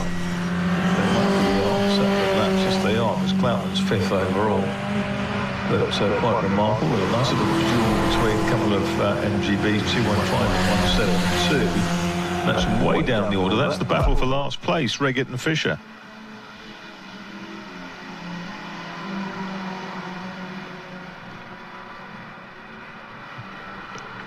I went to the final meeting of the old Croft circuit back in the early 1980s. I remember they gave a prize for the person who finished last in the final race there on that track. And I was absolutely made up, more so than had he won it. It's interesting that the number, I'm sure that's the number 80 car. Yeah, it is. Callum Tonks will be behind the wheel of that blue and yellow MGB GT. Yeah. And cannot... he's holding up the number 20 car of Cloutman. Cloutman cannot get past that car. He's going so quick. That's right. Tonks is running 14th. Cloutman's running 5th. Yeah. Which means it goes to show just how well that number 80 car is going now. Yeah, absolutely. Just the leaders have gone past me there, so Kevin Bird under growing pressure. It's the two dads together, isn't it? Charles Tippett desperately trying to reel him in. As Murray Walker used to say, one thing to catch, another to pass. That is Lotus Cortina versus a BMW. What car would you expect to win out of those two? I think that the Lotus Cortina is lighter, probably a bit more agile through the traffic, but the BMW is more powerful and more sophisticated. And so it's a younger car. It's got probably wider track. It's got a bit more grip. But unfortunately for them, they're being reeled in by this rampant MGB, and with 3 minutes, 3 1/4, 2 laps effectively to go, I think it's going to be. Actually, it might just go 3, and that will help the MG. The MG is going to win this, you know. It's going to be tight, but Ben Tovey is on the rampage. He's only 2.1 seconds behind him, and he's lapping again. But I've just seen he's run wide on one of the corners, and but he's right with them. He's pretty much with them now. He's carried more speed, and he's this is absolutely awesome. Are they coming past you? They are. Yep, sorry, I missed that then, because I looked down and realised it was them. They are all together. So Tovey is at the back of the battling pair now as they head down towards Tower, back into my view again. No moves happened yet, but my goodness, they are line astern. You have to say it's when, don't you? Because Tovey is like lapping 2 seconds a lap quicker than the other two. He is, and there's no refuge within the traffic. There is no refuge, but Tovey's got the grunt in a straight line. He's going to try to come down one side or the other of the BMW. He's down the right-hand side into Camp, but well, Charles Tippett tries to hold on there side by side through Camp, and Tippett keeps his nose ahead over the timing line, but that was really, really tight. It's just under 2 minutes to go. It'll be 2 laps, and it's going to be 2 laps too many for the first 2. It is. Where are they now? I've lost them. Here they come. They're coming into quarry now. And Toby went, I think he went past going in. He's managed to make it stick. He ran really wide of the corner. And now he's attacking the Cortina, coming up towards the S's, I believe. Or in fact, he's probably gone past Not managed. No. Just into the S's. And it wasn't possible at that point. He's got to wait. They were getting past back markers as well. And just needs to go. They've got one more back marker before they get to Tower. Yeah, 1 minute 12 to go. So it's still, you feel that he's got enough time to be able to make this one stick as they come back. To my view, he's done it. He's up into the lead at Tower. Fantastic stuff. Well, what a battle that has been. They'll be through past us again very shortly. This is on lap 28. And, yep, it's Tovey ahead of Bird and Tippett. And those two are having a whale of a time. They won't worry that the MG's gone. It's, well, Charles might. It was in the same class as them in another race, but it's not in this one. It's in the SV. So no, they all lead their classes. So it's going to be honours even in terms of they're each going to pick up a pot or a shield or something. And Charles Tippett having a really good fight.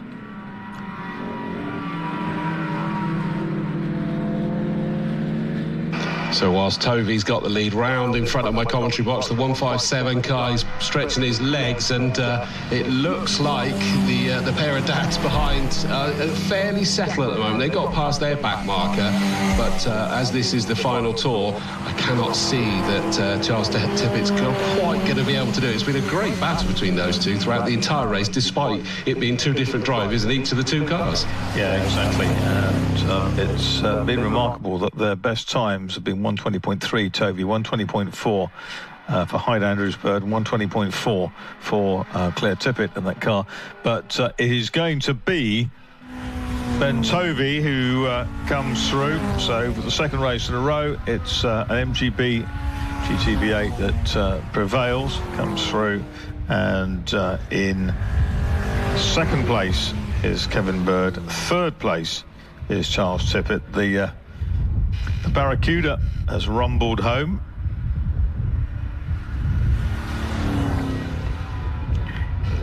In fourth place is Mark Neese in the Mini.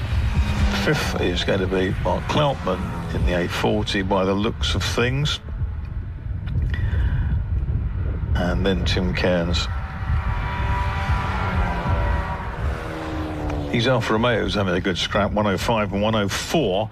105 is Lyon, 104 is Childs. They're a lap apart. In fact, they finished together with Childs as a lap up. And it is going to be Cloutman who just gets back ahead of the Cairns and Tinkler tussle. They were only half a second apart, 4/10 apart, Cairns and Tinkler.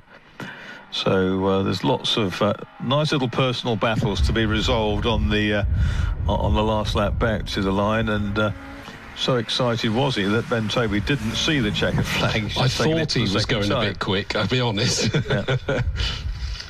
The Janessa's just about made it home, or maybe that's come past twice, I'm not sure. But Ben Tovey then, our winner in 157, the MGB GTV8. Second was Charles Hyde Andrews Bird and Kevin Bird, his dad, in the latest Cortina. Third, Claire Norman and her dad, Charles Tippett, in the BMW. Fourth was Mark Neese in the Mini. Then in fifth place, Mark Cloutman in the A40. Sixth was Tim Cairns in the Turner. Seventh was Simon Tinkler in the MGB. Then it was Ben Brain in his Alfa Romeo. In ninth was the Clive Tong and John Winter Mini. And in 10th place, it was Gwyn Pollard and Mark Hobbs in the little Ginetta G4. So that was our second Adams and Page Swinging 60s race. The Jaguars are assembling. Are their cars to retrieve? There are a couple to hook back from different parts of the circuit. And then we can give you the lineup for the final race of this Classic Sports Car Club weekend here at Castle Combe. Castle Combe in its 75th anniversary season. And there's some really super souvenirs downstairs in the Castle Combe shop, which George Marshall says running. There's some Castle Combe 75th anniversary badges and stickers and bits and pieces. All kinds of things. So that shop will be open in the paddock past the end of the last race. And you can also pick up posters for the Autumn Classic, which comes up on September the 20th and 21st, doesn't it? And looking forward to that one. We've got another championship race meeting coming up at the end, the Bank Holiday Monday, at the end of August.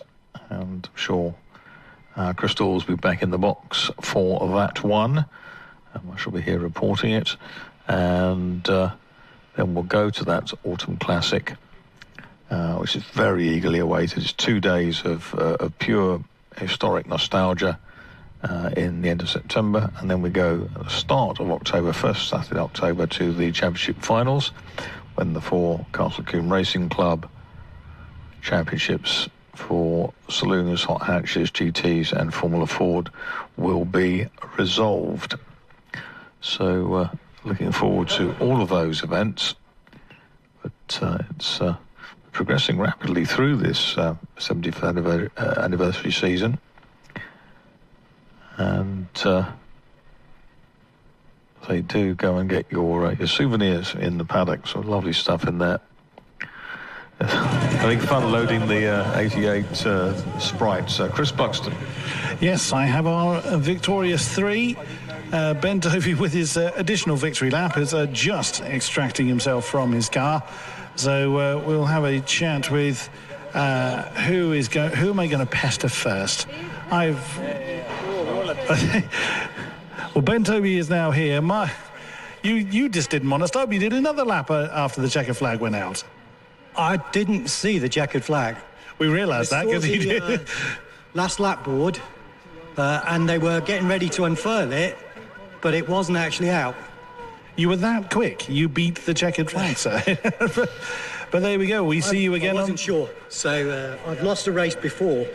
By doing the same. No, of course. Understandable. So I won. You did. Top step of the podium belongs to you, sir. Unless the clock of the course has... We won't mention that bit. Great race. A lot of fun. Fantastic racing, these two guys. We had some great that first session. The back markers certainly played a part today. A couple of frustrating incidents, but hey, look, it's just lovely, clean racing. It's just an absolute delight to be here. Even better to win. Fantastic. A happier man we cannot find, with a well-deserved rest and a drink for you, good sir. Ben Tovey, lovely to see you again in Winners Row, and we will see you again in the future, I have no doubt. Second place to Kevin Bird, a familiar face among these parts, but wonderful to see you on the podium again, this time with the Cortina. You've had quite a few different machineries doing well for you, but the Cortina's really now coming good for you. Yeah, it's a great car, and it just feels as fast as anything else we've driven. It's as much fun. Racing with Charles just now was fantastic. Really, really enjoy it. This club have got it right. You know, there's no contact. Everyone drives cleanly. I think it's a very, very good series to run in. Yeah, delighted. We had a good day. It was great being able to chat to Charles in the pit lane, and you look like you've just gone for a Sunday drive. It's not a hint of sweat or effort upon you, sir. There you go. I'm not too sure. I was rather annoyed that I let, is it Chris Tovey? Ben. I let Ben bike as they gave me blue flags, and I thought he was a lap up on us or something. Sure. So I let him by on the last lap, which... I mean, he did have a little bit of a bigger engine on you. Yeah, of course, yeah, but on that half a lap I could have stopped him. Wonderful to see you, Kevin, and well done on another fine podium. Charles, you did look quite relieved when you got out of the car. It was quite a big sigh, but what a wonderful battle you had with the Bird car. I think it was fantastic for both of us. Claire had a tremendous battle in the first half, and I had a great battle. I have a very good view of the rear end of the red Cortina, and occasionally a rear corner I could see, but never could get fully past. You were just giving them a chance to play with the new toys. We understand. It's very kind of you. So again, the BMW just seems flawless. He's again, Claire. I've subjected Claire to an interview already. She gave me a time in the pit lane, but it just seems absolutely flawless. It's fantastically prepared by Laranka.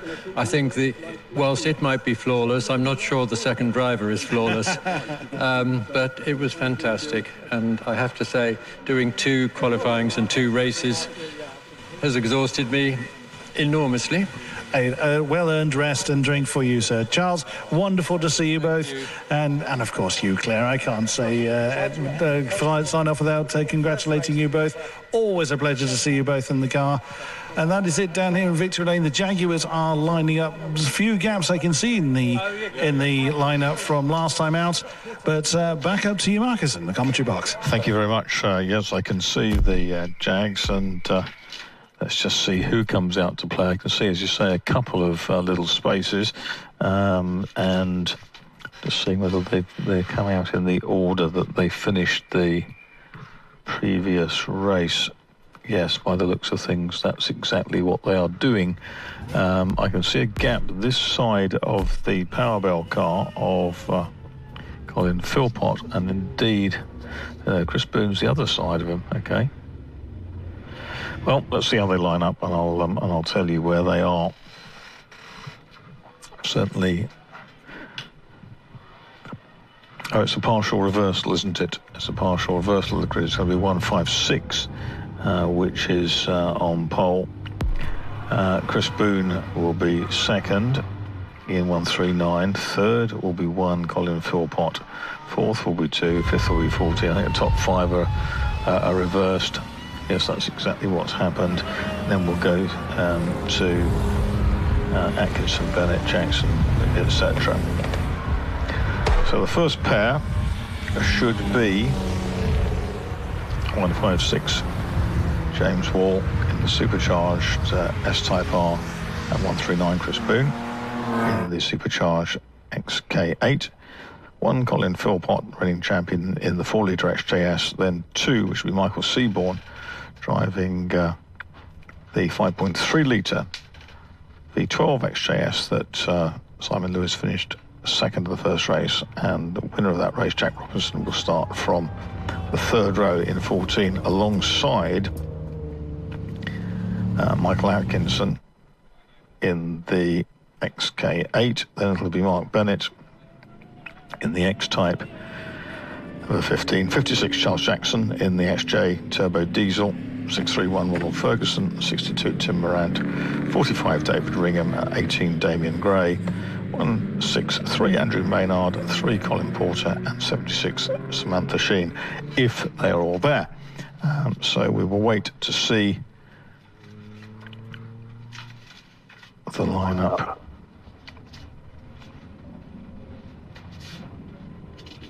The key one that I've spotted missing, apologies if you said it already, Marcus, is the number 2 car.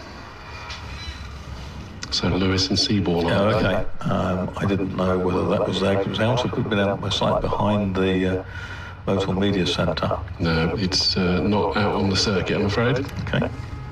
Which is weird, because I don't recall there being an issue with that car.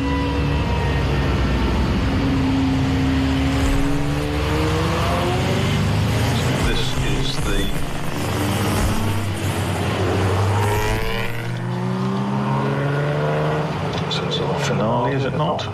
And we will pick them up very shortly.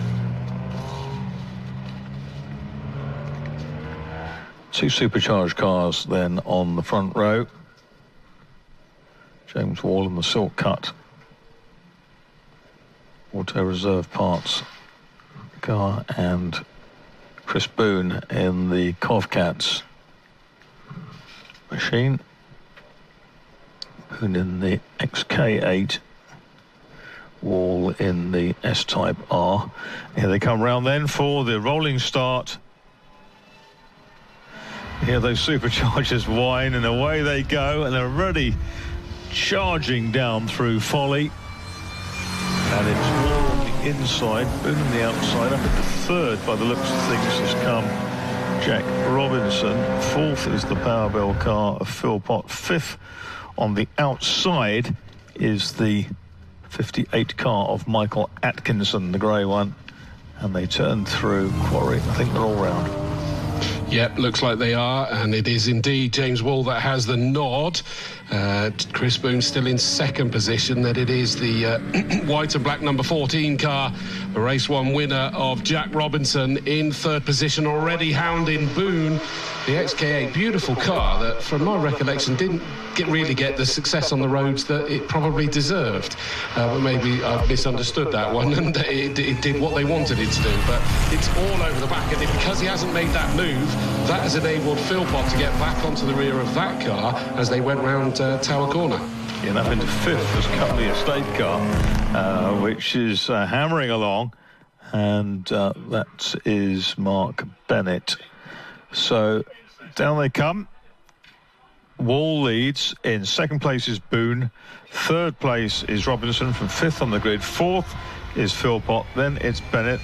Then it is Atkinson. Then it's Ferguson in the bright green, the vivid green car, the Ringham Grey and Morant.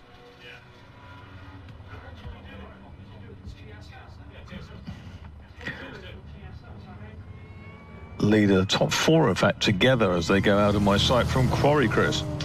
In fact, it looks like Boone is trying to make a move, not being able to do it. He tried to squeeze himself towards the inside, in towards the S's, but James Wall just made that gap too small and too scary, too tight a line through the S's, so he backed out. Still the 14, we got side by side behind them, between Philpott in the number 1 and the number 15 Mark Bennett estate car.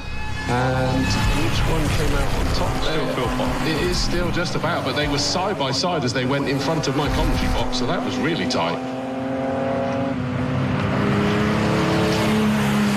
That's extraordinary, isn't it? To see that estate car being hustled along quite so quickly. On the back of that group is Atkinson, so he's still there. No changes of order up into Camp Corner. But here comes Jack Robinson. He dives to the right-hand side of Chris Boone. He's going to get second place at Folly, and he's now got to figure a way to go past James Wall, which he might be able to do, down towards Quarry.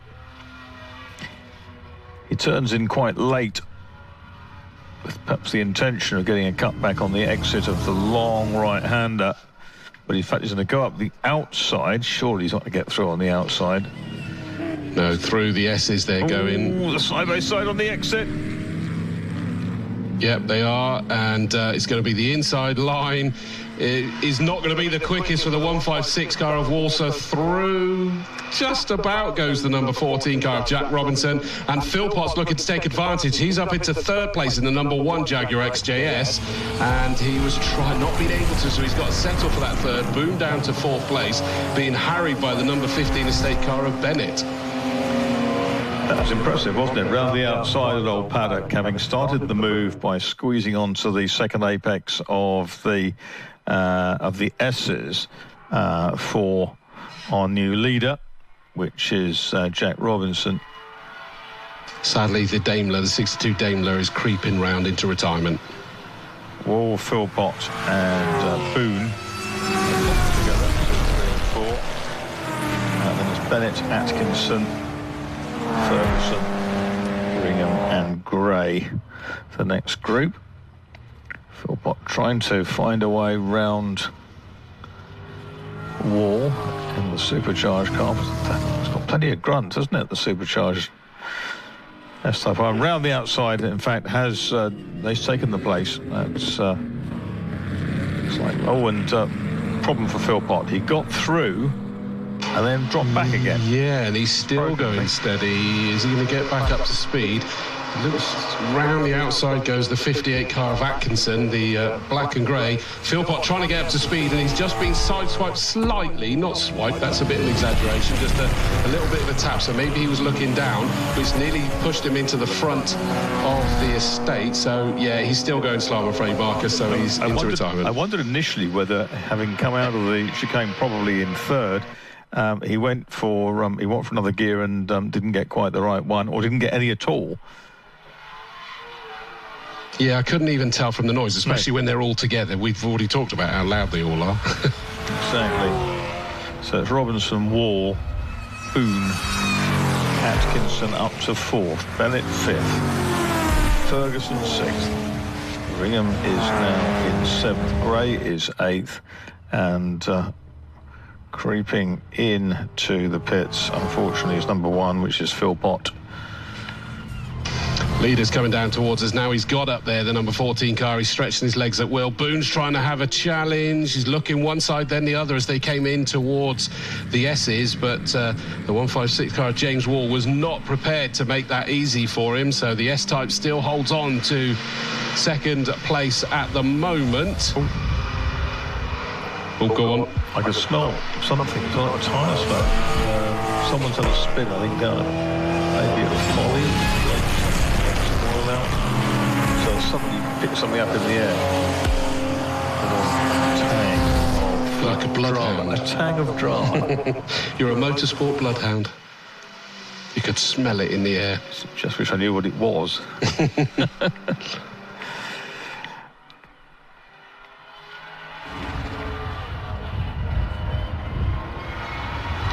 Robinson's away, but Wall and Boone, and then Atkinson and Bennett paired off.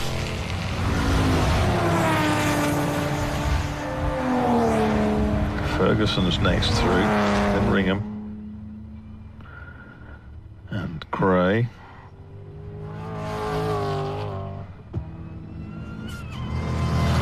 Leaders coming down towards me for the sixth time in this 20-minute race. And still this battle for second place is raging, and the battle for fourth place is raging. Still the 156 car is holding Boone at bay.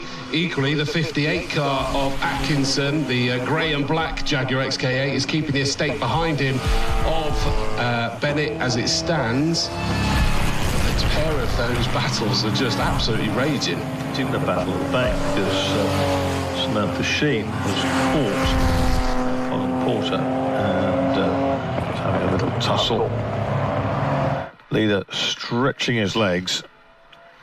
Jack Robinson in the XK8, 4.2 litres, snarls through. Auto reserve parts represented very well by James Wall in second place, who has 7 over Spoon. Atkinson is next up in the 58, the grey car, but he has 0.2 only over Bennett.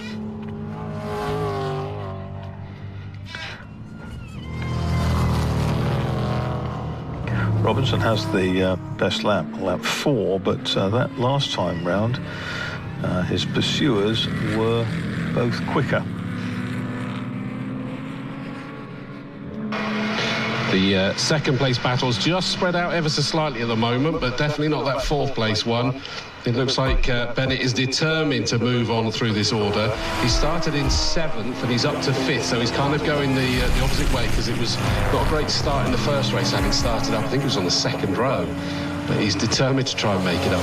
But the problem is that they're big cars to try and move back through the order, aren't they? Yes, they are. And they need to be hustled along kind of respectfully, because they're big, and you can't defeat the laws of physics. You arrive at a corner a bit too quickly in something that's heavy, and it won't necessarily want to change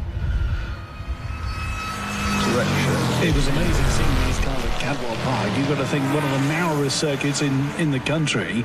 Well, it looks like the car is wider than the track in certain elements, but they did a brilliant. They put on a great show. Of course, last year they raced alongside the MGs, didn't they? The Jags and the MGs, and they were really well mixed at some tracks. That was so good. See the David and Goliath comparison between the little MGs and the mighty Jaguars. That was so good. Separate grids, and sometimes the Jags started ahead, sometimes the MGs started ahead. But it was good to see. But this is certainly purer. Just had a back marker really compromised, probably a bit more than needed to. The 163 car of Andrew Maynard just held up more than any of them. Bennett in the estate car coming through the S's, and I can only assume he just didn't see him in his mirrors there. It spread that gap out, the fight out a little bit for now, but I suspect Bennett will still close back onto the rear of Atkinson's car. Yes, that's right, and egged on by the Dalmatian in the back. Sort of not a real Dalmatian, just in case, in days of political correctness. You see the Dalmatian hanging off the roll cage.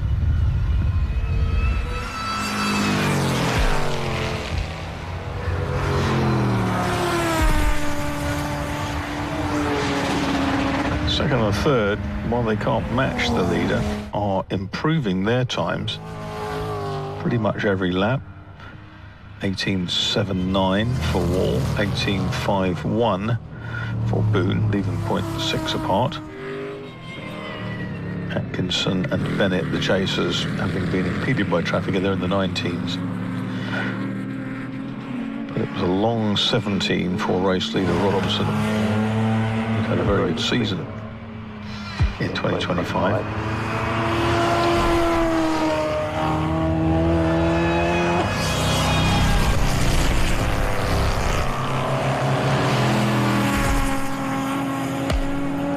Bumper is slightly askew on the car of Atkinson's. He's down with us for the 9th time, still with 8 minutes to go in this Alfa Lexus Law Firm Jaguar Championship.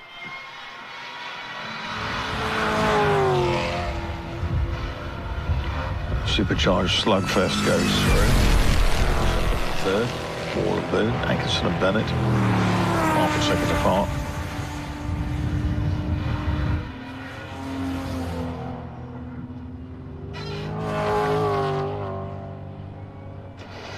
Leader coming down to a couple of back markers, but they're a bit further away. Through the S's he comes, but the margin is so big he doesn't need to take any risk. We've still got 7.5 minutes left to go in this final race of this fantastic weekend. Second place cars coming through, a little bit closer this time, but Boone's not close enough to challenge. But as I suspected, Bennett in number 15 is indeed closer to Atkinson. Atkinson ran not wide, but wider coming through Old Paddock there, which I thought was going to compromise him. And Bennett did aim towards the inside as he exited and back on the power out of Old Paddock, but it didn't work. But it does mean that all the way through Tower, heading down towards Bobby's, he's absolutely glued to the back.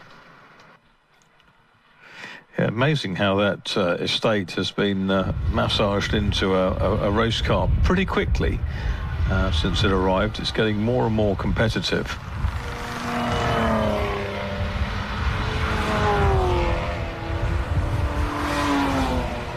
It's very well driven because that time Atkinson stood a little bit wide at camp, and that allowed Bennett to get closer. Oh, and Bennett touches the grass on the right-hand side, going up Avon Rise.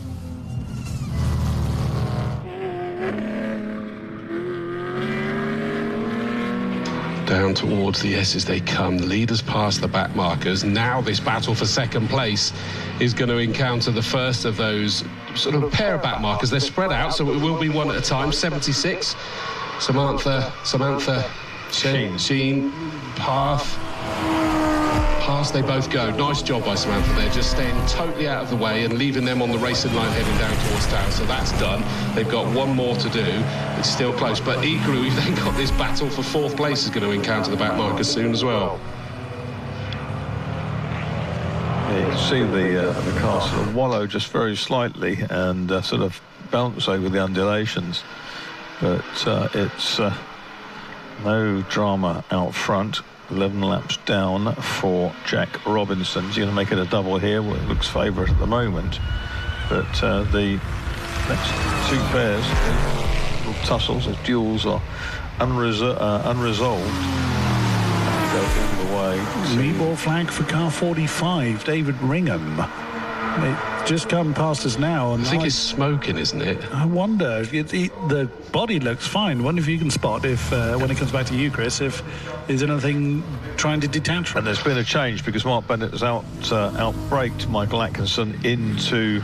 It's going to change back again? No, it isn't. It was a violent switch of direction coming down the straight towards me, and the estate goes onto the grass on the exit of the S's, comes back onto the circuit to Old Paddock, and in reality, I think that the 58 car of Atkinson should have got past him, but knew as they were filtering into a very fast part of the circuit, he needed to just hang back. They're side by side all the way into Tower Corner. I can only assume it was the Lappery that's unsettled that one. No, it is settled that the 15 car of Bennett has got past. Yeah, they were lapping Samantha Sheen, I think it was, down at Quarry, and thought, I think Bennett thought, you know, it's now or never, and they just sent it down the inside going in.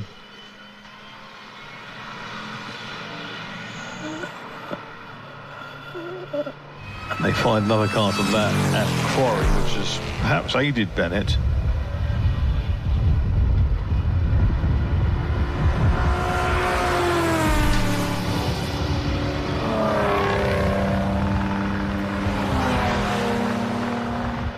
Really bizarre when you're sitting in your ultra low coupe, as Michael Atkinson is in that XK8, so to see an estate car lapping incredibly rapidly ahead of you. Have another go, but he's not close enough. No, that was one of those psychological moves at that point, I suspect.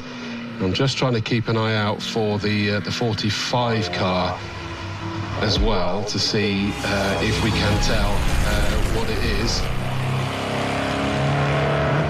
Just waiting to see it come here. So it's the 45 car is one of the XJS's. He's just about to come through in front of me. No, nothing obvious whatsoever. See a little splurge of flame from the exhaust of Robinson's car. Wall is second for Auto Reserve Parts. Boone is third for Covcats, but it's the Swallows Racing car of Robinson, which has been uncatchable this weekend, it would appear. Bennett in the next of the Auto Parts Reserve Jags, the estate ahead of Atkinson. Sixth place, it's Ronald Ferguson at 6.31.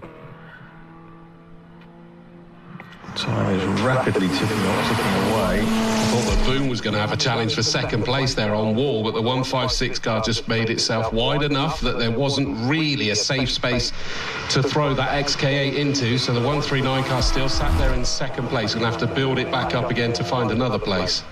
Had a retirement, and that's one. Or maybe it's Atkinson's back past Bennett, by the way. Sorry, Marcus, but and in fact Bennett's trying to come back at him, so that has switched back again.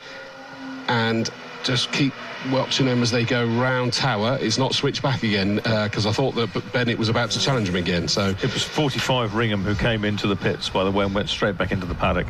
Okay, so he obviously knew there was an issue then, because that was the meatball flag car. Yeah.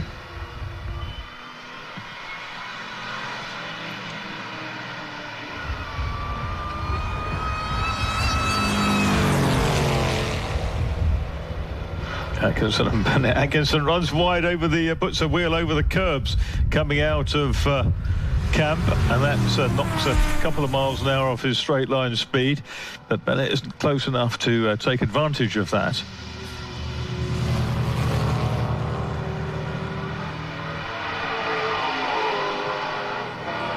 And as they went out of my sight, I think Boone was side by side. Oh, and there's contact.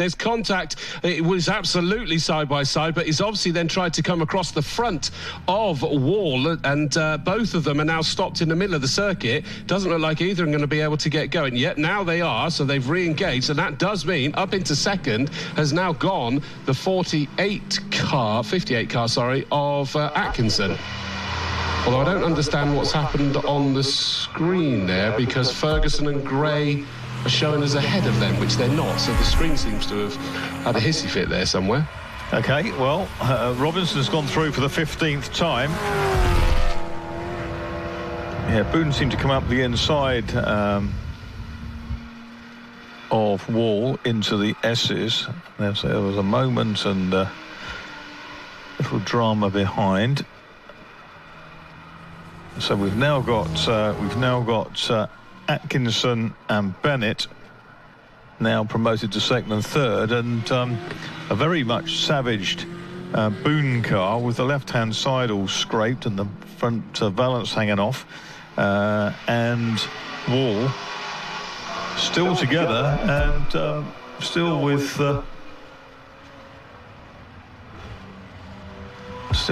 the will to fight this one out. They are, aren't they? They're still together. That doesn't bode well. But of course, we've now got the battle for second and third is the one that we were enjoying for fourth and fifth, and it is now for a much higher position.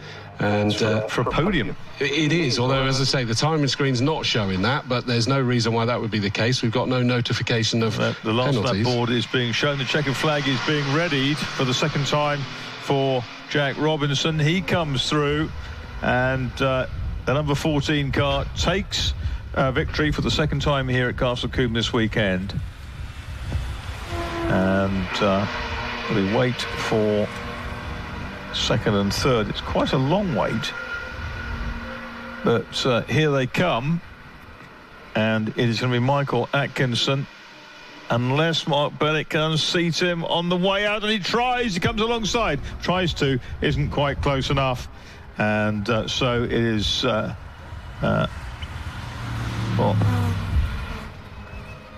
Atkinson is showing as a lap down from Bennett. He didn't trigger the timing for whatever reason.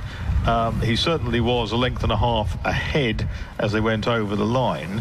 Yeah, they've just made a mistake, haven't they, on the time screen, and they're going to have to reinstate him up a lap. Another TSL glitch there, I'm afraid, but they're such a hard-working team that they'll just get that corrected.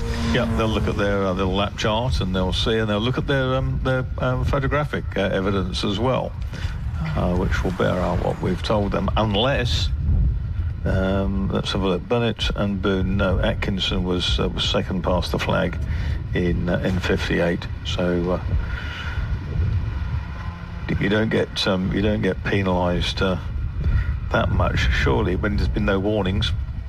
It's dramatic stuff. Well, what a dramatic finale! For the first time in what seems like many hours, the assembly area is empty, which means that we've come to the end of our programme. A massive thank you to our Orange Army, the wonderful Castle Combe Marshals, and volunteers who've come to join the fray here this weekend at the Classic Sports Car Club meeting. It's been absolutely fantastic, this contrast between the races over the weekend, and certainly very much appreciated, I'm sure, by spectators and everybody involved with the series. The modern and retro race meeting has been a super success. We've thoroughly enjoyed it, and we've got, of course, the four events still to come. 3 events still to come in terms of cars. We've got the next device, the countdown, isn't it, at the end of this month? Yeah, that's going to be a busy weekend for me. I'm doing British GT at Brands Hatch Saturday, Sunday, then here on the Monday. There you go. Yeah. And I shall be here with my reporting hat on.